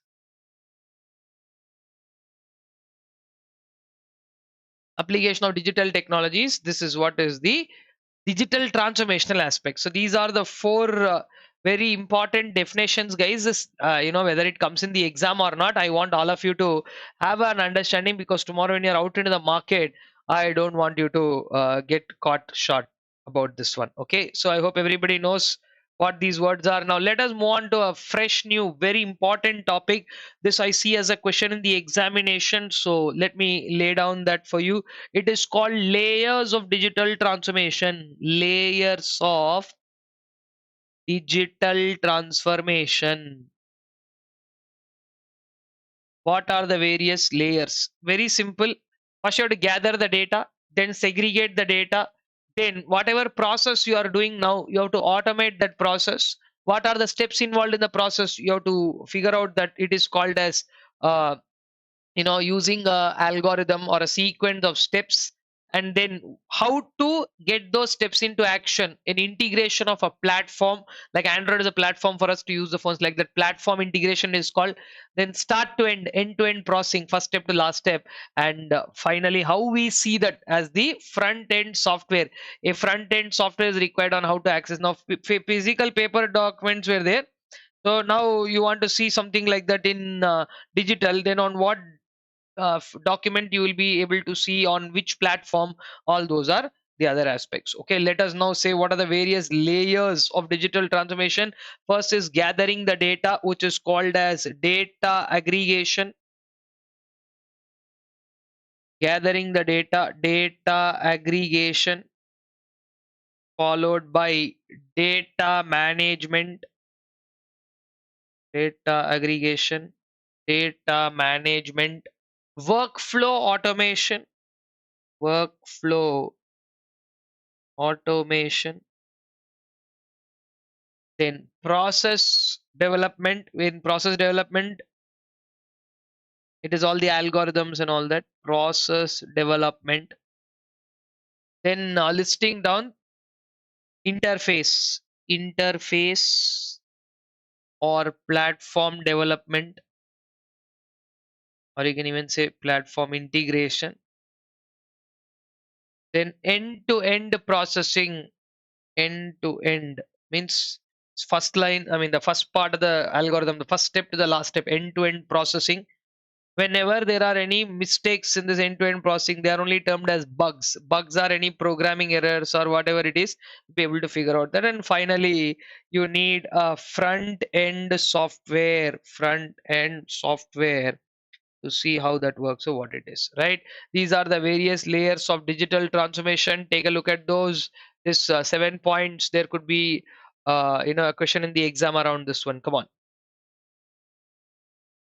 All right, guys, let us move in then on to the next one, where I have a small topic coming up called as big data. I think all of you today are well aware of what exactly the big data concept is, but still we will discuss it in short. Big data. What is the concept of big data? Big data is humongously huge amount of data, right? Huge amount of data. Mammoth, humongous, that is the set type of words that generally huge amount of data all accumulated in one place, and it keeps growing with time, right? And one of the best examples, big data examples are stock exchange data. Number of orders being punched every 10 seconds, 15 seconds, so many orders are being punched, right? That one, stock exchange data. Then we have social networking sites. Social networking, so don't even ask. I hope all of you know how we have social networking, like on Facebook, Instagram, YouTube. The amount of data that we have, that such huge amount of data, the collection of all of this, that is only called as the big data. The collection of really huge amount of number of transactions that happen on IRCTC, number of transactions that happen on Amazon daily, on the sales portal, like that. So that those are all coming under big data. Now, so what is so serious about big data that you want to explain? Yes, I want to explain the types of big data, because that could be a question in the exam. What are the types of big data? One, a organized neat pattern of data which follows a particular sequence is called as structured data. Then some portion of it is neat but some portion is not, then it is called as semi-structured data. And the third one is called as unstructured data. So these are the three types of the data. Humongous huge amount of data is called as big data. stock exchange data or social networking, all those are basically considered as big data, the three types of big data. Now, there are another important question that can come in the exam is about the four characteristics. What are the four characteristics of big data, right? It's very easy to remember. Four V's. Okay, one, volume, huge. There is no second thought about it. The volume is huge or humongous, or however you want to say. And then the second one, the second feature is called variety. Obviously, when you collect such huge data, they're not going to correspond to only one trend or pattern, right? This variety, the word you have to remember here is, first one is huge, second one is heterogeneous. Heterogeneous means, I think everybody knows homogeneous and heterogeneous, right? Homogeneous means data which is same. Heterogeneous, data which is absolutely unstructured or semi-structured. Huge. Okay, structured, unstructured, semi-structured, everything. The variety is so high, and then the rate at which the data gets generated, that is called the I'll write the explanation. Speed or rate at which the data gets generated, that is called as velocity. I wish this question comes in the exam. It's such an easy one. And the last one is called as variability. That means the rate at which it changes, right? Variable means obviously it's not going to be same throughout, so the rate at which it changes, that's what is called as variability. So this is the story of big data, guys. You might want to take a look down on the big data aspect. Small topic, but yeah, right. What is big data and what are the three types of big data? They can ask you that question. What is big data, and explain its four characteristics. This alone can turn out to be a question. So small simple topics, but yeah, definitely questions can come in the exam around that. Okay. Then moving on, I can quickly follow up to the next topic because that is a very easy topic as such, which is called as cloud computing. What exactly is cloud computing? Cloud computing is anything that you do over the internet. Clouds. Okay, cloud is anything over the internet. Cloud computing. Anything over the internet, that's what is called cloud computing. Generally, it is a term used for services provided over the internet, where this very concept of internet is visualized as clouds. Internet only is visualized as clouds. So basically that's what the story of cloud computing is all about. So what are the various, so you said services, what are the various services? If you can ask me that, there are infrastructure as service, software as service. Now, like software as service means, see, you don't have a PDF to Word converter or Word to PDF converter, you don't have. So you can just go on Google, just simply type that Word to PDF converter. It'll open up a host of websites that provide you that software as a service. You don't even have to install that software in your system. You just can go onto their website and start working on it. So that is one of the most commonly used models right now. And then we have platform as service. This is not for you or me. This is generally for code writers who write code. No, those guys, they use all this infrastructure as service, software as service, and platform as service. uh, I mean, other services are also there, but these three are the most top rated, right? Then cloud computing types. What are the various types of cloud computing? Here, normally there are three types of clouds. Clouds that are open to everybody are called as public clouds, like Google Drive and all that. And organizational clouds, which are restricted only within the organization, they are called as private clouds. Some portion is restricted while some portion is open to everybody, is called as a hybrid cloud. There's also one more cloud called community cloud that is not much discussed in your syllabus. So therefore, let me just avoid it. Public, private, and hybrid cloud. These are the three types of clouds that are very prevalent in the market.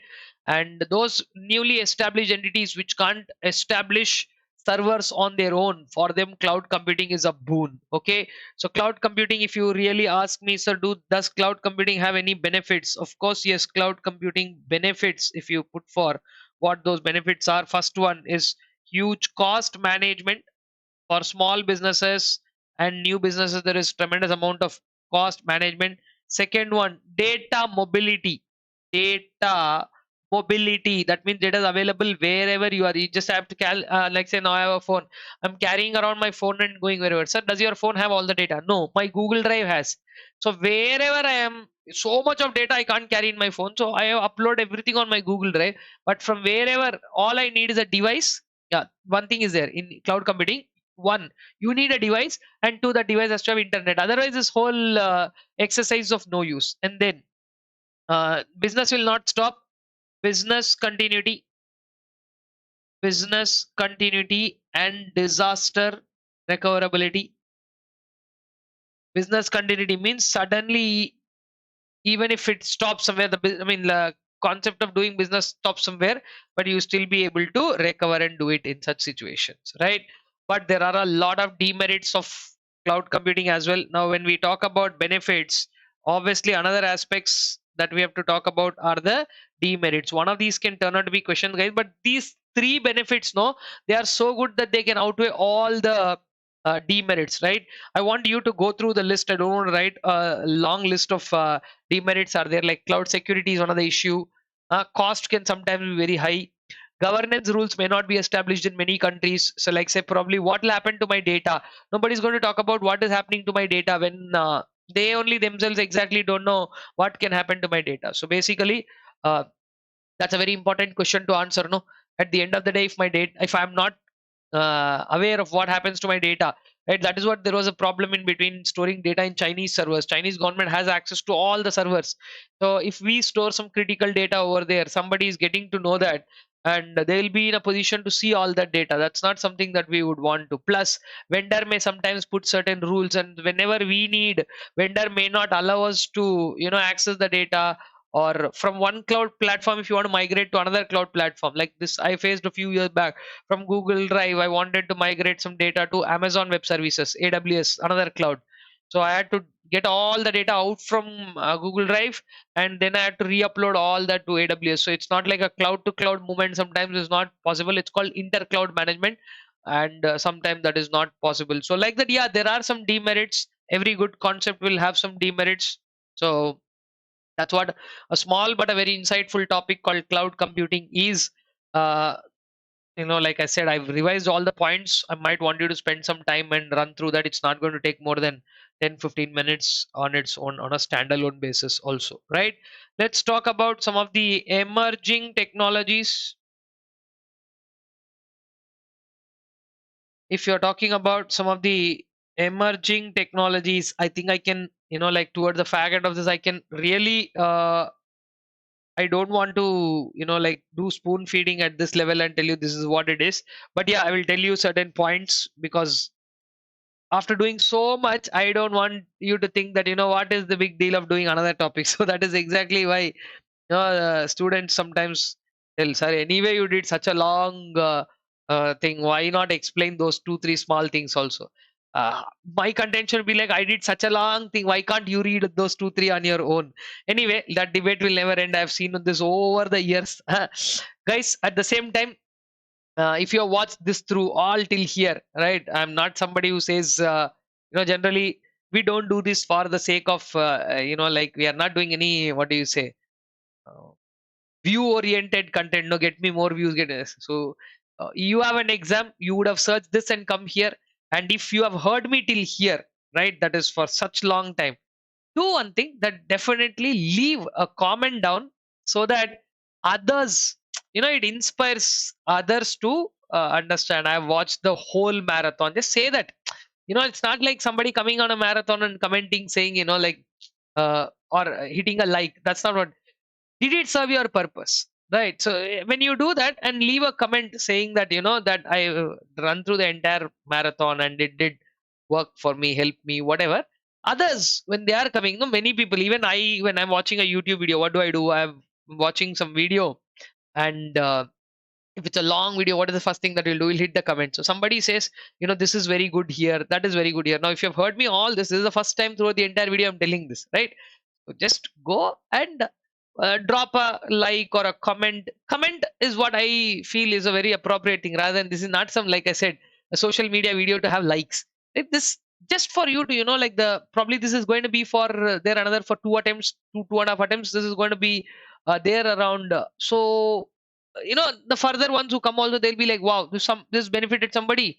This will be better. Okay, so do that, and definitely do let me know your feedback, or if you have any doubts, do take a little care on those. And if you want my help, you can reach out to me on my Telegram, which is also the same name that you see below me right now, on CA Harish Krishnan. You will find me on Telegram. You can reach out. Okay, let's get to the topic, guys. It's called artificial intelligence. I think all of you who are now watching this video are on the internet, so you know what are the good things and the danger things about AI, right? So what exactly is AI or artificial intelligence? Simple, I'll tell you. Intelligence is a concept. Intelligence is exhibited by humans, right? Normally, intelligence is exhibited by humans. When this intelligence is normally exhibited by humans, is now exhibited by machines. Intelligence, which is normally exhibited by humans, which is now exhibited by machines, then it becomes AI or artificial intelligence. One of the most, what do you say, advanced concepts of our times. What you earlier only could think of has now become a reality. Machines creating more machines. You saw the, like back in your childhood, probably, or sometime, it's over a decade or so, you saw a movie, a robo movie. I'm like, there are a lot of Hollywood movies which have all these, like sci-fi stuff. But in India, though there are movies that, one movie by name Robo became very popular, right? And it shows the ill effects of how one robo could take over the entire control. Like, sir, are you saying is that real? Yeah, of course it is real. If, like, say if it goes rogue, the entire system, Facebook shut down a project. Elon Musk is warning people about ill effects of AI. There are a lot of people right now using AI technology to morph pictures, do videos. You've seen the prime minister of the country put in music videos. A lot of people's face have been changed. Video will be of somebody, what they're talking is of somebody. All these are because of artificial intelligence. System is learning. One of the subsets of the concept of artificial intelligence is called machine learning. Normally we have to teach, okay, normally we have to teach the patterns of how something has to be learned. But the very concept of machine learning is that the machine learns by itself, right? What does it do? Machine learning is about understanding the training algorithm. It trains itself.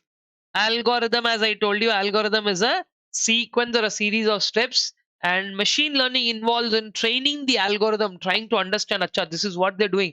So from next time, it is only suggesting. I think all of us have seen that, um, you are on Amazon seeing something, and then you left it there, and then you went to Instagram.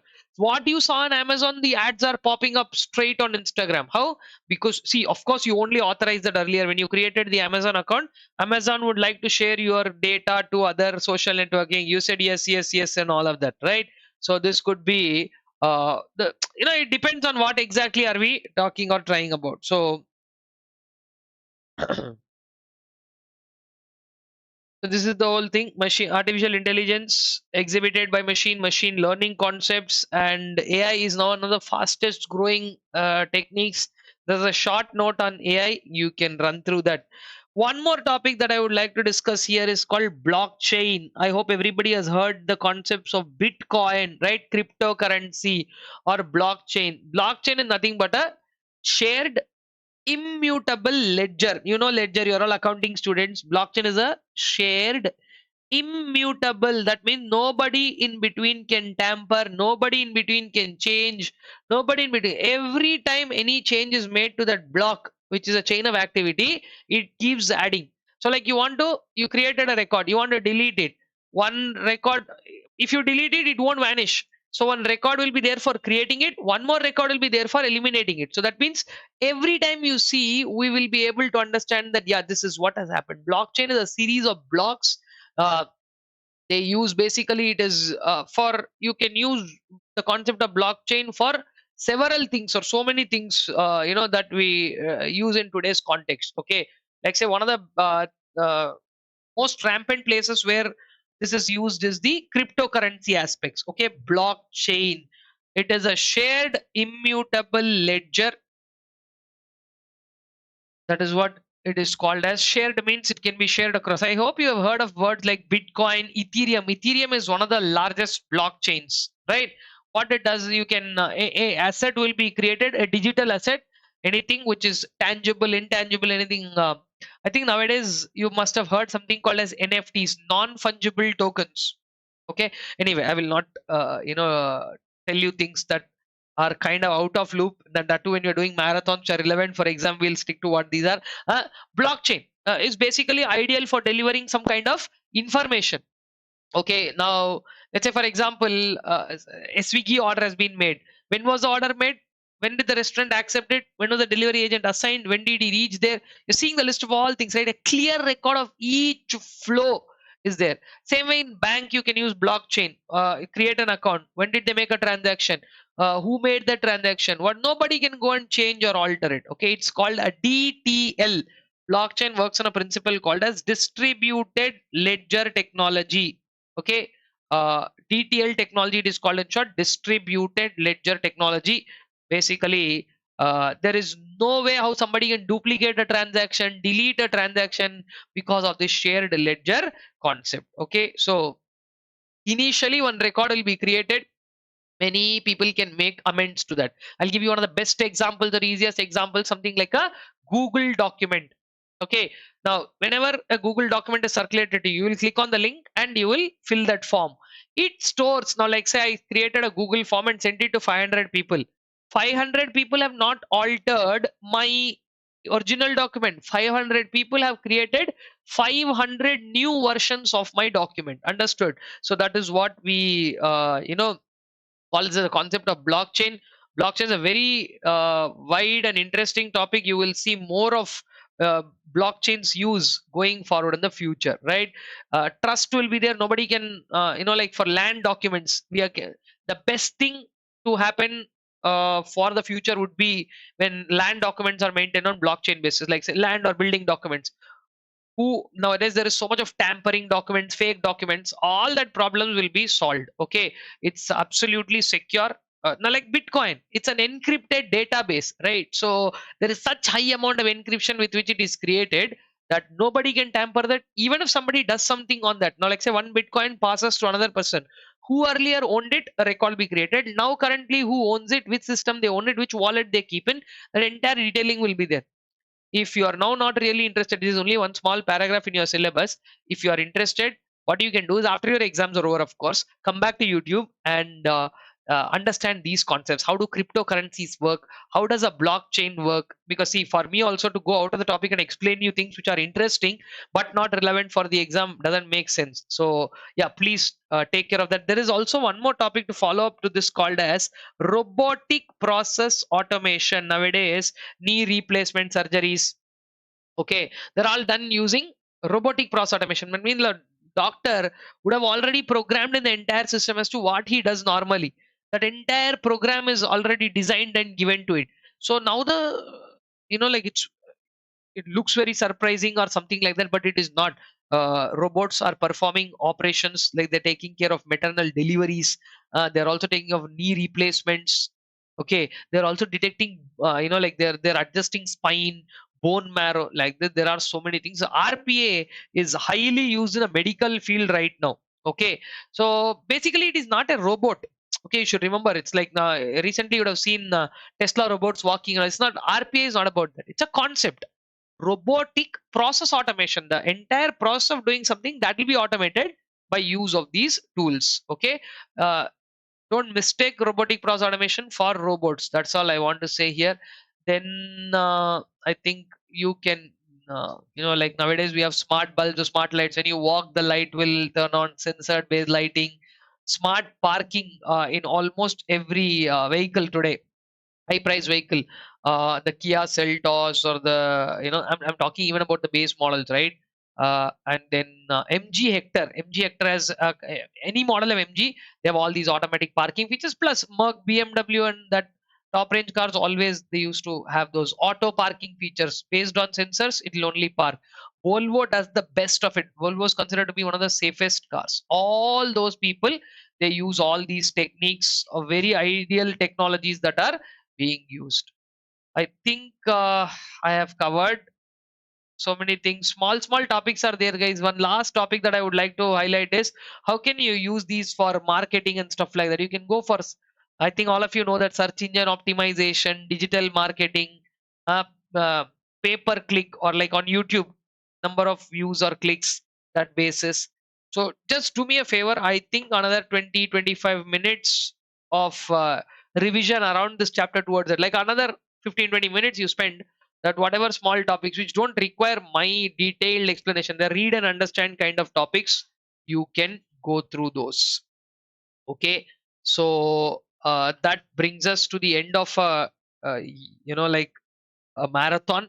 But yeah, of course, I do understand that you might want to gather so many thoughts together and ensure that you are going good with it. So I don't want to give any big closing notes. All I'm just saying again is, if you have liked the whole entire marathon, do leave a comment, because that will help others to see through that. And you can always reach out to me on my Instagram or Telegram, which has the same handle name, for any sort of doubts. Okay, prepare well and ensure that you write well also. The more you prepare, the stronger will be your focus. And when you write well, that turns into marks. So, guys, I wish you all the very best for your upcoming exams, and I wish you perform really very well. All the best, guys. Thank you.